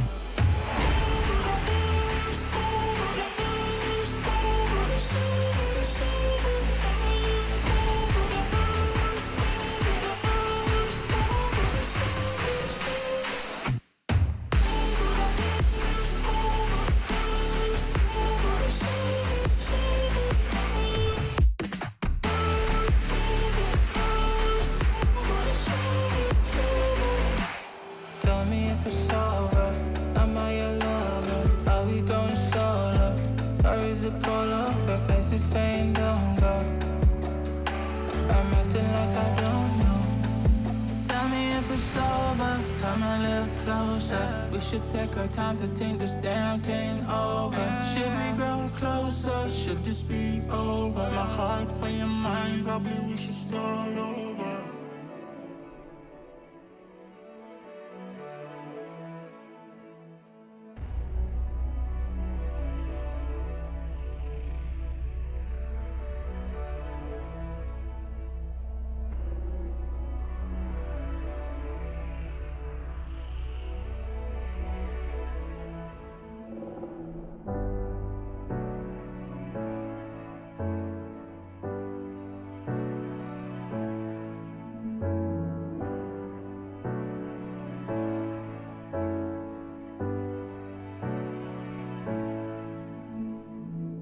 Seems like I can't get away from the hot sun. Always night and never day. Even when I wash the floor, the dust still comes. Keep on hunting for the bread. No matter how lost, need no light, no spark. I'm in line mode.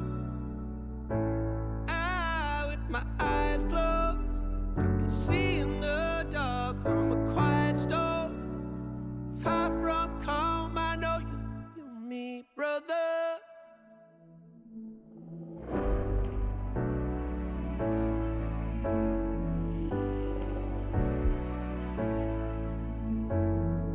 Seems like I can't get away from the hot sun. Always night, it's never day. Even when I watch the floor, the dust will come. Keep on hunting for the prey. No matter how lost, need no light, no spark. I'm in line mode.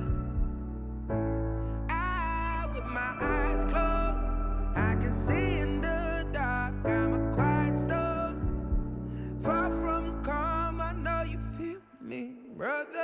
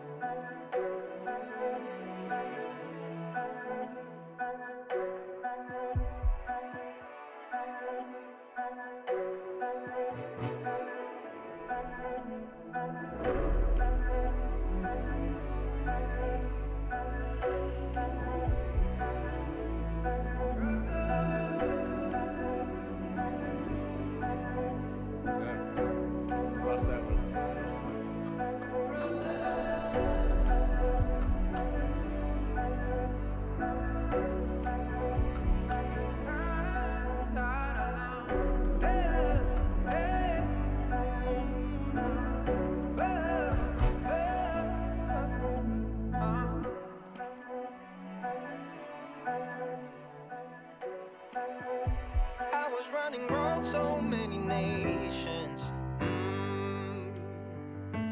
Even when it's so sweet, I end up seeing red.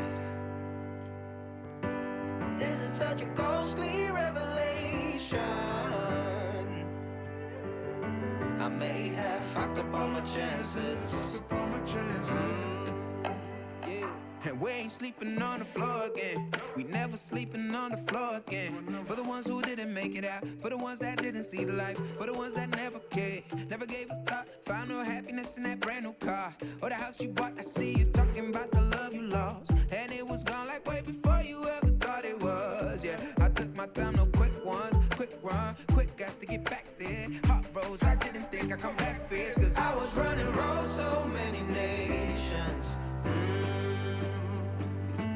Even when it's so sweet, I end up seeing red. Is it such a ghostly revelation? I may have fucked up all my chances. Fucked up all my chances.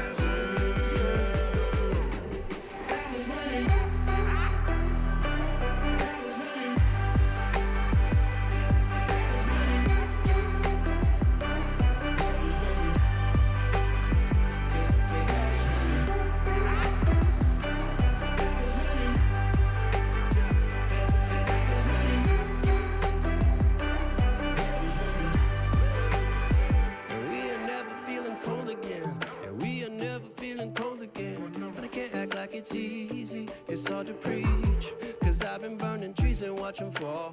If we cannot breathe out, we go forward. Sure, I was searching for cure, fishing a little wildlife, and when I'm low on fuel, I'll still be running till my back broke. Halfway, lost hope and I checked it.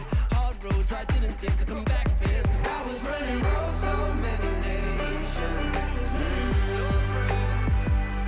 Even when it's so sweet, I end up seeing red. Ghostly revelation. I may have fucked up all my chances. Fucked up all my chances. Been around the globe, looked around, nothing fitted. Seen high and lows, but you won't even get it. Been around the globe, think it's time to admit it's not the end, but the road, and you won't even get it. Been around the globe, looked around, nothing fitted. Seen high and lows, but you won't.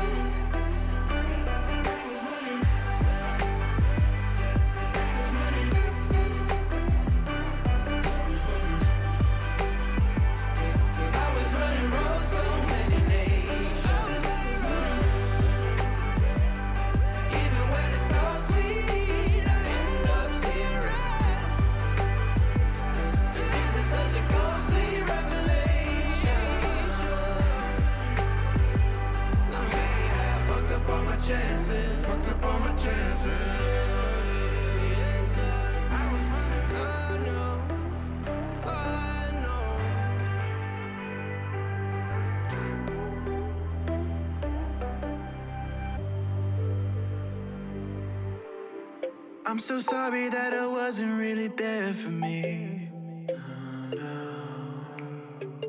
Cause nobody else is showing any empathy. Rudely awake and quiet undertaking. Did I do something wrong? Life isn't easy. Why did you leave me here with my thoughts alone?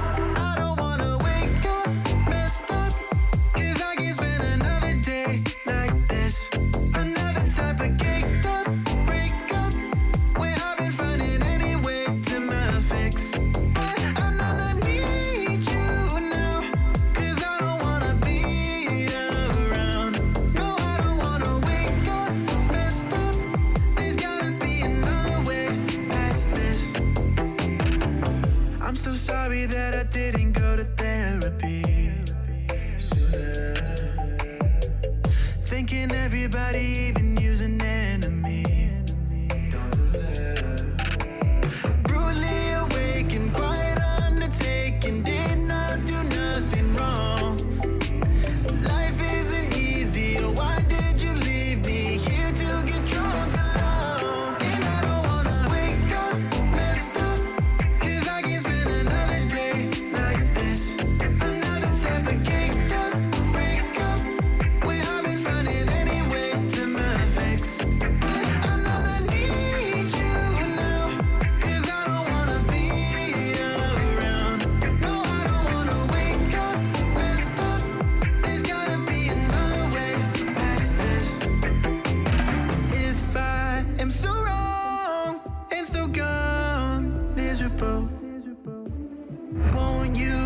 stick around just for some be visible.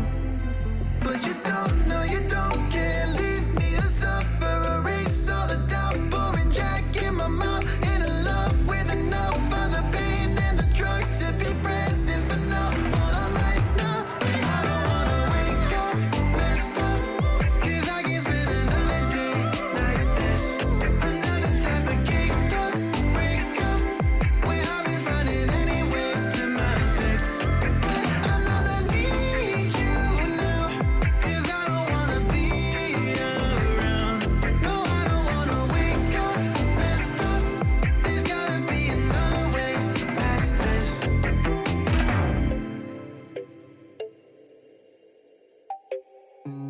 Look into your eyes, I see the colors of your soul, and I recognize every single line, every single roadblock.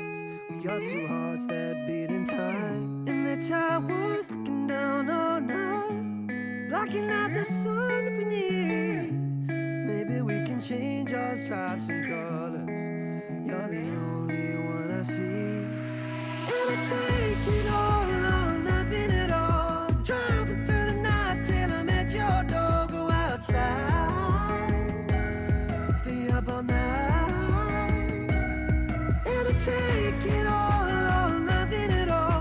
Driving through the night till I'm at your door. Go outside, stay up all night. Sleep through the sunrise.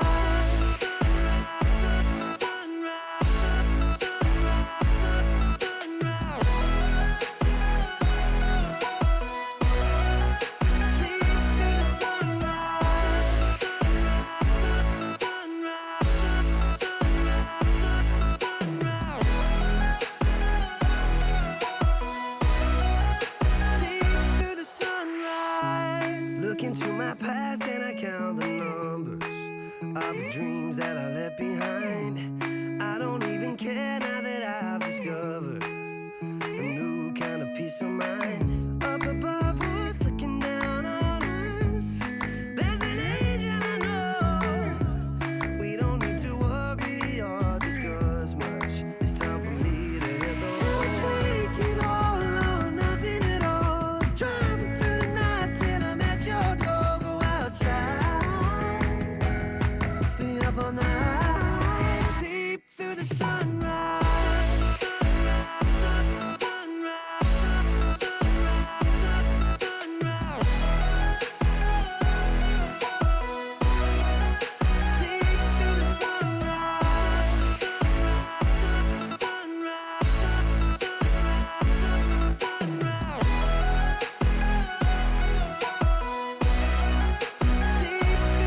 And I take it all or nothing at all. Driving through the night till I'm at your door. Go outside, stay up all night. And I take it all or nothing at all. Driving through the night till I'm at your door. Go outside, stay up all night. Sleep through the sunrise.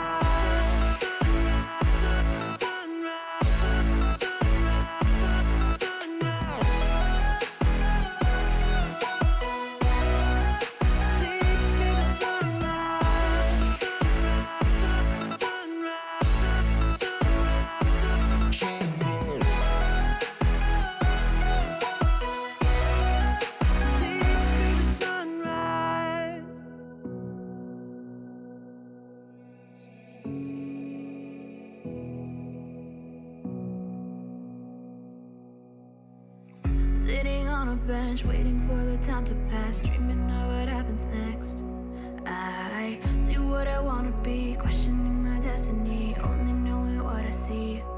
I don't even realize I've already made a path, and I can change it anytime. I can't take it back. I know what I want, but it seems so damn far away.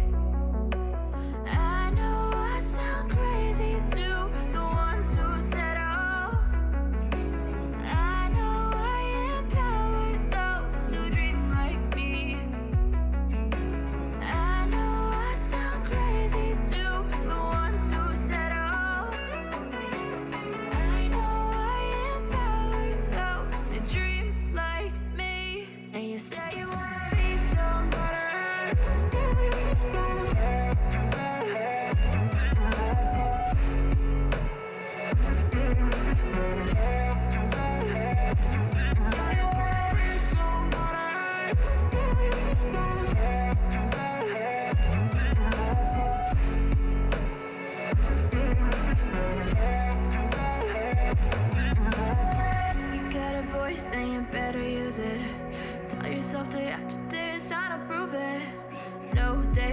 off, keep the hustle moving. Wanna see you be what you want it to be, prove it. I know I sound crazy to the ones who said all. I know I empower those who dream like me. ESL 1 Road to Rio is brought to you in part by Intel, Mountain Dew Amp Game Fuel, and GGBet.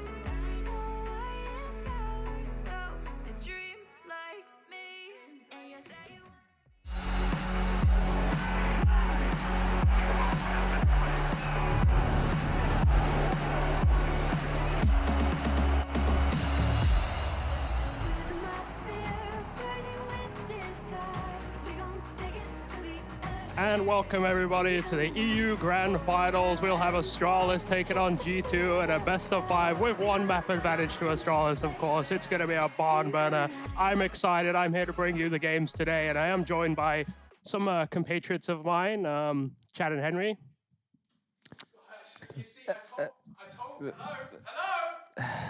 How has this happened? I don't even know who this dude is. How is this? How is Hello. Okay, please. I told you the introductions was going to get awkward. Okay, well, I just wanted to come in. No, the hype was great. The first part was lovely. Yeah, all right. Well, I just wanted to bring everyone the news today that we are doing the grand finals. I thought it was going to be a good time, and I thought I should set it right. Are you going to go observe? What do you think? If I have to. Yeah, maybe just next time. Maybe Well, sorry, lower guys. bracket I finals, you can do the whole cool. thing. I thought this would be fun. Well, anyway, guys, Anyway, here's you the have a good time. brackets. I'm getting rid of Rush Lee. We do have Astralis G2, FaZe Clan, Nip, and now, as the dust has settled, we only have two. Just two names remain, Astralis and G2, ranks 4 and 5. How appropriate.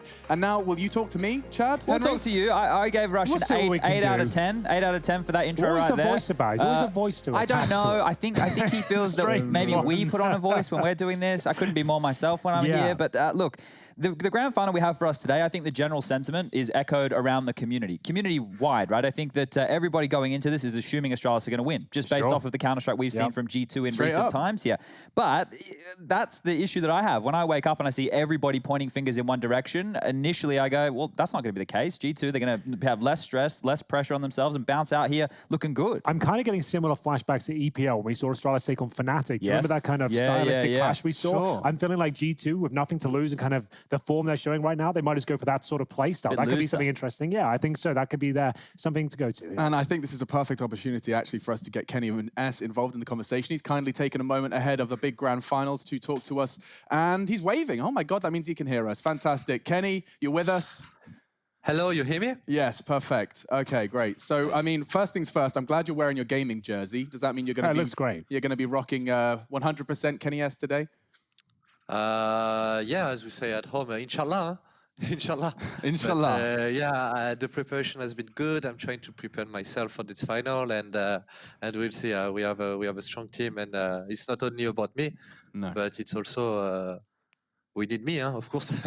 No, absolutely, Kenny. And I think the problem we're having is the same one that it seems that the team is having, which we can't understand how to place G2. I mean, Hunter's tweet, I think, said it best, Chad.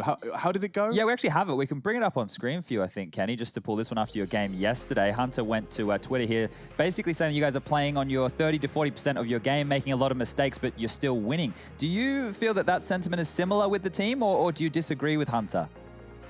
Yeah, absolutely. We know ourselves that our peak is much higher than this, but also it shows that we can still win despite the fact that we don't have our best level.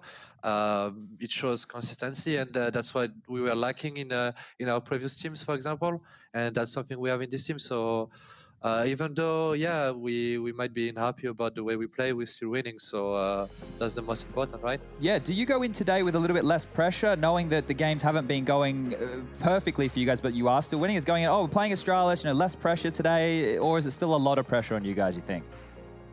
Well, I think the pressure is mostly on them. Okay. But we want to win, so we have a small pressure, but I think as soon as we start the game, the pressure will be gone because we are definitely not favorite for this game.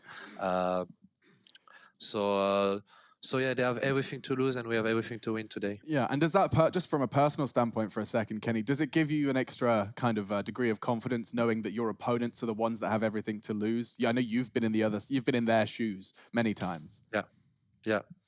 Yeah, that's how it should go. But once in the game, you never know what can happen if we start sloppy or not. But I mean, we've did the job. We've done the job. We worked on the game today. It was a bit more like relaxed than the other days because we know that there is areas where Astralis are really hard to play, and there is areas where we are more comfortable to play because we're gonna play on our strength basically.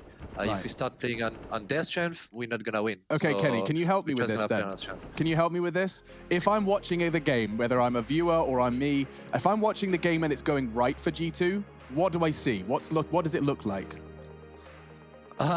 So if you say Astralis, I don't know if I should tell it. There's not even a hint. Maybe Zonic is watching. Oh, that's true. know? We're talking to him next. I don't want to go spoiling any of the game, but okay. Maybe I'll talk to you afterwards and you'll give me the insight. No, but you're gonna see us being comfortable individually, taking initiatives and killing people. That's all that matters. Because I think when it comes to individual strength, we are the better team. But when it comes to the rest, Astralis is really experienced and they are still the best team in the world. They showed it, and I don't think they had a lot of issue reaching the final here in Vertigo. So. Kenny, you'll be going up against Device today, who, in my opinion, is looking fantastic in terms of individual form. Can you give us an insight as to what it's like to play against Device? Do you clash with him in terms of a play style? How do you match up against him, do you feel? Well, it's a really hard matchup, to be honest. It's a really hard matchup. It's not the easiest, definitely not. But yeah, if I'm being confident and I'm not thinking too much, I think I will be able to put a good clash against him. He's the best player, like one of the best players in the world and probably the best opponent in the world right now. So once again, I'm not the favorite. So pressure is on him. Well, it sounds like you're very happy where you are there, Kenny, as not the favourite. The underdog, the plucky underdog, Kenny S. It doesn't sound right, but that's how he wants it to go down. All right, Kenny, I wish you the best of luck. You've got to go warm up, and I'm looking forward to seeing you in the server. Merci. Good luck, Kenny. Bye-bye, my friends. It's been so nice to see you Au guys. revoir. That is G2 Bye-bye, Esports boys. star sniper Kenny S. And alongside him for the ride is Jax, Nexa, Hunter, and Amanek. What a squad this is. Yeah, look, this one here coming together towards the later stages of last year. They've grown a lot, right? Malik's been there as the coach of this team, and he's helped them grow. I think the addition of Nexa and Hunter has made them flourish. There was a lot of questions if speaking English was going to work, but it seems pretty good. It's the actual two best performers in this tournament as well. Nexa and Hunter are looking fantastic. But moving over to Astralis, Alex, what have you got for us? Well, obviously, you've got Magisk, Device, Glaive, Zipex, and Dupree. Now, this isn't just the full five, a roster that we'll continue to talk about later, but for now, the focus is on the five names and the sixth that typically stands behind them. Now, we're in the realms of online Counter-Strike, so I imagine he's not quite as close in proximity, but he's still with us today. Zonic, you're calling in, and I assume you've got the boys ready for a grand final. I sure hope so. We have been talking a lot about being in the lead 1-0 in this grand final and how it can affect us. Everyone is expecting us to win. So for me, it has been the focus point today is to not underestimate G2 at all. Yeah, do you anticipate any sort of funny business coming into this one, Danny? We kind of referenced coming into the desk that when you played against Fnatic and EPL, there was a certain clash that their playstyle was looking a little bit strange. G2 have already commented their form's not looking fantastic right now. Are you just going in focusing on your own playstyle? Have you really kind of downloaded the information and focusing what they've done this tournament? Yeah, I mean, we played them earlier, so we definitely prepared those matches back then, and then we prepared the rest of them because it's a best of 5. But yeah, I think they have nothing to lose, and most times that are the scary opponents in my opinion. So and also I don't want to focus too much on their previous performance in this tournament because they develop from this, and they can have just a good day today, and then they will give us some problems. So for us, we need to step up and continue to play our A game. Yeah, and I just wanted to ask the same question I asked Kenny S. He gave me just a little morsel. I wonder if you'll give me something similar. Is if the game is going Astralis' way, if you're forcing G2 to play your game, which is what every team aspires to during a grand final series, what can the viewers see? What will be visible? Is it utility damage? Are we going to see Dupree on some mad flanks? What is the indicator that your game plan's playing out correctly? Yeah, I mean, getting the flow running for us as we've been doing the past couple of games, communication is on point. I love utility damage, so yeah, obviously I need that as well. So just like in general, the flow of the game, the communication, the initiative, like communicating well, flashing for each other, and playing the percentages in general. I think that's when we play this kind of game, kind of simple, but still the logic way of Counter-Strike, and you could say I think that's where we shine the most. Yeah, thank you so much for your time, Zonic. I've just realized we've got about 5 minutes until we start casting, and we still don't even know the map, so we're going to have to say goodbye to you and start talking about this veto. Oh, I thought he was going to say goodbye. Well, wow, no goodbye, time for but that. that's all right. He's a serious man. I wanted like a little wave, maybe like a virtual handshake. Like, hang up, bye. He's like, oh, finally, this Let's idiot. start ending all of our phone calls without saying goodbye. Just when you finish, just the hang Irish up. exit, you just disappear. Yeah, it's not bad. But look, for people who aren't too familiar, this is a best of 5, but it's starting with a 1 map advantage for Astralis. And there's a lot of people I've seen on the forums, on the interwebs, like, oh, this is silly. Well, it's a double elimination bracket, ladies and gentlemen. And for you guys at home, you probably haven't seen a lot of double elimination brackets in recent times. This is the way we used to do it back in the day, right? It took a long time. And look, and when you do double elimination brackets, you get multiple cracks, right? And as we've already mentioned, they've already had a crack and they lost. G2 lost 2-0 fashion, Vertigo and Overpass were the maps that they lost. And this is the proper old school advantage, right? The map advantage. Sometimes just in a recent veto years, we've been like advantage, a veto advantage or something like that. You get to choose CT side or T. This time, an actual proper advantage, the way it should be. You've earned this spot and you should be having the red carpet as well. Right. For example, G2 have already lost. They've To already Astralis. lost to Astralis on the road to Rio. So the fact that they're here again with a 1 map disadvantage, if you're unfamiliar, that's the price you pay by rising to the grand finals from the lower bracket. But let's recap what we've seen. Here we go. So no Mirage, that makes a lot of sense. That's and good. no Overpass from G2. That's good because last time they floated it and they got punished in a really bad way. They got made to look a little bit foolish because their Nuke is not a bad map at all, and that is what they banned first time round. Astralis obviously think it is because they've picked it here, and the punish pick right here. I would be assuming the Vertigo pick from G2 once again because last time round it was a close-ish affair, double digits, that's for sure. I would say at one point at the start of the year, they were considered the best Vertigo team, but obviously the map evolving as weeks go on. It's difficult to keep track of that, but it's still a good map for them. They did lose to North with Jumpy playing, but that's an anomaly in itself. Not too much to take away from that one. I think it's a safe pick for Astralis for G2 going into this one, but I don't know. It looks like a very good start for Astralis. Yeah, the thing is, this map pool, if they weren't picking Dust 2 as one of the first 3, that's when we start to come into a couple of issues because it means that G2 are either not hugely confident in their own Dust 2, and that's a map where Astralis, they can lose. They can be upset on it. It's something that they've had to put a lot more work into recently, and when it is online, you see Dupree and Device with the double orbs. But if we just focus on Nuke as that starting point, we have to go back to when you were still doing all the desk hosting duties before you left me, and we were always talking about with Astralis, right, that as a team, they would be starting on the T sides of Nuke. Well, that'll be the same here. And the magic number that I was trying to limit was 6. That's right. You've gone with 7. We can go with 7. Can you count? No, I can't count. You can't, can you? No. So it was a very distinct You've thumb. gone with 7. That is You've clearly gone with 7. You've gone with 7 there, Alex. If you want to go with 8, show me your 8. Okay, here I go.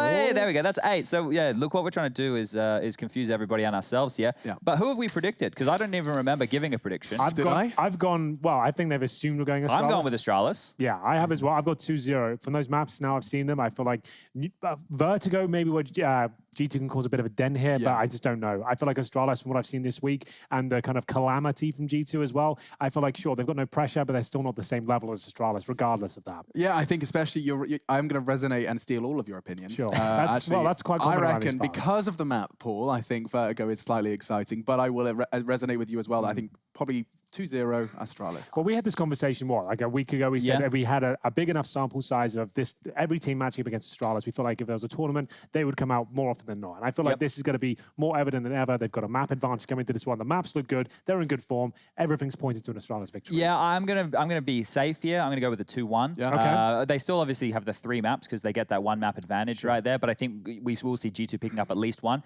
But we know controversial as always. Green is his name, or Rushley 1, 2, 3, 4, 5, 6. Yeah. What's he going for? Hello, welcome to the grand finals. The voice is back. We've got Astralis versus G2. I'm excited to get this one out of the way. I'm going with Astralis. Okay, so you've got rid of all the silly business. I really like G2, but Astralis, they're looking pretty strong, even in the online stuff, so I think Astralis are going to take it. Where's your fancy light rush? Did they demote you? I have it. It's just we have a conflicting light. Wait. There you go. Nice. That was pretty stylish. It's the coolest thing he's done all season. I didn't know he was capable of black magic. Well, you know. Save the goal for the grand final. It's a typical Ravenclaw move, isn't it? You know, defense against the dark arts. It was always a specialty, was Rushley. Oh dear. Thank you very much. All right, I'll let you get back to your guys. See you potions. soon. Cheers. That's the Observer, of course. Rushley 1, 2, 3, 4, 5, 6. That's 1, 2, 3. He wanted to be a dancer, but like me, can't count and couldn't get to 8. So unfortunately, he's just left with a 6. He is. Rushley right there. Now, going into the first map of Nuke, I guess that's where we might want to turn out. Yeah, but look at the start on screen, boys. 40% of their losses on Road to Rio on Nuke, losing to Complexity and Ents.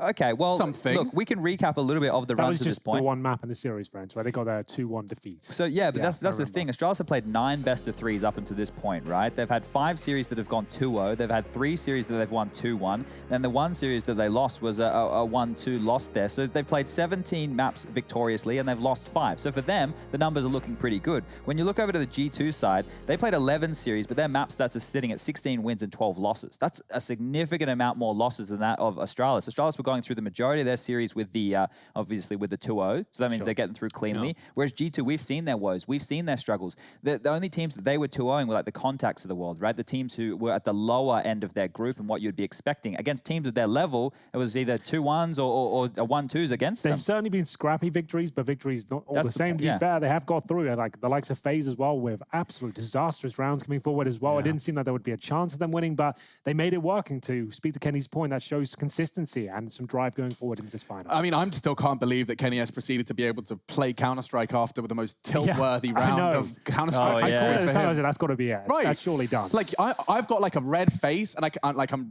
my ears are ringing after that for a solid 10 rounds, but Kenny managed to turn it around, put in a solid performance, and G2 took that series that puts us here. Grand finals, and we are just 1 minute away from stepping into the server. Wow. Yeah, that's exciting, right? Should we count? Normally, what? The whole thing? All the seconds down. We'll do the countdown for everybody at home. I do have my 60, Casio 59, chronograph here. And then normally the music's playing, and this is where the countdown's on the screen and the arena. And and everyone goes going off. Yeah. Kind of symphonies there. Rio de Janeiro! That'll be the one. Are you ready? We should have got OJ to call in. And then OJ... That would have been a good idea, Oh, we could have done Is it that. too late? I think it's too late. 30 seconds to go. I might be able to FaceTime him, I guess. I don't know. He's quite prompt. He's a prompt individual. We could try. But yes, ladies and gentlemen, despite all of the circumstances, 60 bloody days of Counter-Strike, 70, I don't know where we're at, but the combination of Pro League, Road to Rio, it's time for the climax. It's time for the grand finals, and it's time to find out who will be taking the lion's share of those RMR points to get them closest to the only major of the year. It's over in November, but we start on Nuke. It's Astralis G2. 1 map advantage to the Great Danes and a lot of expectation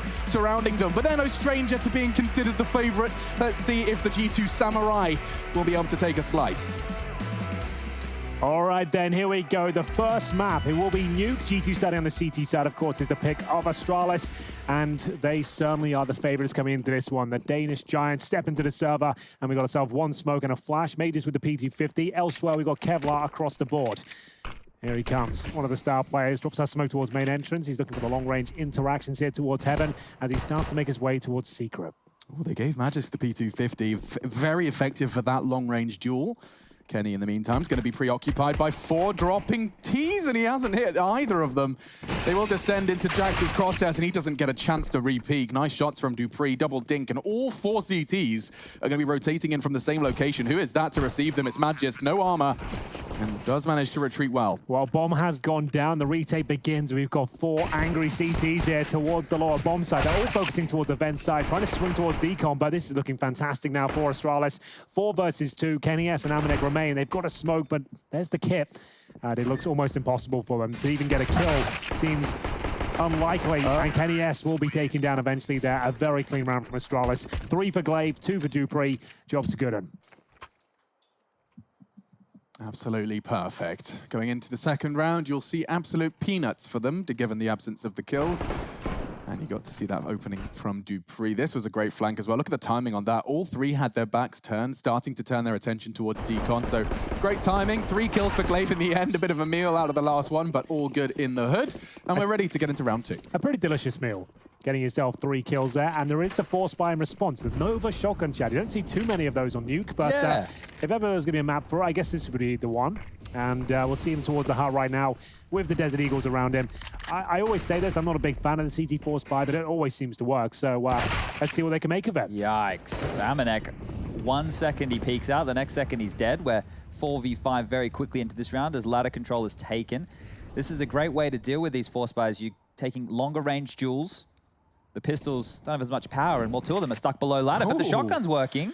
That's a surprise to see in the kill feed. Hunter's managed to find a frag with that Nova shotgun. This is a role reversal as well. Dupree's up, drops the bomb down lower, and there's two beneath him. He knows how powerful this position is, and he actually manages to find Nexa in transition. Will get caught in the back. Jax now with a rifle. Maybe it's game time. Yeah, they're certainly going to go for it. Jax receives a grenade down to 31 HP in Hunter. He actually have a chance with the shotgun. His device has no idea. He has to get close as possible. But it's not going to work out for the shotgun. It does for the AK-47. They could be onto something here. This kill might decide it. It's going to be Glade to pick it up. And maybe the chances that the round will fall down with it. This kill from Kenny S. We find a fantastic 1D. There is a chance here, but Jax being low, Magus almost has no chance of losing this now, considering he has no kip. He will time it to perfection as well. Confirm he's not defusing, and there'll be no time. So yes, they get all the kills. That's something. They'll save the AK-47. And now, Chad, do they force buy into this next round? They've got all 5 players down. They've saved the AK, but they're on the CT side of Nuke. It's either going to be amazing for them they bought into it, or it'll be catastrophic. Look, I think it's way too early to be going for risks like that, but it is a long series, right? With best of fives, we normally say, I feel like they have to take risks to this sort of game. Yeah, right? no, I agree, and I think that that's the type of G2 that would have the most chance of having success here today, but that would go completely against all of their game plan. They'd have to throw it completely out the window here, and I'm not sure if they're ready to do that just yet. Doesn't seem like it. We have got Hunter with the Kevlar and CZ, a couple of smokes there. They could have got themselves like SMGs for masses, but I tend to agree with the AK-47. Certainly an interesting question there as we'll get into round 3. Jax with a hat trick in the previous will position himself towards Gramp, and now they know the AK's there, they'll probably go elsewhere. Still looking to challenge. Device will go down momentarily. Takes a lot of damage, down to 5 points of health, and still they continue their approach with 3, maybe 4 CTs on the other side. Yeah, they were positioned so ready for that. Astralis thinking better of it, and that likely will save the round for them. Hunter, he's been getting fantastic work done in this hut position, and he's equipped himself with an effective combo, CZ and a Kevlar vest. Device will go down. Jax Hunt pays dividends, and now he can back away. Weapon found. Not necessarily retrieved, but they'll be able to scoop that up if this round goes long. Time is a real big problem right now. They're almost locked in here in lobby. If Jax continues to pester them and they panic and go hard or squeaky, they might be in a lot of trouble here. We can see with the X-ray, there's an individual outside in yard who's already taken so much control to lower. But they need to be able to get there, and at the moment, that's not an option. You're painting quite a bleak picture here, Chad. Maybe Glaive will be able to shine some light on the situation. Double kill out of the hut. And that should be enough of the weight off the shoulders of Astralis. The in-game leader grabs the ball by the horns. He certainly does, Alex. And Jax and Kenny S remain. I don't think they'll be doing much more with this one. AK-47 and Galil found. To be fair, that money will be pretty decent going forward. Bear in mind, Kenny will almost certainly be getting the AWP.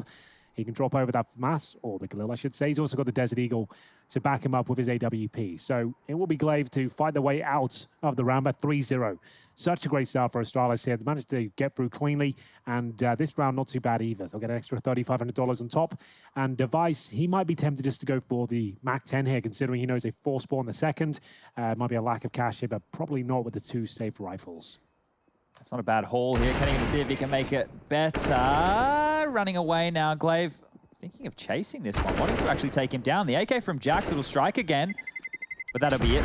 Put down their guns. Now, speaking of guns, Jax with that AK-47 has prompted our trusty statsman of SEO to push one our way. Last time these two teams played Nuke against each other was DreamHack Malmo. It was 19-16 in favor of Astralis, and that was after they just added this international roster. Jax, however, was the key man in that game. He went 11 for 25, so 11 kills, 25 deaths, and he was exploited as the solo ramp player. But Malmo was when Hunter and Nexo had just joined. Jax has been learning English since then. So there's this team. We can only really, I guess, take it with a grain of salt. Well, here we go then.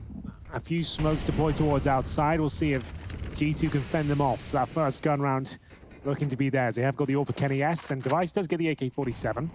I love that one smoke is enough to completely deny Nexa information for this cross. They'll underhand the second, and away they go. No info for Nexa, but Kenny, God, he's going to have to deal with a lot. Does find the first. Repositioning nicely. That might be enough to deter, and Nexa through the smoke, he's found Glaive. Big kills. Still not enough to confirm the round yet, because that's coming. Device towards the warehouse, pulls one back. 4 versus 3. We know Kenny's down towards lower. Upper makes the most sense at this juncture. Astralis will have 1 minute remaining. They still have the majority of the utility, but here comes Jax. Rotating with the AK, a very key fight here. You can see them shooting out the windows as Dupree goes up, suggesting that no one's there quite yet. And he's already snuck past. If Jax goes down because of that sound cue and he's still holding that, that would be ridiculous, considering how much time has passed. Jax does find Device in the trade. Oh, the angles! He does do a full circle and manages to keep it competitive. 2v3 then. Let's see what Zipex and Dupree can do. Good flash from Dupree. He knows there's a possibility of a player towards the CT vent. Zipex trying to flush him out, but there's a freebie towards the AWP as well. Luckily, Amanek will swing from that aforementioned vent, and we've got a 2 versus 1. Dupree, a chance to win this one, but both CTs positioned towards upper. He'll actually choose to go lower, and no one rotating as of yet. Now they've heard him. Off they go. The scramble begins. They will get there before him, so presumably be able to deny, but the smoke is down. And does he want to commit to the spray? Hunter certainly does.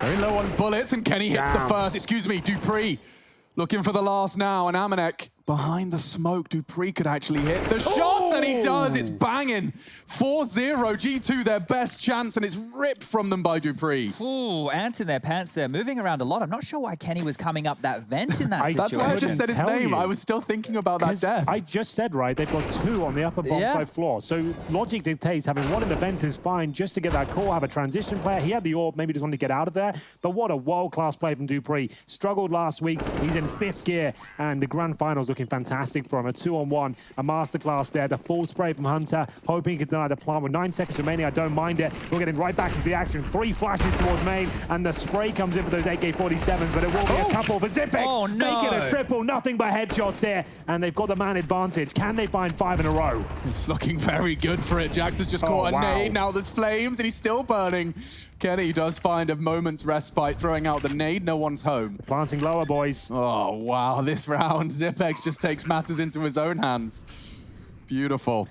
Yeah, this is looking way too good. G2 know they have to save here. They're 5-0 down.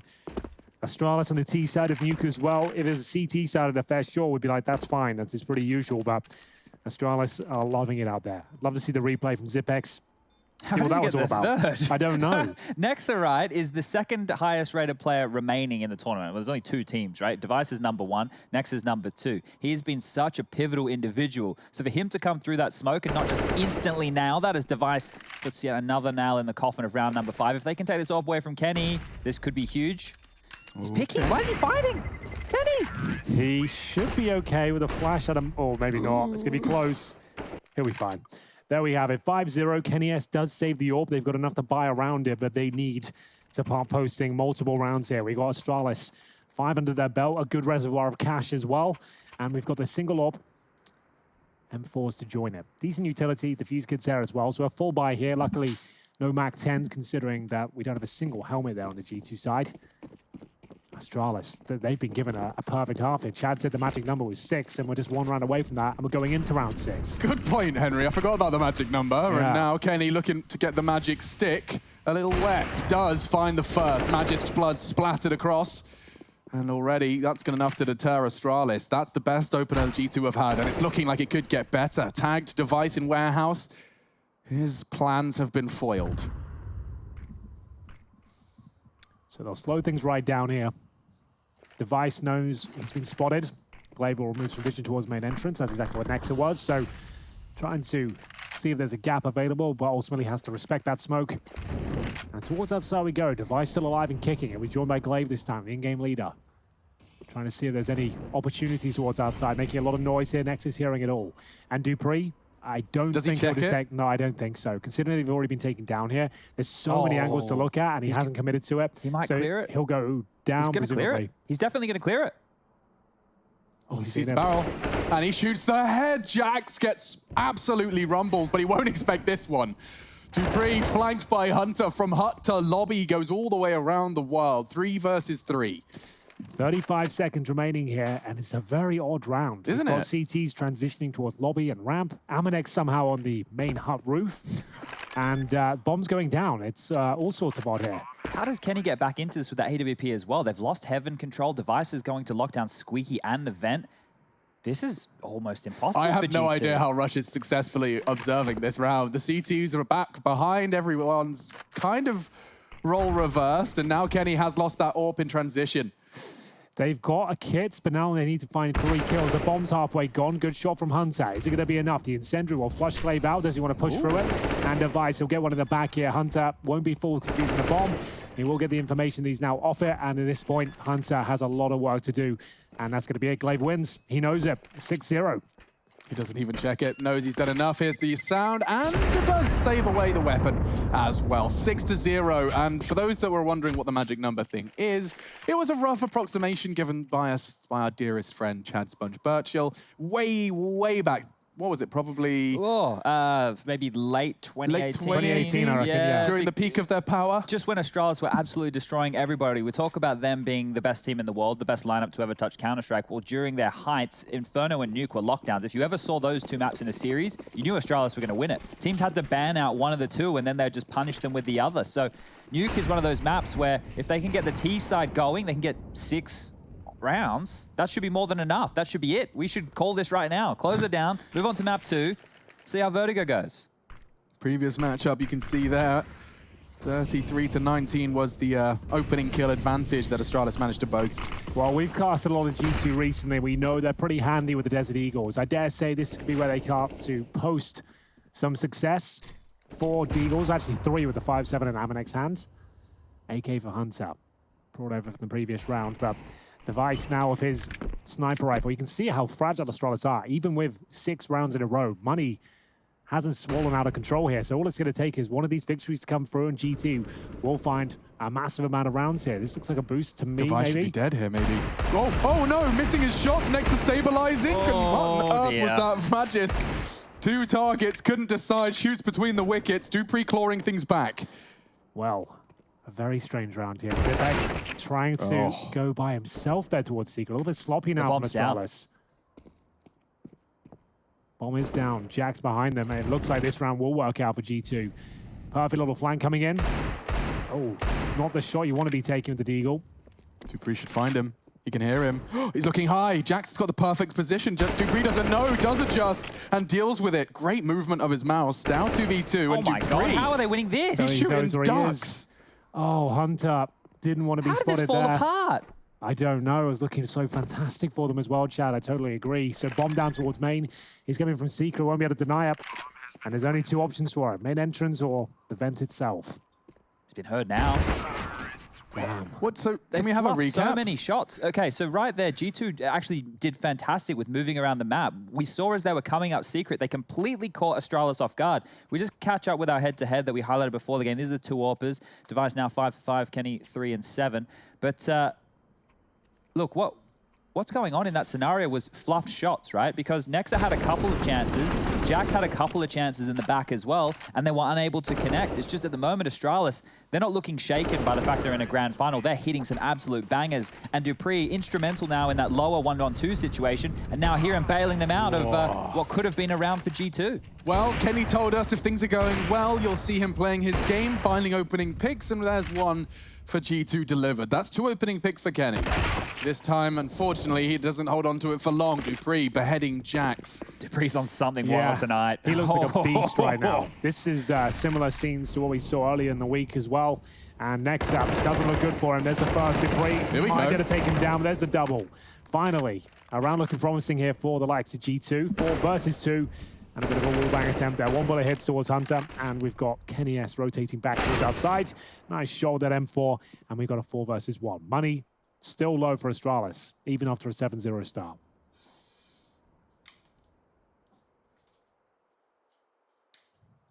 Any more damage he can inflict here then, financial or otherwise.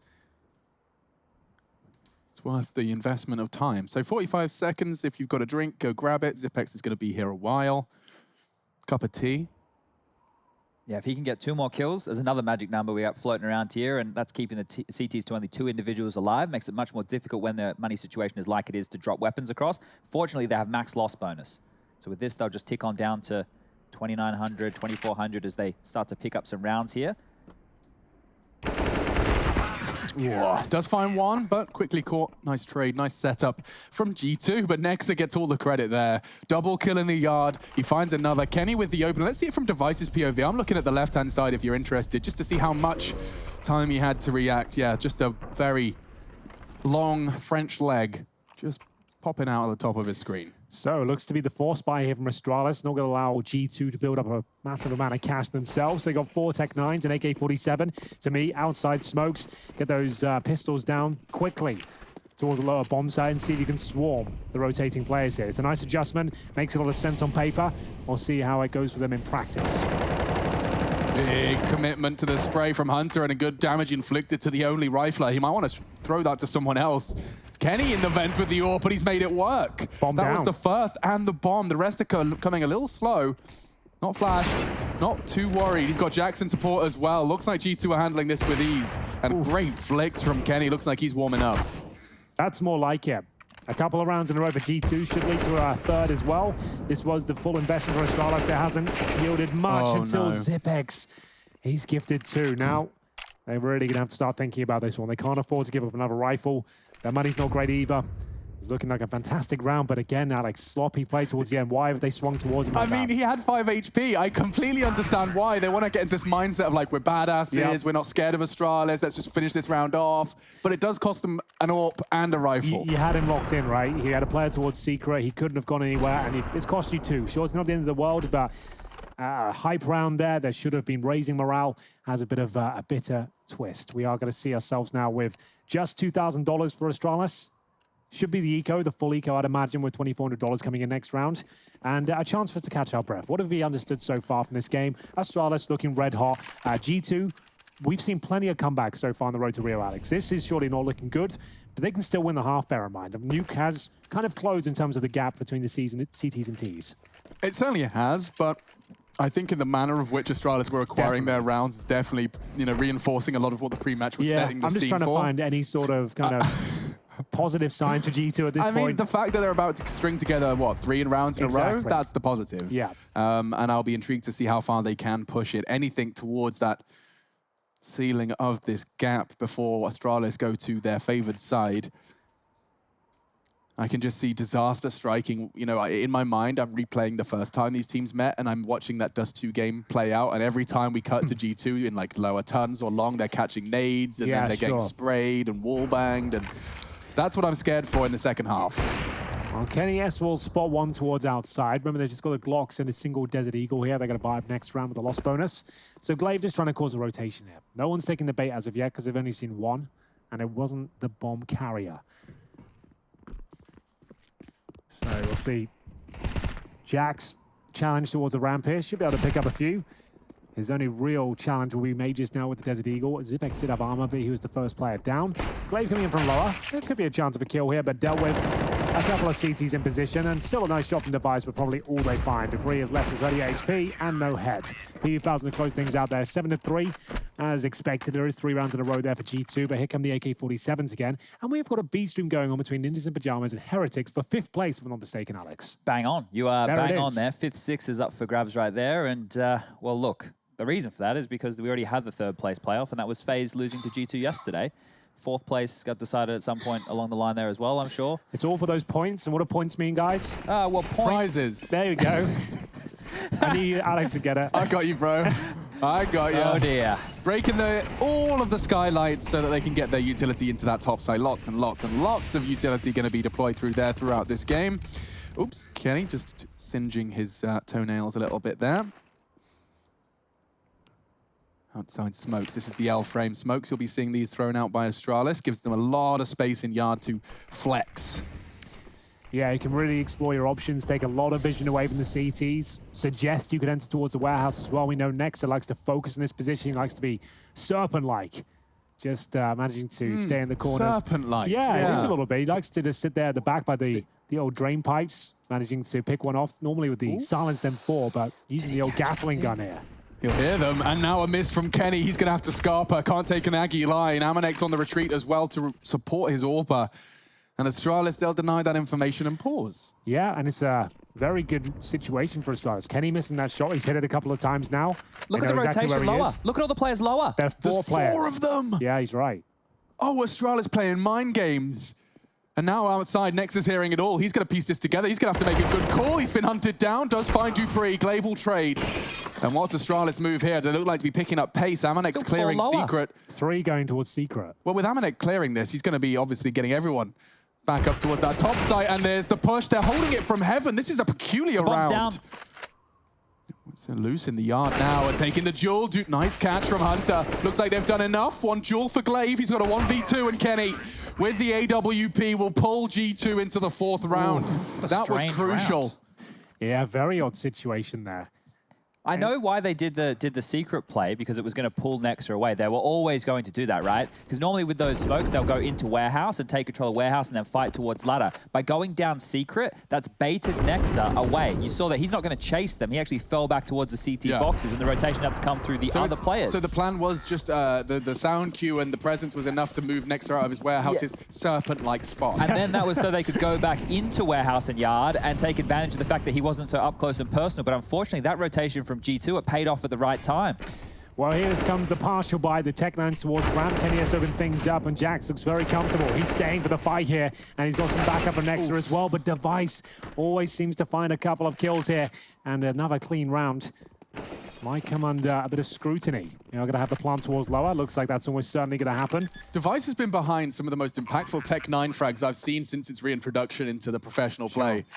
He's done it again, found a double kill. Will it translate into anything more? Xyp9x giving it a go now, and Device has got himself the AK. If he gets the timing on Hunter, he finds another head. Way. There's no way they do this to Dinks! Xyp9x! He's got them both bleeding, hemorrhaging, hamstrung. He's alley-ooped Device here for the ace. He could actually convert this one. One more shot from the Tech-9 will take down Amanek, and that's surely it. Kenny S with the AWP. It was just Tech-9s. They got the opening 3 kills, and then Device stealing 2 away with the Tech-9. He finds the AK. They get the bomb down. An absolute pandemonium ensues here. Device will find the final kill. They'll win out the half. It's 8-4, and G2 are sent packing.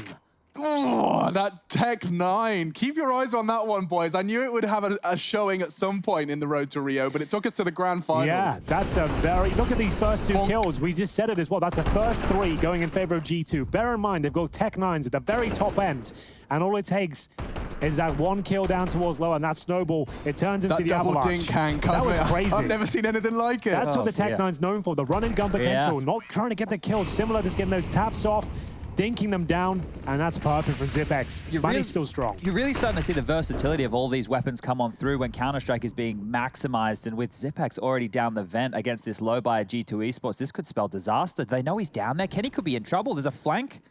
Kenny's outside. not in secret. I mean, he's so excited. Yeah, me too. There still could be a flank. It's all still possible. Oh, this is such strange Counter-Strike, but I sort of love it. This is what we were kind of speculating. What kind of approach will G2 have here? Apparently a very aggressive one. How has he got that first kill? As Astralis fight back here for the lobby. The wallbangs are attempted. Damage dished out on either side, but still, it will be now a 4-on-3. Kenny S, he'll pull one back, and Nexa, he's owned it. This is brilliant stuff from G2. They've just thrown caution to the wind and said push. Put your pedal to the metal and go. They've pushed lobby, they've pushed roof. This is what they did. This is what they did when they first came together as a team. Doing this, right? I remember XMS on these mad flanks. You and I personally saw this when we did ESL Pro League Season 10, right? Because that's going back a while. It is, but you were very happy. You kind of got very giddy about this idea. Yeah, because we knew their communication at that point was absolutely trash. Yeah. We knew that all 5 members could not communicate to a decent level because of the language barrier, and their result of when they were getting beaten by playing standard Counter-Strike was just using their individual ability and aim by going aggressive, by walking into lobby, by taking fights. Aim mapping it. Exactly. And here they did the same thing. I have no idea how Dupree hit that shot. Like, how did they whiff? Yeah, how did they whiff that bad? He didn't have any idea. Well, it will be G2 to pick up the round, and a force buy from Astralis. They're absolutely sending it towards the upper bomb site. They take a ton of damage. Amanek will convert. And here we go once again, the brawl in the upper bomb site. First 2 kills for G2. No bomb to be planted as of yet. And if we've got Magis down towards lower, he's got the bomb in his back as well. So it could be a plant here. The Tech-9 tested once again. This time the rifle comes out on top. I thought this could have been enough. Now with only Glaive and Magisk, unfortunately, it's more of a bomb plant and some damage. Kenny not interested. They'll be able to defuse now. Glaive will take himself an AK-47 and retreat. That is G2, keeping it competitive. It looked like it was a disaster at 7-0.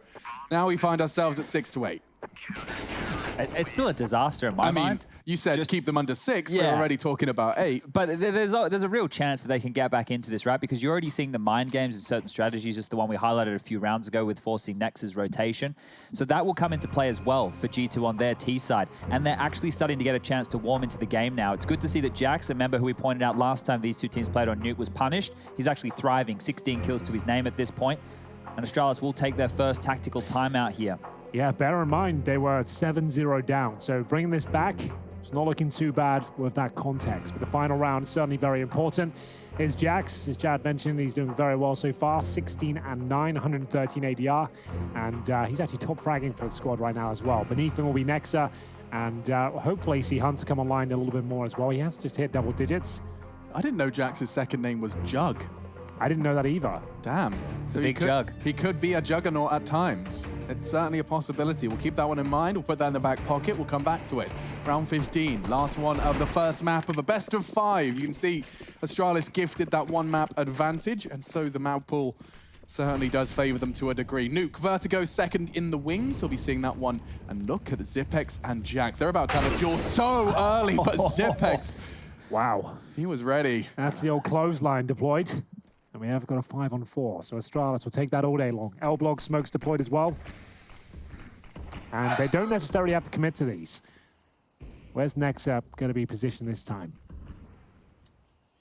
He's actually backing towards main entrance, so gets himself down towards vent. Another gamble here, Chad. This is very active Counter-Strike. I love seeing the risk that G2 are taking, and you have to in these situations. They do it on almost every map on their CT sides. Staying this active, staying this mobile, it goes against the grain. Whatever Astralis think they've downloaded in terms of information, well, it's all wrong. You might have yard control, but we have no idea where the CTs are. Could they be totaled in topside? Have they stacked ramp? Is it just a general setup to be expecting? No. 3 lower, 1 towards ladder. Now time starts to become a bit of an issue here. Kenny feeling brave here. He's going to have to be. Knows he needs to find the kill back, and response is looking good. Looking very good. Takes Mages down, drops a smoke, suggesting he's fallen back, but he's stayed around. Oh my god, I love it. He's going to catch device here. No, he's not. Very quick from Dever into the top site. 3 of them flooding in. All 3 CTs are lower right now. And they're ready. Glaive's holding the vent rotation. Oh, Nexa coming in from Secret. He has managed to get out of that choke point, but you can see Glaive is so prepared. That's the tightest of lines, but it does work out for the initial damage. Nexa working with 50. Amanek will join in momentarily. Looks like he's coming in from heaven. Here comes the incendiary for Nexa. Not too bad. Will bait them out, but won't yield a frag. Running out of time here, getting to the halfway mark, and Amanek will need both kills. Not going to get anything at all. Looking to get that final frag, and indeed it is. Astralis enter the server 7-0 up, but G2 turn out the play towards the end. It will be 9-6 as this grand final continues after this break.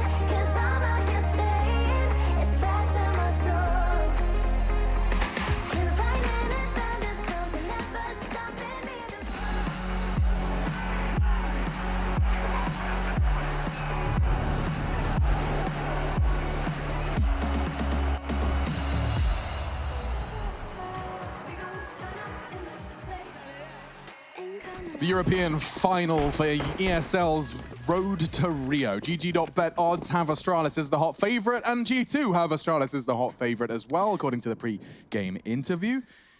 But they've been throwing caution to the wind. We've seen Counter-Strike unlike that of yesterday's G2, and we're off to the pistol. Yeah, it's been nice seeing them actually have a lot less pressure, mix things up, be Kenny unpredictable. pushing hard with an AWP. Yeah.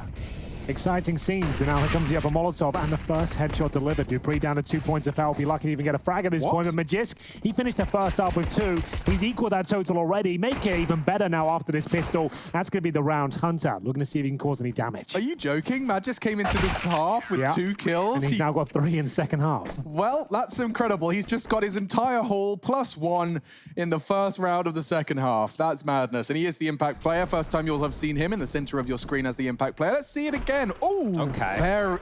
Very satisfying USP frag. Yeah, you always love a good USP and Deagle kills. I think they're some of the most satisfying frags. When they're jumping in the air and you only click once.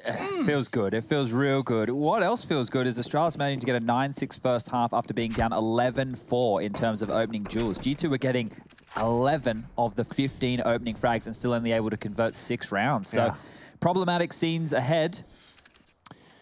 Yeah, that's for sure. This is the eco for G2 as well. You can see they've not invested a single cent into round number 17.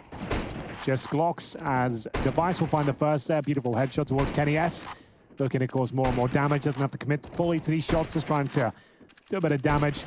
And he's managed to hit next up. Look how mobile he is. Look at him. He's just jabbing. He's coming in and out. Stinging away, pulls out the USP, grabs a couple as well. Teammates are swarming. The eco rounds are the most fun rounds, as long as you're versing them and not playing them. Sure, that's a good point. Especially when you know the Glocks are out as well. You can certainly have a lot of fun out there. Device, he'll manage to pick up 3 of them, managing to tag a couple of the scout, then finishing off with the USP. Beautiful shots here. Body shots in the first, dinks the second, or binks him, wherever you're from. And we'll get into round number 18, where the AKs will be coming up for sure. We've got 3 of them so far. Hunter and Amadek waiting to join. So, with no deaths in the previous round, Astralis still have 2 MP9s on the scout here, but it's enough to win a round. If they do, it's considered a bonus victory, and we'll see if they can do it. We certainly will. Going to be seeing the flame down early, containing Nexa. Oh, the double nade. That looks really good. Get out of here. Damn, look at Hunter. He's presenting himself. He's submitted. Device is daddy, clearly, and he does head back towards the ladder room. 4 versus 5, and that's a stunning way to start off a round. Well, you might not have as much firepower, but they've certainly got the utility to back it up. That was impressive. Double grenades towards the silo and perfectly deployed. Hunter goes down. He'll have nothing to say about this one. Trying the luck outside once again. Gonna send absolutely everyone. With the AK-47's gun out. Looking to find a pick in response. What a horrible way to start your first gun round. One of your star players taken out of the equation, but that is a great trade. 4v4 now and yard control granted. Could still be very, very promising for Cheat. Bro, come on. Okay, he has actually a slight gap. He works with it. He's even caught a glimpse of another. This time, Jax catches him 3-3, but still 2 SMGs for Astralis. Can they make it work, Hank? Time will tell. They've got lots of information towards the lobby, so they can at least focus towards upper right now. They're only threat of danger as they go down towards the lower bomb side. But as you can see, G2 edging up towards heaven. Now they've got up. They've got a smoke and a couple of flashes. A grenade, though. Not quite full damage there, but certainly weakens him for the SMGs. Zivex has a molly here. Ready 20 seconds. It's getting awkward, especially if Jax goes down. They've got 2 frags. Kenny can't clutch, and Magisk, he secures another for Astralis. That was a great chance for G2. Squandered in the final moments. Still a difficult round there for Astralis. Great shots coming in from G2 after giving up a couple there. It was Kenny S that found Glaive. They managed to get a kill towards heaven as well. It was looking good for sure, but it all started here. I haven't seen a successful grenade like that in years. Was that 3 of them? Yeah, so that was where the delay came in. So it was the third. They managed to get the kill, but what a beautiful shot on that scout as well. They had to work so hard for this round, but my God, did they ever deliver. Going forward right here in the second half, we've only had 3 rounds of Counter-Strike played, but all of the openings have been in the favor of Astralis here. So that's the changing of the tide, at least in that regard. And you can see what that looks like as far as the rounds are concerned. And now with G2, I don't want to say backs against the wall, it's about number 1, but with some questions to ask themselves here, they should be going for just a partial buy. They'll get the max loss bonus into the next round of 3,400. So with what they have here, you know, just get some Tech 9s, similar scenes as what we saw Astralis walking away with in the first half. And just to note as well, you can see Astralis, they already have a map under their belt. They came from the upper bracket. If they win Nuke, they'll be their second. They need 3. And that could actually be happening here. Astralis on their CT side up against just Desert Eagles and Tech-9s. We normally say G2 can be pretty deadly in these sort of situations, but with almost no grenades and only one player of Kevlar, it doesn't look good. 13-6 looks like a lock-in. Now that is a statistic. It's a peculiar one. It's not necessarily one you can infer too much from directly, but the fact that there hasn't been a single flash assist does definitely give you something in form of picture of how this game has been playing out. Very individualistic, G2's priority coming into this one, and already we are seeing nice mow down of the ramp push. In fact, Device re-peeking into these Deagles like they're ducks. He's not worried, and another one clean to the jaw, and he takes his 4th as well. No sweat on his brow. Another day in the office for Nikolai. Wow, what's his second name? It starts with an R. Yeah, I'm pretty sure. I don't know how you pronounce it. Definitely with an R. Yeah. I'm sure the majority of Denmark would know exactly what his name is. Look, you heard Kenny when we had him in for the interview. Kenny, at one point in his career, was the best AWPer in the world. There's no argument about that. For Kenny to say Device is currently, considering how competitive Counter-Strike is at this point, the best AWPer in the world, I don't think you can have too many arguments there. He has to be, by the book, easily one of the best players in the world. He has been for me for the last few years. In terms of trophies converted and consistent performances, look at this. He's the full package. He knows what he has to do, and he's in the zone right now, let me tell you. That is a great pick. The confidence just looking so fantastic out there for him right now. Amanek thought he had a nice, tight, passive line to control the yard push. Device, though, on red, first 10 seconds, and now he's going secret safely. Yeah, Amanek 4-17 as well, so he's having a rough one out there. Look at the angles they've been forced to hold. Kenny's now just trying to find this aggressive AWP. They have no idea where he is, and he's completely looped his way back into secret to support the outside yard hold. He's on his own right now, though. Oh, never mind. It's not going to matter. Magus, we talked about his woes in the first half. Already has 6 kills now in the second. Continuing to punish G2 here.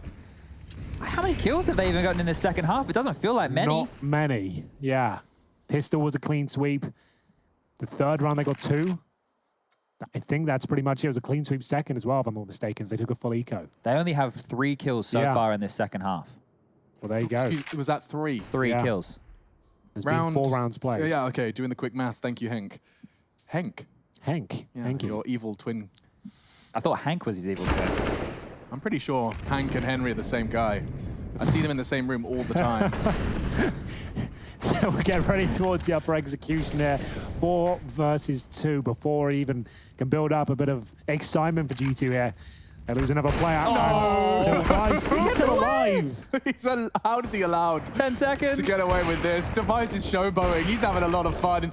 Does look like Hunter will go down to Dupree, and Kenny still hasn't hit this shot. Device, I've never seen this side of him. Why is he all Mickey Mouse Disney today? Oh dear, I love it. I enjoy this. They're winning in such a fashion that I don't think they're worried about getting punished at all here by G2 on the first map of Nuke.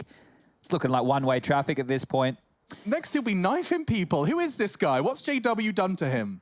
Yeah, it's something apparently. He is definitely looking himself, I have to say. Yeah. And we'll see if we can continue it. Device currently on 22 kills and 13 deaths. And we've only had 20 rounds of play. So G2 will take a tactical timeout. It's going to have to be some speech here from Malek. 14-6 down, T side. Money pretty much broken as well. Here's the B stream. NIP will be in the lead after their CT performance here and have 8 rounds playing 7. They're certainly the favourites going into that one, but 7 is a pretty good haul on the T side. Yeah, and there's an interesting piece released recently by HLTV.org on Nevera. Yeah. He doesn't want to be known as Scream's brother, but unfortunately for him, he's going to be known as Scream's brother for a little while. Got him into the spotlight. Yeah. So I feel like you can't really be too mad about it, but I understand what it means. Yeah, I mean, as anyone that's had a sibling will understand exactly where Nevera's coming from with that one. The constant quest for independence as we all continue on. I used to be, my mum's a dance teacher. I just used to be Jodie's son to all the randoms. Jodie's son. Hey, Jodie's son. I'm pretty sure I'm just Henry's friend, to be honest, in some circles. So we'll continue on. 4 people walking behind the outside smokes today. And in round 21, it's Magis to try and contest. No utility, so they get completely and safely across. Looks like they kind of spotted him there as well, but you can see a distinct lack of utility. They have 1 Molotov, which is the bare minimum, so you can get down towards low. You need to molly the steps in front of you there. They'll probably have to do that, or they'll challenge with the AWP and hope for the best. They've gone for the latter, and down they go towards lower. First dink from Glaive. Yeah, and look at the nade. He wanted to try and catch Jax. He wasn't far off. It does 1 damage. Valve's new program working wonders. Device will manage to get the first. Can't believe he's gotten away so cleanly. Glaive's got him covered from the vulnerability. You can see their protocols. They're so meticulously outlined.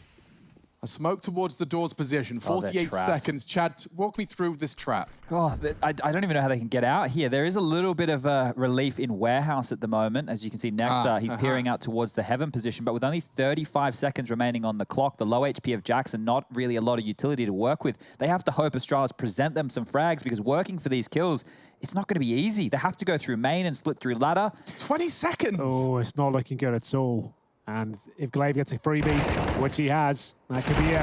Oh, he gets the bomb down as well. They won't even get a chance to plant. Not a fun way to see 15 put on the board. You can see Kenny S. He's picked up the bomb, and he's got 10 seconds. Does he go? I guess he has to. He's going to just melt. Magisk will find him before he can consider the save. He didn't know what to do. Stuck in limbo, and now stuck in the face of 15. Astralis very quick into the second half already on map point. So 7 kills now on the T side here for G2. That's 7 frags. That's all they've been able to mount. In round 18, they managed 3. In round 20, they managed 3. And just there, only 1.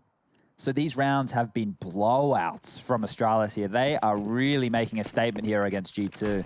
Yeah, for the comparison, 29 kills for Astralis. It does feel like a statement, doesn't it? This is a straight-up cry to all of the rest in Counter-Strike. Look what we're capable of, and look at us pursue another trophy, online or otherwise. They could probably close it out here, to be honest with you. Up against Mac 10s, Tech 9s, and the Galils. There's a chance it will be delayed for a couple more rounds, but this is the death sentence for G2.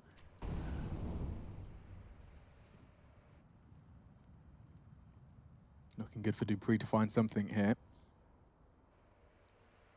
Kenny will be smoking off towards Heaven. And a molly for Hut in combination. So we're off to the races. Will it be topside? Nexa held at bay by Dupree. You can see they're going ramp.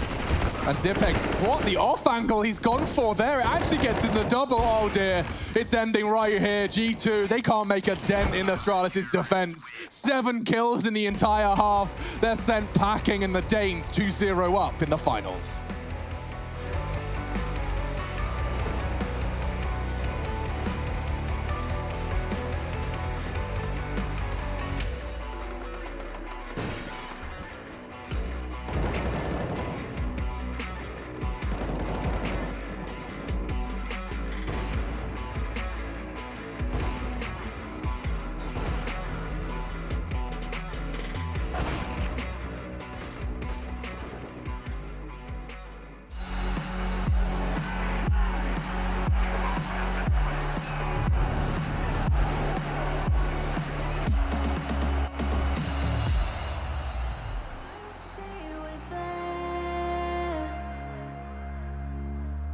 And I feel the lies and I feel the same. Forever hold, no matter if we cast away a fire in the dark. I know that you won't be waiting again.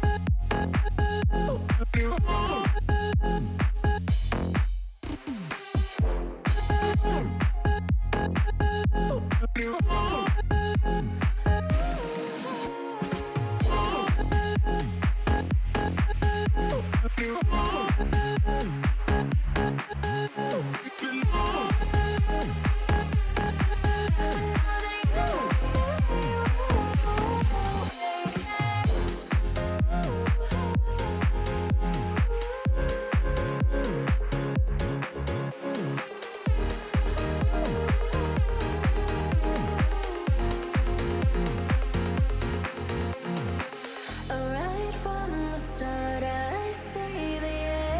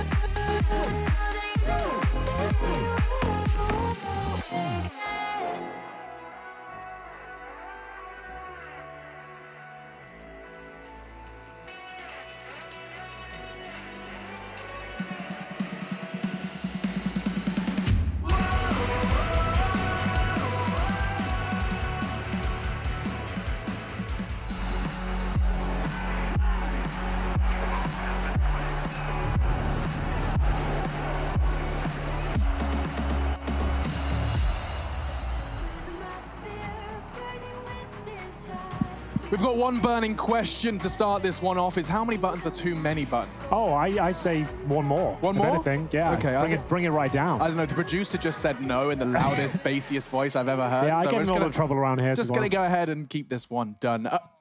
God, okay, you didn't have to actually do it, dude. It was just a joke. He actually shouted at me. All right, well, we move on. I think I heard that through my headset. It sounded like a cow mooing in the distance. Astralis have just taken their first map, but they have two due to that advantage of the upper bracket. Let's review Nuke. Device happened. Yeah, he really did. He had a great game, right? And I think the whole team pretty much had a great game. Even Megas turned it around there in the second half after having a few woes there in the first. But Device, I think he has to be the talking point, right? Out of all 10 players we have in the server, he is the highest rated player left in the road to Rio. And he's been having a phenomenal showing throughout this. I was just taking a look at his ratings for this event. He's only had, 4 events that are in a sub 1.0 rating. This is on hltv.org. And then if you just look at all of the games he's had, against G2 when they played an Overpass last time, he had a 1.9 rating. His ratings in this tournament here are just what you expect, very consistent. And the way that he approaches the game, we could see here he was going for a couple more, I don't want to call them silly, but a couple more risks, right? And I think online Counter-Strike is allowing him to be a little bit more free-flowing and take a few more chances. It's cool to see that side of him. We're certainly seeing that with Dupree as well, to be honest with you. The fact that he's looking so agile, I think is a good way to describe him. He looks like he's confident in his own ability. And he's converting most of the clutch situations as well. Zipex with his fantastic moment with the Tech 9. There wasn't really a bad moment for Astralis in the entirety of that Nuke showing there. They started 7-0, second half was 7-0 as well. They didn't drop a single CT round. Damn, that's mad. So essentially, if you add the first 7 rounds and the first 7 rounds of both halves, you're looking at a 14-0. They blew him out of the water. And with that on the second half, that means that if we average out the maths right there, G2 only managed 1 kill per round on the second half.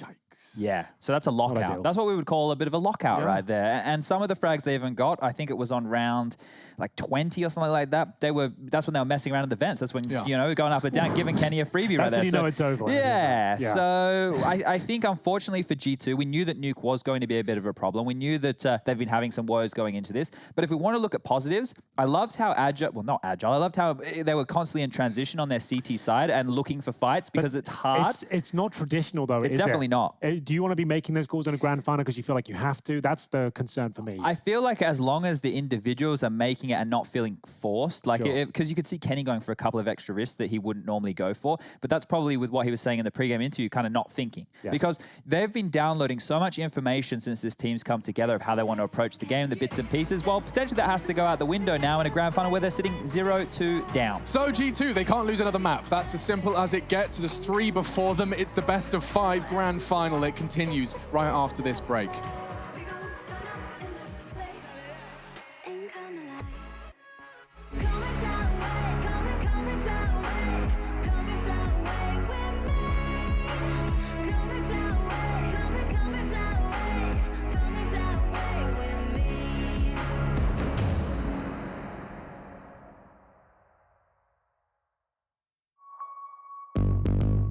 What's your style?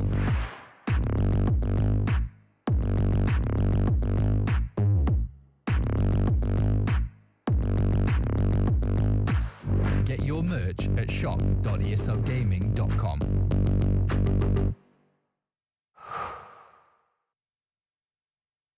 To be brilliant is to defy convention and challenge expectations. So Intel will bring the processing power for when it's time to go brilliant. Frame rates that keep up with your reflexes. Brilliant. Fast clock speeds for when you're on the clock. Brilliant. It's what we do at Intel, powering you to master your potential. Will you rise? Intel. Unleash your brilliance. Last year, we took 2 lucky winners on a trip to Berlin and gave them the experience of a lifetime. This year, we can take you for a trip to Rio. Take part in a series of GG.bet contests for a chance to win awesome prizes and a trip to Rio. See details on the website. Feeling my body leveled on my own. I can just feel it, no way to stop it. The sounds of the music so through my bones. I can just taste it, no need to fight it. 'Cause I'm out here staying, it's last in my soul. 'Cause I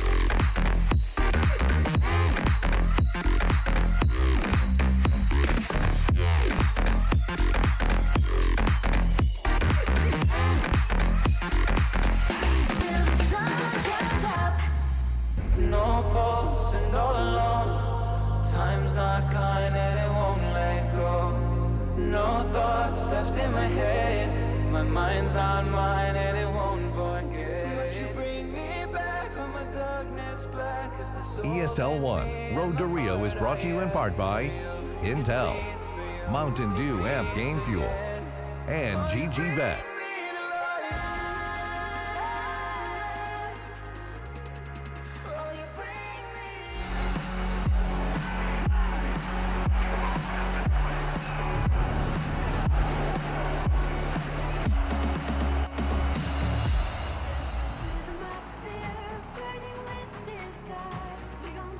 It's time for us to Vertigo to Vertigo. I guess. I was trying to pun there. I wasn't really thinking. I just did one without trying. That's cool. You gonna take that home with you? I don't know. It's so much fun. We should get you some of those toys that fidgeters play with. Because I think we need something in your hand at all times.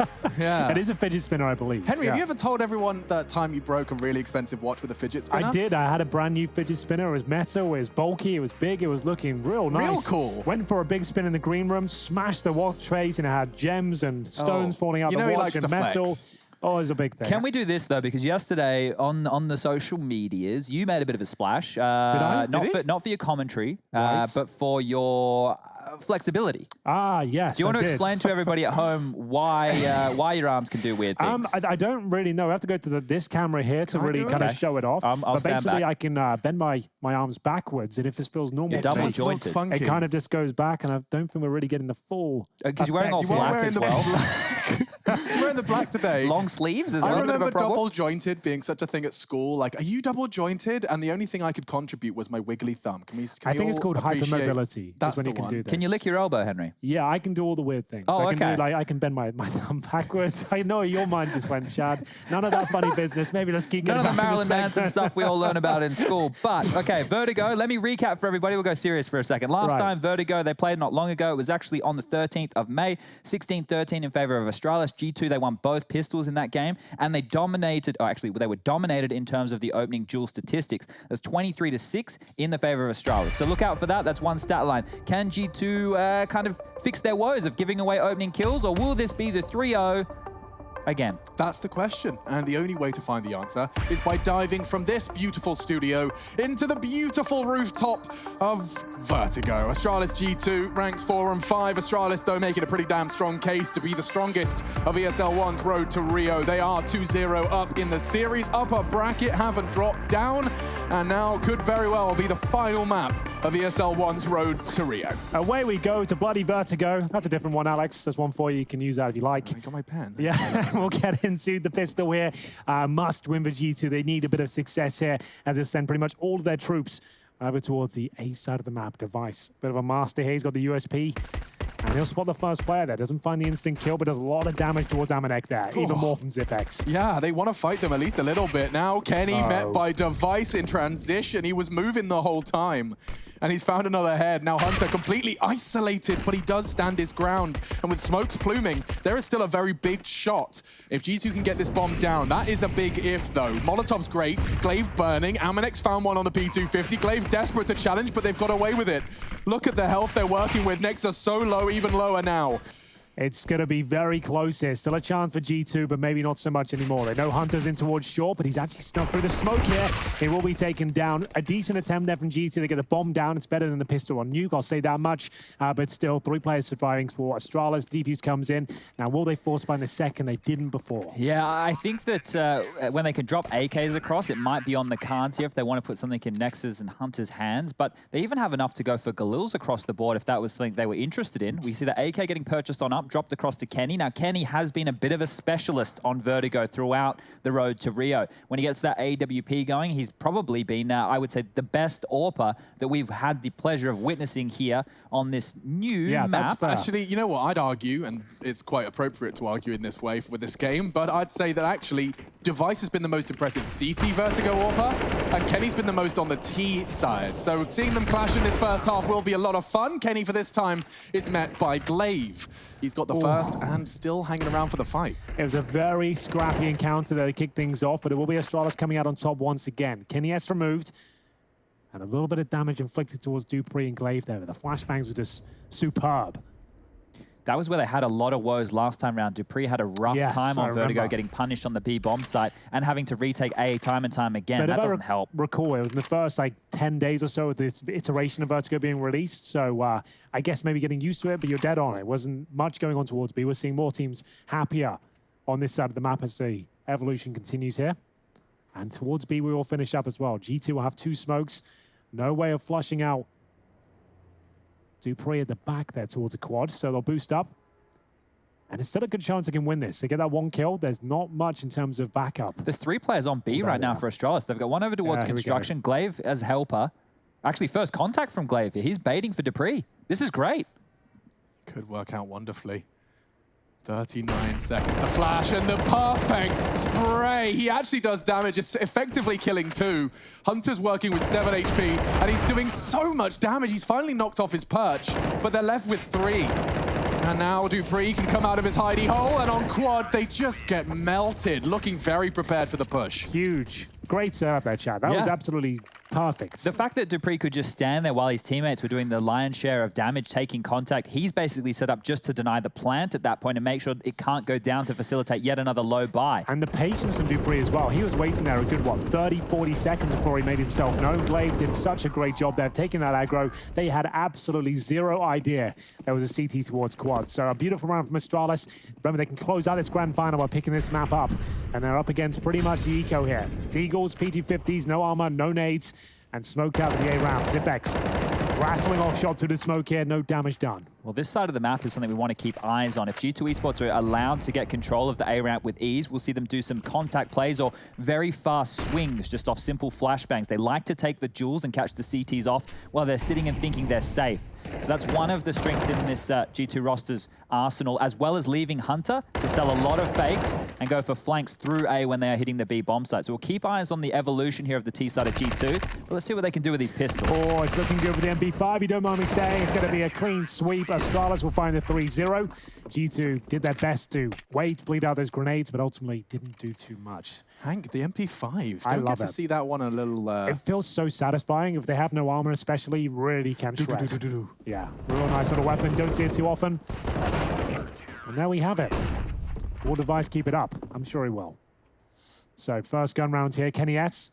On the T side, looking to find picks towards the A ramp if possible. Not the start they were looking for. They're 0-3 in pistols so far. Okay, this is the A all in. Let's see. Very much all in. And Amanek already met by Glaive. Great resistance. The smoke is so effective. Look at the spray. Nexus working with half health as well. And just before the Molotov fades, Magis has found another. Kenny wants to equalize, and he takes matters straight into his own hands with a colossal frag. If he finds another, we're on, and woof, not far off. Whistles past the ear of one of the CTs on site. He got heavily tagged, though. Oh, he's still getting countered. And down to 2 points of health. The HE follow-up as well. And we're down to the 4 versus 2. Jackson Nexa pulling one back here, but still with plenty of time, but not much manpower. Just Jax remaining, takes a nade, landed his front door, and just a matter of time before this one's closed out. The MP5 will get himself another $600 there, finds the AWP. This is looking out of control, out of the gate here, Alex. I can't believe we're only 4 rounds in, but they're flying through it. G2 down to 3.5K. It's not ideal at all. So if we add together the last 7 rounds of Astralis' CT side plus the 4 here, what did we say? They had 7 kills? Yeah. Well, now they've got 6. 4 rounds in. So, look, Alex, you know my maths isn't great, but that'd be a total of 13? Yeah, that's what I was thinking too. Yeah, man. Why do you have to put it on the spot? I love it. It's the new thing. Do you know my Twitter description says 2 things? It says I'm bad at maths and beatboxing, and you keep making me try and do both. Well, can you beatbox this round? Yeah, sure.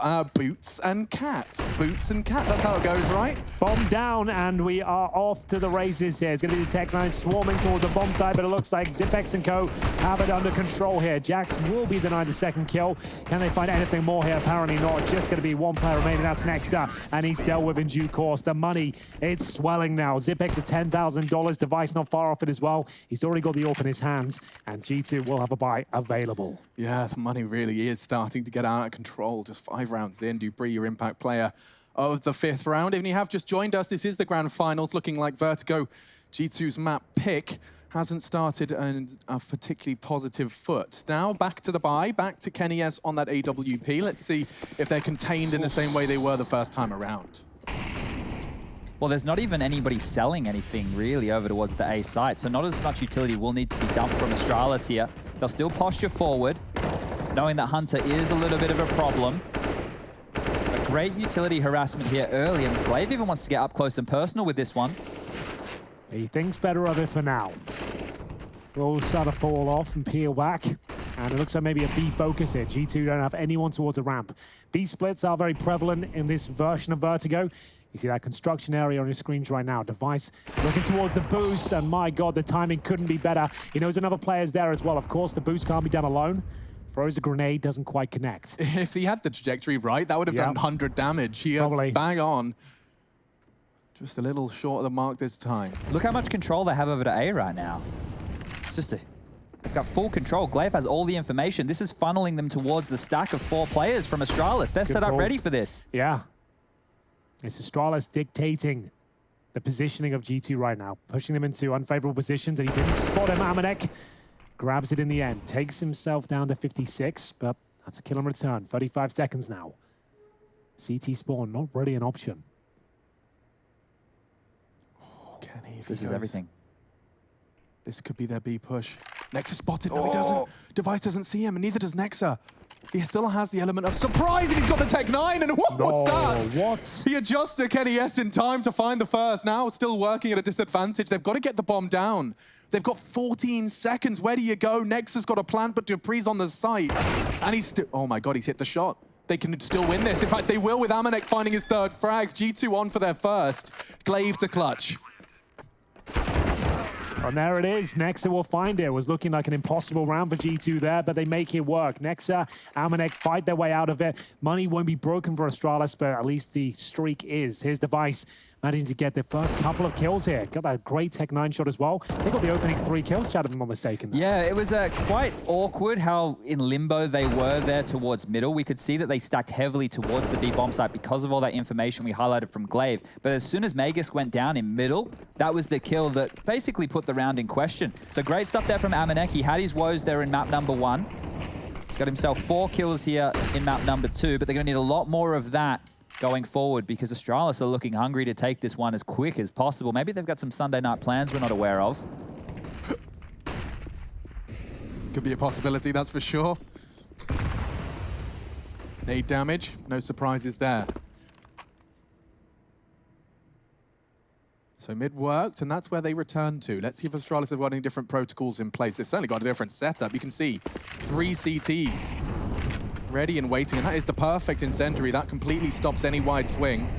They'll throw out one of their own to avoid the boost, and now swinging into the line. Calling it clear, good smoke, and some space for G2 to stretch their legs. Well, they've got mid control, that's for sure. Amanek was able to perform in the previous round, but still 5-1 down here. This is a bit of a must-win. It would actually break the money of Astralis as well. There's the first kill. Zipex going down, and Magisk will respond, but it's up to Device now. Dupree will find the frag that takes the lead here. 3 versus 1. Device, he is on a mad one tonight. Amanek will pull one back from CT Spawn with a bomb. Bear in mind it's down a forklift. Okay, so he does have to get a wiggle on. Yeah, like he'll have to be running now, really, to convince me he can even plant the bomb, and then he realizes that. Off he goes, and Glaive, he still has full control. He knows that he can drop this incendiary around now. And there we have get a chance. Glaive, great play. He doesn't even have to pull the bullets in the end. It's just the flames that burn Amanek down on his mission for retrieval and domination for Astralis again. Same kind of start we saw on Nuke, but this time they're on the defense. And they've only lost to that single round so far. And the 5-on-2 is a bit of an anomaly. It's not going to be sustainable for G2 going forward there. They do have a buy chat, but I see a Tech-9 and a distinct lack of utility. Yeah, maybe they head back towards that B bomb site, because towards A they've been denied. Now towards middle they've had their woes. Back towards B with Kenny. He tried this on their force buy. He's trying it again. This time no damage. We forced away by the flashbang, but at least they've got B lobby control. AK-47 for Glaive here. Kenny S challenging. You can see they're getting a bit desperate for the kills. Difficult shots to land. No real strategy behind this one. Just trying to see if Kenny can open things up. Receiving a lot of damage here, but that's more like it. Next up, he'll take off the head of Glaive. Dupree will opt for quad again. This was where he started off his defensive fragging. They're going to boost. I wonder if Device is ready for this. No, he certainly will be with Magisk info. You can see their setup. It's very prominent. Anyone wants to have a little look in middle, you're met by 2 on that swing. I think Dupree just caught the head. Could be just behind that cone there. This is the duel. If Dupree goes down, B is going to be under a lot of pressure here. Not many nades left for G2 at this point. 50 seconds left, so they need to start grouping on up and trading out. Yeah, they're going to have to go back towards A, but looks things here. What's the call? They do reposition and go walking back in towards B at least, but Dupree, he's got a great spot, but it looks like it might be good for 1. We'll see if that rings true. Wow. First one found, and the second will be dueled out. It's going to be back to the 3-on-3 though. Very important kill for Magisk. Can't quite find it, but there it is. 25 seconds remaining. Device, he'll find the penultimate frag. Yeah, he's just in the right place at the right time every time. And that should be it. Jax would have to be gifted this one. Incendiary might confirm it now. I feel like you just said that. I feel like just as you said that, you've confirmed it. Yeah, no, Jax. Unfortunately, no time. He's just going to be backing away. That damage was enough to dissuade, and he'll be backing off towards T-spawn. Bomb on his back, but absolutely no time. AK-47 for Zipex there. After getting the first kill, G2 can't convert. Loss bonus will be at $2,900, but I don't think there's a buy available regardless. Nice shot from Nexa. But Dupree, what a great reposition this was. Like I said, if he gets that first kill cleanly, might be onto something. It was only good for 1, but it set Magisk up for the double follow-up. Device watching middle. Clean shot from him. And we might be in eco territory. As Jax will... Or did they save the AK? So I've just done... Yes, he did, yeah. Okay, there you go. I've just done the quick maths there. So in the last 15 rounds of play, which is the 8 rounds here and the 7 rounds that we were closing out with over there on Nuke, they've averaged 1.6 kills per round at the moment. They've only picked up 1 round in the last 15. Yeah, only 1 round in the last 15 has gone in G2 Esports fashion here. So it's very bleak out there when we paint the numbers like that. I think you probably want 5 kills a round on average. Probably. That's the good numbers. Angle Device uses to clear the back box. Jax almost burnt completely to death there, by the way. The next Molotov doing just as much damage to Nexa. They are getting destroyed. Oh God, the wall. I don't really want to play-by-play this. This is just a massacre. You challenge ramp, and they've got the wall bangs. They've got all of the cheeky angles and gimmicks and hard work to make that ramp a nightmare for the T-side. And bear in mind, this is one of the few, if only, T-sided maps we have left in the 7-map pool. So G2 on their pick, the fact they're 8-1 down now, it really doesn't bode well. They're already 2-0 down in maps, given the advantage Astralis entered this grand final with. And right now, Alex, there's nothing showing me we won't see the 3-0 come through. G2 in best of fives. Their track record That's such a good point. Is a bleak one. Yeah. League of Legends, Rocket League. Did they do good in Rocket League? I'm not quite sure. I have no idea. Chad got some Rocket League stats for us? It's an organization-wide meme at this point, right? So we had the grand final at IEM Katowice where they got destroyed by Na'Vi in the best of 5. This would be another one to potentially add to that tally. Their League of Legends team was owning within Europe, and then they get destroyed within the final to FPX, I believe it was. Look at me keeping up with other video games. Who is this? I'm not sure who I am anymore, ladies and gentlemen, but we're getting the next gun round underway here, and we need to see some fight from G2 here. They're going all in towards A. I don't know about you, Chad, but I'd rather get stomped by Astralis than Fun plus Phoenix. One of them sounds like a CS team, and one of them sounds like a McDonald's toy.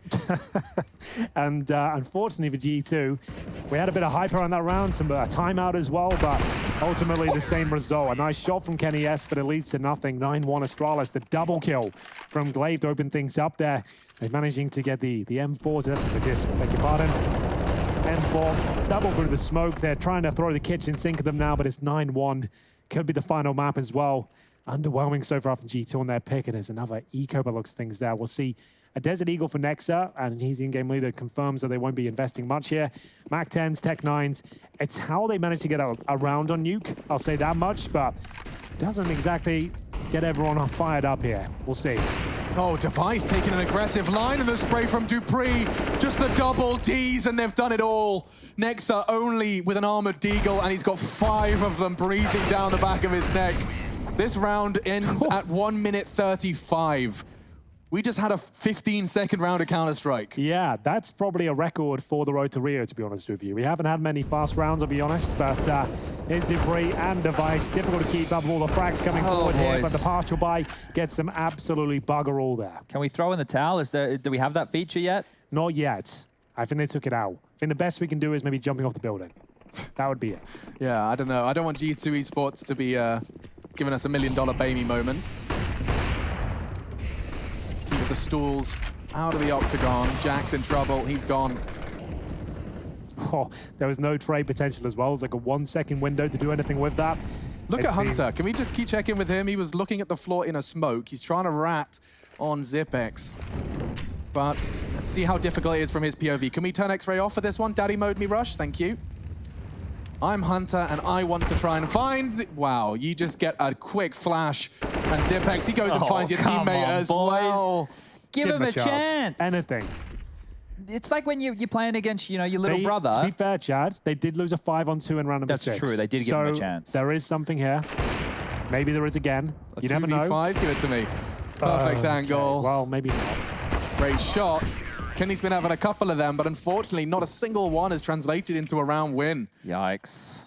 Yeah, that kind of says it all. The fact the only round they've got is recovering a 5-on-2 situation where Astralis are probably feeling like, oh, this round's in the bag, we'll start running at them, really is quite alarming if you're a G2 fan. So 21 kills now with 12 rounds played. Doesn't add up to many successful rounds. And at 11-1, G2 Esports are having an absolute nightmare this evening. They knew they were coming in without the pressure. Astralis knew they were favorites. G2 knew Astralis were the favorites, but it seems that watching it manifest in the server it's bleak. Yeah, we're expecting a bit of a hype on here on Vertigo, but so far Astralis just dumpstering them. Wow. Making them look foolish out there. Boys. It's so comfortable. If you want to take notes on your Astralis, rather your Vertigo CT setups, look no further than Astralis. Clearly very well versed. They're all heading towards max money, and they're looking to finish this game before we even get to the second half. Here's a fun one. So opening duels on this map, 11-2 in favor of Astralis. Multi-kills, 16 for Astralis, 2 for G2. Oh, they've got 2 rounds where players got more than 1 kill. That is... That's not ideal. It's really not. It really kind of shows you why this is falling apart. They're just going to keep sending it towards air, yes. It's one of those things like you're in Inferno sort of thing. Just keep rushing banana. Eventually one of these will work out, but it's the exact same result. Oh, God. They haven't even done damage yet. As Glaive, he knows this round's still possible to lose, so might reel it in at this stage. Kenny pulls one back. 4 versus 2. Kenny and Amanek remain, but they've got next to nothing. A few flashbangs, 1 smoke. Waiting for CT mistakes. I don't know if the call against Astralis is to fight ramp early. I think if anyone wants to beat them, it wouldn't involve contesting that cluster truck. I think right now, if you just look at the way, we're already 12-1 in. This game feels like it's flown past. It does. There's been some games that we have done on the road to Rio that have taken over an hour and a half just to complete 30 rounds of Counter-Strike. This right here, this is a stomp, and G2 Esports, they know it. Henry's already outlined that for Vertigo, it's a map that we expect quite a few T-side rounds. Definitely. And what's so crazy, here's the stat for you. The average rounds of Road to Rio, we had someone crunching the numbers on Reddit. It was breaching 30, 31, if I'm not mistaken, at especially times. this week. This week especially. Before I get into more stats here, this one's actually kind of evolving. We might actually have a chance for G2. It's a 3-on-2 now. 30 seconds remaining. Closest they've been in a while. Kenny, he's managed to hit a couple of great shots, but they haven't led to much success. And it could be the same story here. Just Amanek remaining here, and he will pull one back, 20 seconds. Here we go. Closest they've been in some time here. And not going to convert, 13-1. G2, when they play Vertigo, if they lose it, they average 13.5 rounds on their losses of Vertigo in the last 3 months, that is. So generally speaking, even when they lose this map, they make it very competitive. This has got to be some sort of historic sort of deficit for them. The point I was trying to get to, albeit jumbled through stats, was that we haven't seen a stomp. I mean, we were saying this in the car, you know, like how often have we casted a stomp over the last 60 days? Well, this has been a bit of a strange event. I feel like the fact we've had, in one stage of the European division, it was averaging 32 rounds per map, which is nuts. I don't think anyone can really explain as to why that's happening. It's obviously a strange environment here. As we'll get into the final round of this first half, do not adjust your sets. Astralis are 13-1 up on the CT side of G2's pick. 2 maps to their name, and if they get this third, it's all done. Oh, look at the damage. And it's going to be Nexa to start us off.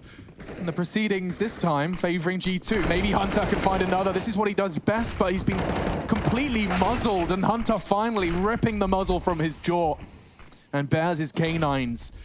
4v3, bomb yet to be planted. That does go through. Best shot we've seen from G2, just to try and finish with something to show for this T side. Look at the smoke Astralis have just thrown onto that bomb. That's lovely. That just bounces poetically straight onto the bomb, but it's not a default plant, it's wide. The smoke has not paid off. So, final round here. G2 look good to get their second. I don't think it'll be enough, but the smoke comes down. The defuse could be available. Hunter watching the bomb like a hawk. Sprays the first device, hits it. Glaive hits another.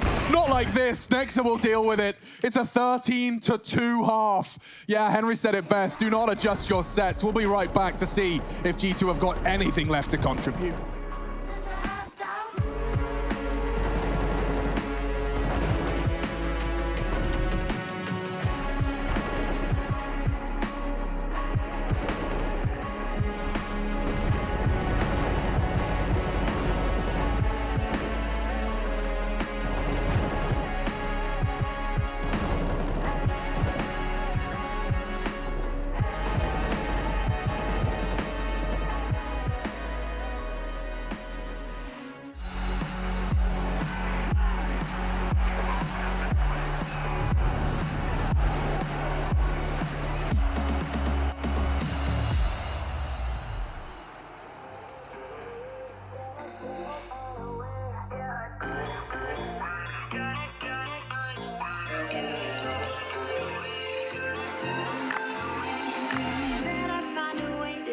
my heart into something gold. Knew I sold my soul to the devil long ago. I rode it all along on your wave right before it broke. Time was thrown down the well, so I let you go. What I do right now. What I do right now for you,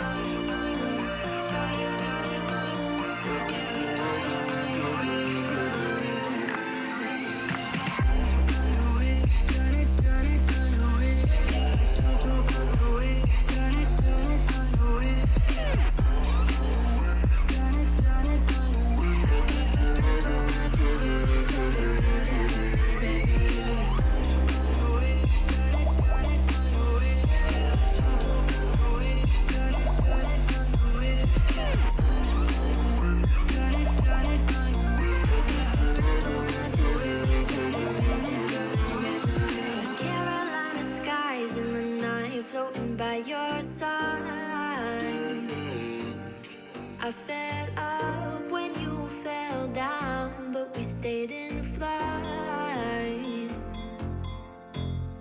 I'm laughing to myself, cause I know that I can't deny.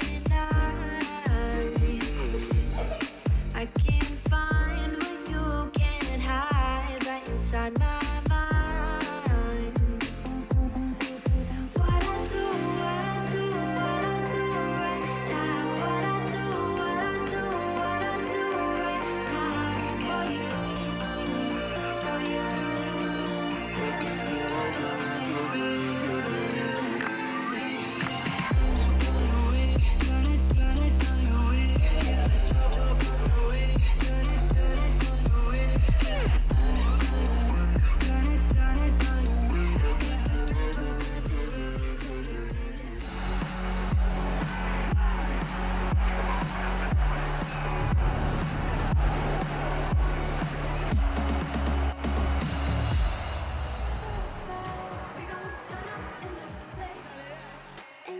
Hello, I hope you're well. I hope you're feeling good. Unfortunately, I can't say the same for G2 because I know with absolute certainty that they are down in the dumps. Sure, the underdog, but nobody enjoys a 13-2 shellacking. No, absolutely not. And Astralis, they win this pistol, call this grand final done. It's must win for G2 at this point.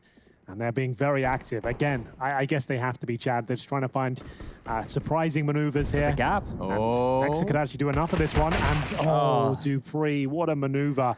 Crouches under his crosshair there, makes him look silly. How's he ready for that? And he's more than ready. Amanek will have to drop the smoke, and they'll be fine with that. They know to bait it out early utility. The only single smoke out of this CT side will no longer be a part of the kit. You can see Amonek's chosen to deploy this early. Still have all their nades here they've as got well. everything. Yes, 3 smokes, Molotov, 2 HGs, 2 flashbangs. Yeah, Chad makes a very good point. See you, mate. Oh, Kenny does get hit by the howitzer. Astralis have released, and Dupree, well, oh goodness me, it's just a mess. Amanek and Kenny S left on the chopping block, and Glaive rips another, just takes the nose off of Kenny S. Amanek they could just go to preserve his face. They could go to anywhere they want, to be honest, Chad. Everywhere they go, death and destruction seems to follow. Well, that's the round. Oh, No look, real point building this one up anymore. Amanek might be able to get a couple of kills, I suppose, but ultimately they should have swarmed him like this, and there'll be nothing found at all. 3 for Dupree. What an influential play from the connector as well. How he had the awareness, that could be a possibility, I couldn't tell you, but it's certainly influential in their success. Chad, can you take notes on that one? Sure. The plant, when Glaive was planting, Zipex jumped on his head, and then you've got a perfect headshot angle over the box. Oh, beautiful stuff. Real Astralis nice. continuing to give us some fresh material here. But look, we may only have 2 rounds of play left, guys, and there's one individual that we haven't really spoken to a lot throughout this. Green, what do you make of this mess? This is mental. I can't believe it, honestly. This is a stomping, like you said. You think it's a 16-2? You think we're going to finish it in 2 rounds? I believe in the G2 boys. I think they got a couple left in the tank. Got a boost cam, Rush? A boost cam? For this one? You know, this one kind of That works. I like that. I think Nex is ready for it, though. He seems aware. He certainly does. Thank you, Rushley. Seems aware. He's the perfect co-commentator. Missing his shots. Nexa does get caught. Glaive aggressive. And he doesn't have too much support. Now he will. Oh, the flash. Jax, 5 seconds without any vision as has restored. There's 3 Ts jumping at him. Mac 10 for Magisk. And he will catch him through the pillar. Hunter needs a fresh clip, but he won't get the chance. It's Device who's on for the Twitch clip instead. Championship point has been found for Astralis now. Amanek, the last player remaining, they're going to get $2,400 on top of that 0. 15-2 down. I think you know which way this one is going, but there's a kill.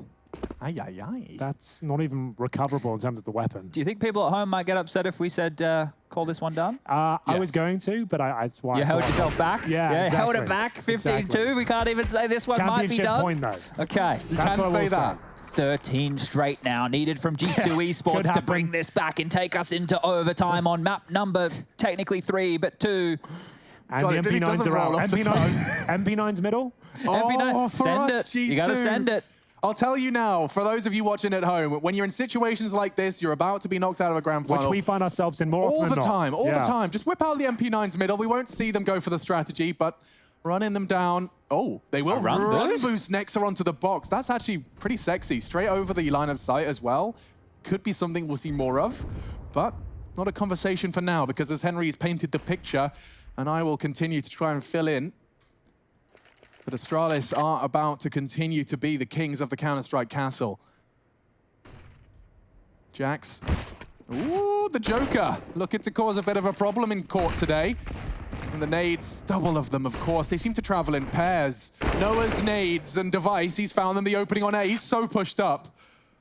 He's right behind enemy lines. He can win this round on his own, and it looks like he's off to with the races already. Double kill and a Molotov in perfect timing for Kenny. Yes, he's going to burn. He's burning it, spreading straight into the aim. Come on, boys. Device has had enough.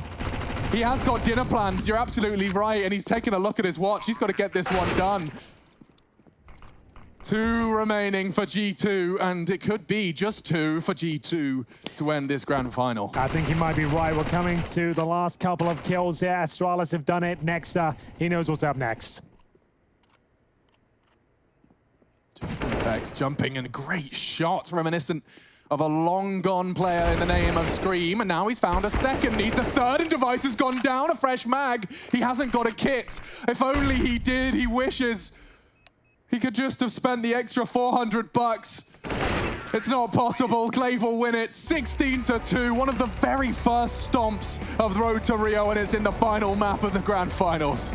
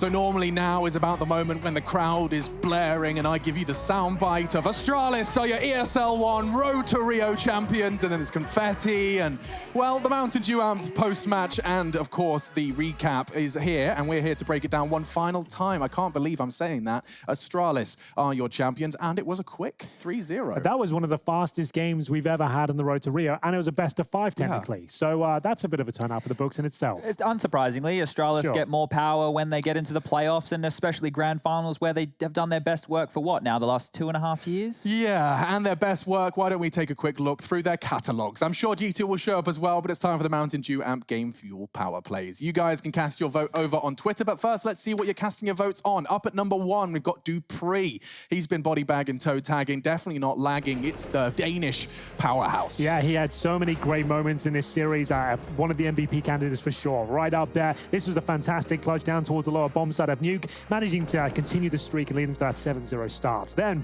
of course, moving on to Nexa. Yeah, well, he gets one highlight. He only gets one. It wasn't the best showing from Nexa. He's had a fantastic tournament, but didn't necessarily turn up in this series here. So this was a 4K on the A bomb site, and let's have a look at it. This is towards Nuke.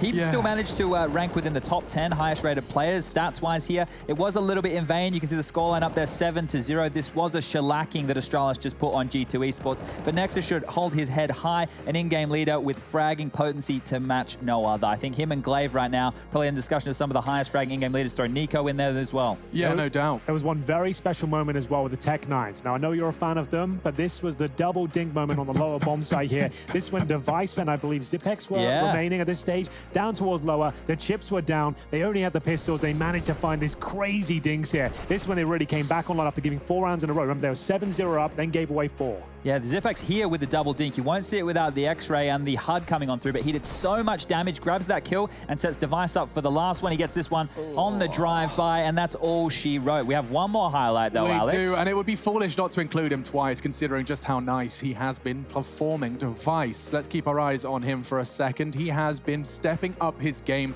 throughout, and this one, no different. This was him just locking it down on that ramp position. Admittedly up against the pistols, but he showed no fear, even up close, taking their head off Hunter. Yeah, it doesn't matter that it's against Ecos. The form that he showed throughout this tournament has been absolutely phenomenal. And with the performance that he just put down here, he has elevated himself. He was a player within the top 10 highest rated to number 1. So he has stolen with that amazing performance. He's now jumped to number 1 in the Road to Rio in the European stat lines. So fantastic stuff there. And I guess if there's an MVP award, I was going to say, he would get it. The Desk MVP. Yeah, I feel like we've been a huge fan of it. Well, I think from day one of this tournament, we said Device is the best player in the world right now, in my opinion, in terms of not mechanical, still the overall package. And he certainly delivered here today. He just looks so calm all the time. It's very rare to see Device looking flustered, even when he was going for these kind of out-of-character plays. But do cast your vote. Head over to Twitter if you have it. If you don't, unlucky. Sorry, mate, you can't participate. It is over at ESL CS, and you can go ahead and cast your votes. 4 options, nice and easy. Just click the one that you think is the most impactful. Would have liked a few more G2 moments, and they're not going to lie to you, but they didn't really find enough kills for us to really suggest they were going to be featuring here a lot.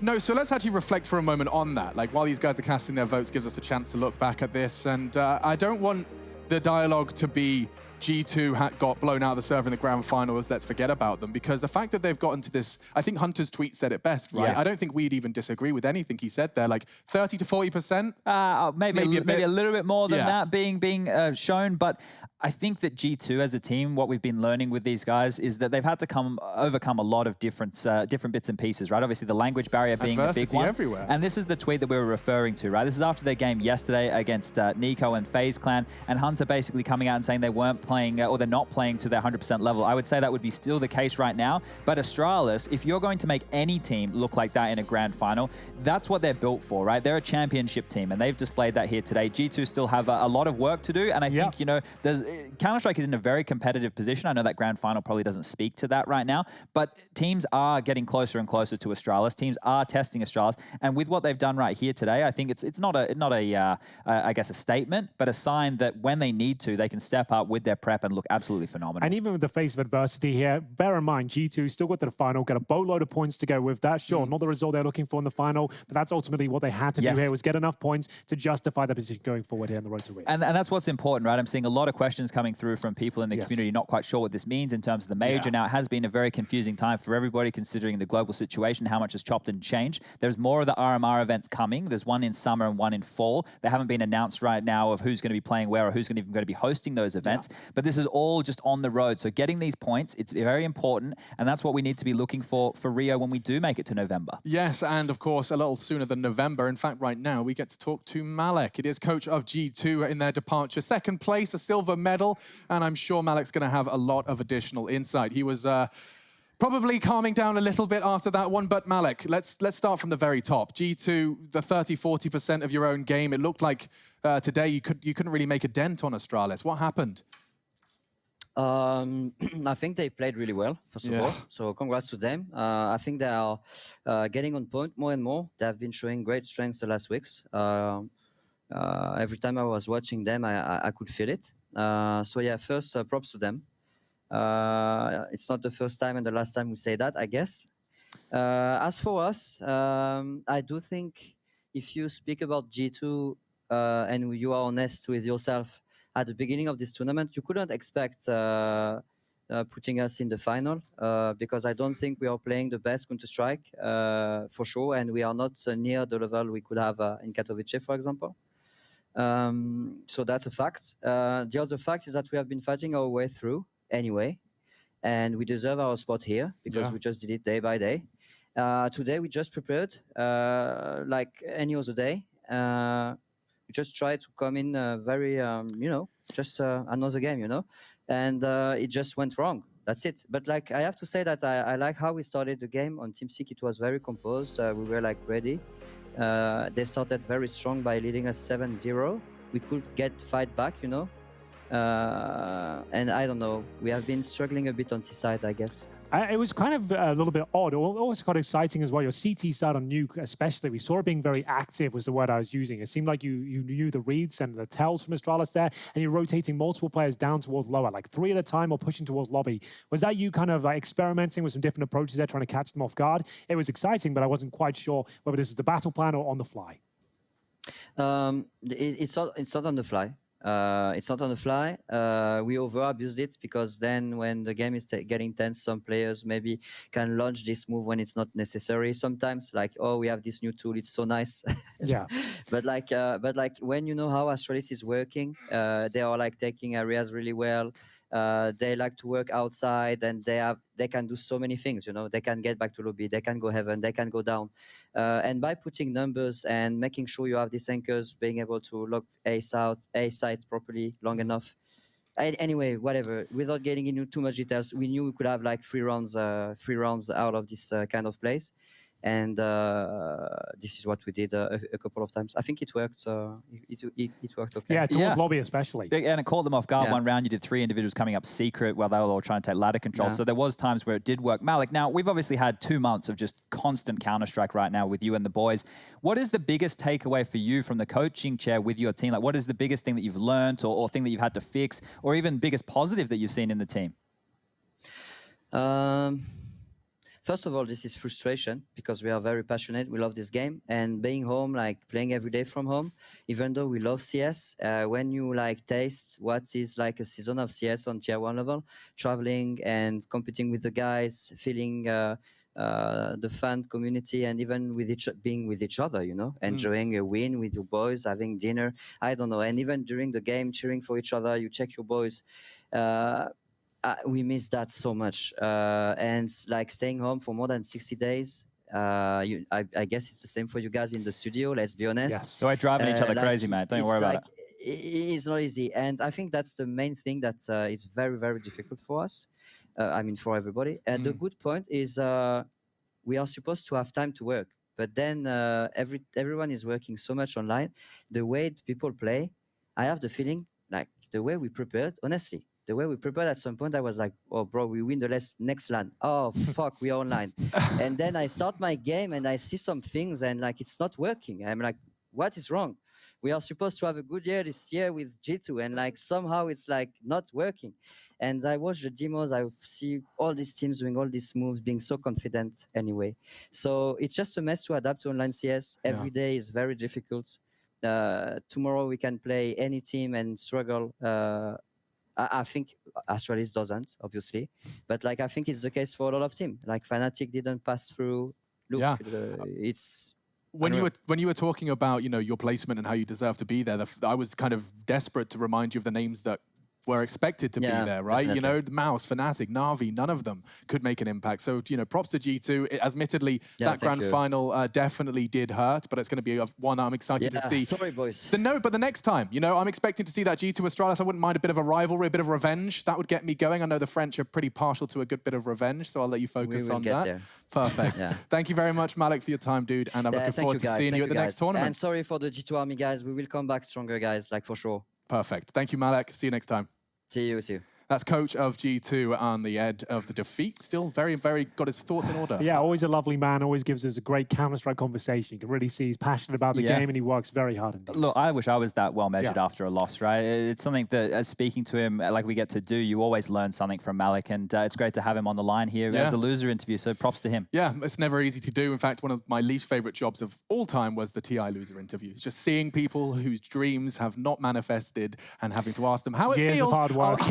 I'll let you guess how it feels to have your dreams crushed after years of hard work. Either way, we are going to bring up what is the Mountain Dew Amp Game Fuel Power Plays. It was a 3-0, and you guys have been casting your votes in the meantime, so why don't we go ahead and have another walk through the park of what the Counter-Strike gods gave us today. What does it start with? Dupree was number one, all right? We have to bring up Dupree. He had a lovely little clutch there on Nuke. Now, grabbing this one up towards ladder, this round was actually a problem. We're only 4 rounds into the game here, and they've almost lost to that saved AK, and Dupree pulling out a clutch like this, you love to see it. It was a catalyst to their success, I think. It started the foundations of their 7-0 streak, but this is where it's broken. Nexa manages to get a massive spray down here with the M4A4 towards main entrance. As you can see, wasn't really that influential in the result of the game, but certainly kept them alive. Oh, in the first round. I'll tell you now, what kept me alive was seeing the Tech9 back in action. Device with a gorgeous double, and then he has his teammate Zipex who does the rest. Yes, finding the third, but this is where the round was won. He gets Amanek in the end as well, finishing off that double dink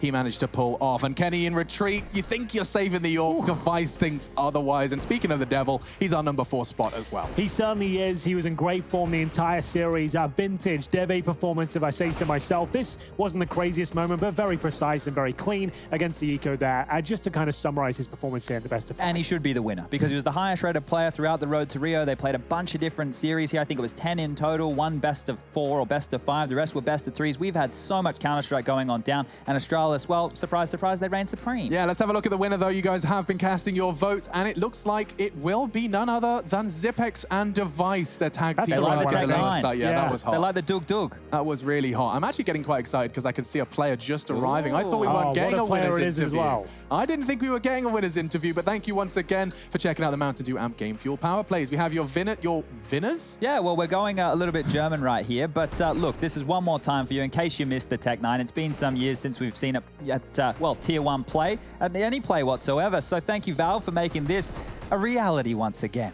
Yeah, actually, you know, Hank, I think that purple Tech9 would get really nice with your set. Yeah, I've spotted it. That doesn't look bad at all, does it? I'll have to pick that one up. Device might not be able to use it the same way he does, but I'll certainly give it a good go. But he doesn't have a cool nickname like the Scarlet Pimpernel. That's a very good point. You've got a cool nickname. I'll always have him there. Yeah, I don't know. Dupree, Zipex, they've all got pretty cool nicknames. I don't really know the origin story. Maybe we can ask him, because as we finally watch a slow-motion Tech9 frag for the 9,000th time, I can gratefully tell you, I think this is one more kill. Don't you worry about that, mate. There's one more frag. There it is. This is the best one of the lot. Wow. There it is. There you go. Now you can close your eyes and you'll still see that play, because I know I will. Forever and ever. Amen. That's the end of my prayer. The Mountain Dew prayer is now answered, because I hoped, fingers crossed, Dupree will join us in the studio. He is joining us now. Hello, hello. Victorious Peter. Mr. Peter Rabbit. Friends. Hello. You sound fantastic, and I'm sure you're feeling fantastic. You went off on Nuke, and you just had a 2-mapper for a best-of-5 final. That's the first time for everything. I mean, I can't really complain. It was, without sounding like disrespectful or anything, everything went according to plan. It was fairly easy. I don't think we ever felt like we were in massive trouble, so I'm just happy that the preparation that we had done paid off and that everyone played well, so I can't be more satisfied. They only dropped 8 rounds over 2 maps, so no wonder you didn't really break a sweat right there. I guess there was a moment where G2 were presenting some kind of different ideas on the CT side, especially of Nuke. Were you anticipating these 3-man, 4-man drops down vents? I'm not sure if you're aware of them, but they were doing that a lot. Was there anything catching you off guard? it always feels like we get like 7 or 8 rounds on the T side on Nuke, and then people start making crazy rotations and trying to do crazy stuff like against us to try and get some rounds. And I think that's what went on. And in general, we've been playing against them in practice on Nuke a couple of times, and we've also tried the same thing where they actually drop a lot of guys going up secret and everything. I just think we forgot about it in the heat of the moment, and they made some good like adjustments and rotations. So in hindsight, I think it was just well played by them, but. Yeah, I mean, I'm just happy that we got 9 rounds to the T side and could just easily finish it off on CT. Yeah, well, so this time around, it was obviously a rematch from when you played them earlier in the upper bracket, and they left Overpass in last time round. I was assuming that you guys probably weren't expecting them to do that last time round. So was your prep already done for all the maps in the pool for this grand final? We had prepared for Nuke last time we played against them, but the way that they decided to go for the veto, they had obviously they removed it and picked Overpass, which felt like a gamble. And the way that we played against them on Overpass, we were like kind of certain that they wouldn't go to like leave at Overpass in the actual map pool. So we had everything prepared, so we couldn't really get surprised. Yeah, and just one final question from my side, Dupree, is just how comfortable do you feel on Vertigo? Astralis clearly flexing on it at the moment, but how are you starting to kind of feel the new version of the map out? Yeah, it does look nice. It's definitely different from the previous version. I think once you lose the beast air control, there's a lot of options for the terrorists. You can both you can do like a self pool on the left side. You can do 2 different boosts, and it can be really hard to play alone on the side. So I think you need to have the control at some point. The thing about G2 is that they play it very differently. I feel like Amanek and Nexus really not trying to gain that control. I don't know if it's like an idea they have that they don't want the control, but usually you see this when you run down the stairs. It's like a terrorist smoke trying to deny the counters getting the actual information, and they just seem to let me get so much information that we could always be like even like 1B and then 4 towards A, and yeah, so we just had a really good game plan. So yeah, I mean, for example, Rops has a different lineup for every spawn to smoke off that B entrance. Everyone wants to contest for that sort of space. And Dupree, thank you for your time. I wish you congratulations, and see you at the next Road to Rio event. Astralis are sailing, smooth sailing for them, top of the RMR points. And now, in fact, Chad, have you done the maths? Do you know how it's all going to work out? They got 1,600 right here today. I haven't actually added it all up, but we do have the points for you on screen here. So for those people who aren't too familiar with how the Road to Rio works, or at least the RMR events that Valve have put in place, we can see here Astralis at the top. They earned 1,600 points today. And you're going, well, Chad, they have 2,400. Well, they won the previous major. So over there, they were able to net themselves not only the trophy, not only some prize money, but with the way we've had to restructure everything, points in the RMR event moving forward. So if we were to stop right now and not do any more RMR events, Astralis, G2, and Team Vitality would be the 3 teams going through within the legend status spots. That's not the case. Okay, that's a hypothetical. We still have 2 RMR events still to go. And then the teams below them, FaZe Clan, Ents, NIP, Heretics, and Godsent, they will come through as challengers, right? So if we flick through, you can see the yellow line. Above the yellow line, you see North would be in that mix as well. And then as contenders, you'd have Copenhagen Flames and that of Mousesports. But once again, there's still more RMR events to go. So these points will change, and it will change significantly because as we scale closer to the event, the points scale up. And we want to basically have a huge sample size of teams, a huge sample size of games, because we want to make sure by the time we do get to the next major, we have the best teams in contention. The best way you summarized it, in my opinion, was when you said we're keeping our finger on the pulse of competitive Counter-Strike during the global pandemic. Yeah. It's the perfect way to describe it. It's a way to just keep checking in who's the best, and we want all of the best over in Rio in November. That's the idea. Yeah, and it was pretty categorical who will know the grand final there. Looks like we found our answer. We certainly did. And I think, guys, I can't believe it. We're almost at the end of the show, not just for the day. I don't normally I say, see you tomorrow, or I'll see you after our day off. It's a big one. Yeah, this is actually the end. We've spent 2 months hanging out with you guys every day. A lot of positive tweets, by the way. I want to say a big thank you. I'm sure I can speak for all of us here, that you guys have been nothing short of lovely about what we've been doing here. Sure. And we've done it for 2 months straight. Sanity tested, but there's been a degree of a positive light. I think we've been able to give something back. There's definitely been some community spirit here, I would say. Even though you're probably sick of us, I know we say the same things over and over again. Our personalities can be a little bit abrasive at times. But overall, I feel like there's a lot of love, and we've survived the pandemic for now, and hopefully we can keep Counter-Strike going at the forefront of esports for a lot longer. Just from me, a big thank you to everybody who watched, a big thank you to everybody behind the scenes for making this happen, because it was a tough task for everyone to make this happen in such a short period of time. And the Counter-Strike community have watched and loved the Counter-Strike, and that's the main thing. We got some good games, it was high level, and thank you to everyone. Now we're going to go and have some days off that we don't really know what to do with. I don't know what I'm going to do with my life. I'm going to wake up and not have Counter-Strike to talk about for 12 hours straight. I don't know what's going to go on. There's that music one final time, Alex. You know what to do. Ladies and gentlemen, we have been Henry, Machine, and Chad. They have been Trace, Harry, and Hugo. All the button pushers. ESL putting it together last minute. We bid you adieu.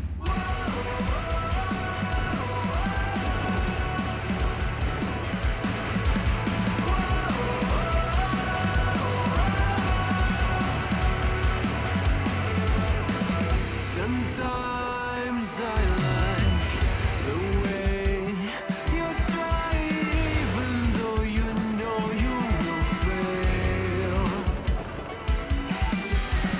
Sometimes I give you hope before I take it all away from you.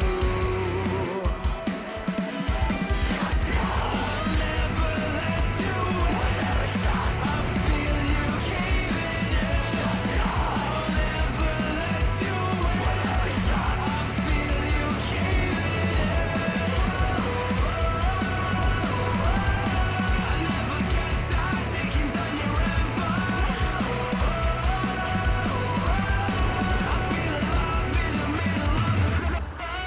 I hear your steps and every move you make. I'm always one step ahead. I smell your fear, your tired sighs are music to my ears.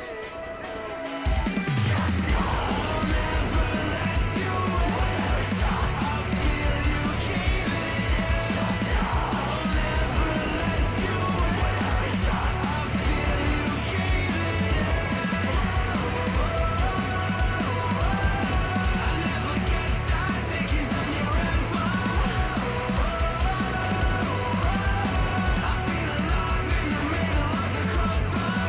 I am the wall you'll never penetrate. I am the living will to dominate. I am the wall you'll never penetrate. I am the living will to dominate. I am the wall you'll never penetrate. I am the living will to dominate. I'll never let you I feel you caving in. I'll never let you I feel you caving in.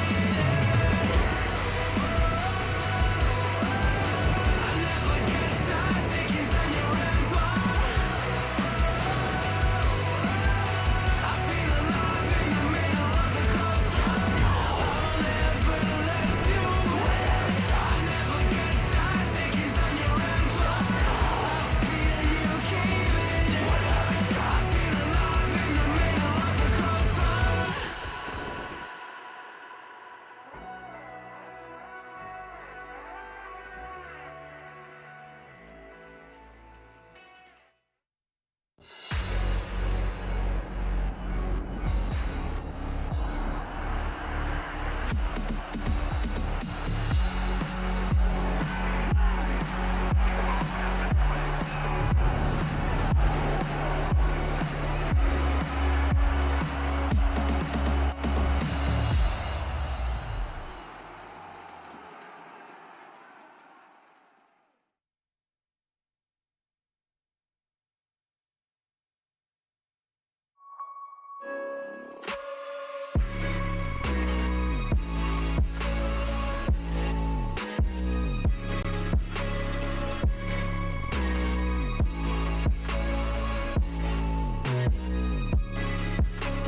You love it, you wear it.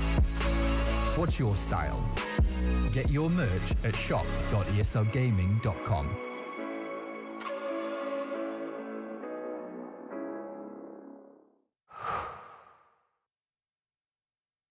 To be brilliant is to defy convention and challenge expectations. So Intel will bring the processing power for when it's time to go brilliant. Frame rates that keep up with your reflexes. Brilliant. Fast clock speeds for when you're on the clock. Brilliant. It's what we do at Intel, powering you to master your potential. Will you rise? Intel. Unleash your brilliance. Last year, we took 2 lucky winners on a trip to Berlin and gave them the experience of a lifetime. This year, we can take you for a trip to Rio. Take part in a series of GG.bet contests for a chance to win awesome prizes and a trip to Rio. See details on the website.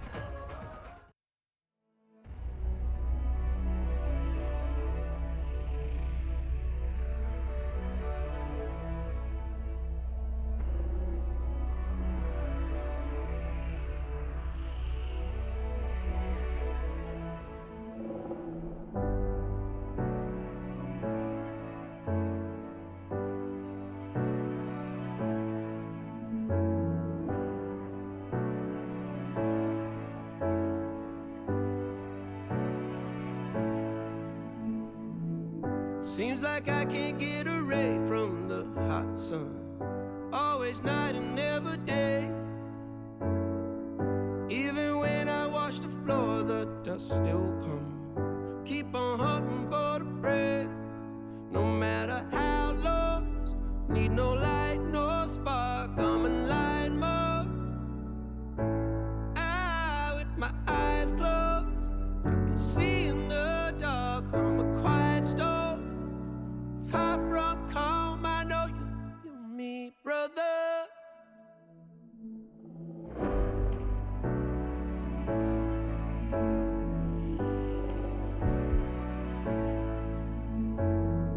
Seems like I can't get away from the hot sun. Always night, it's never day. Even when I watch the floor, the dust will come. Keep on hunting for the prey. No matter how lost, need no light, no spark. I'm in line mode. With my eyes closed, I can see in the dark. I'm a quiet storm. Far from calm, I know you feel me, brother.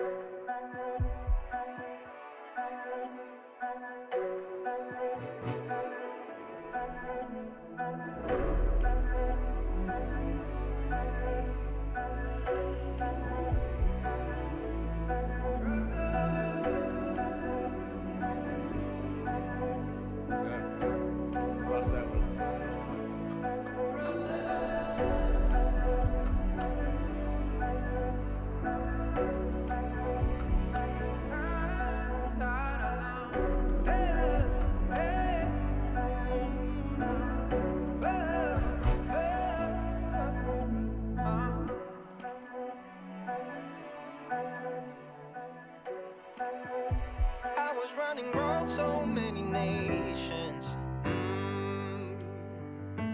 Even when it's so sweet, I end up seeing red. Is it such a ghostly revelation? I may have fucked up all my chances. And we ain't sleeping on the floor again. We never sleeping on the floor again. For the ones who didn't make it out, for the ones that didn't see the life, for the ones that never cared, never gave a thought, found no happiness in that brand new car or the house you bought. I see you talking about the love you lost, and it was gone like way before you ever thought it was. Yeah, I took my time, no quick ones, quick run, quick guys to get back there. Hot roads, I didn't think I'd come back fierce, cause I was running roads so many nations. Even when it's so sweet, I end up seeing red. Is it such a ghostly revelation? I may have fucked up all my chances.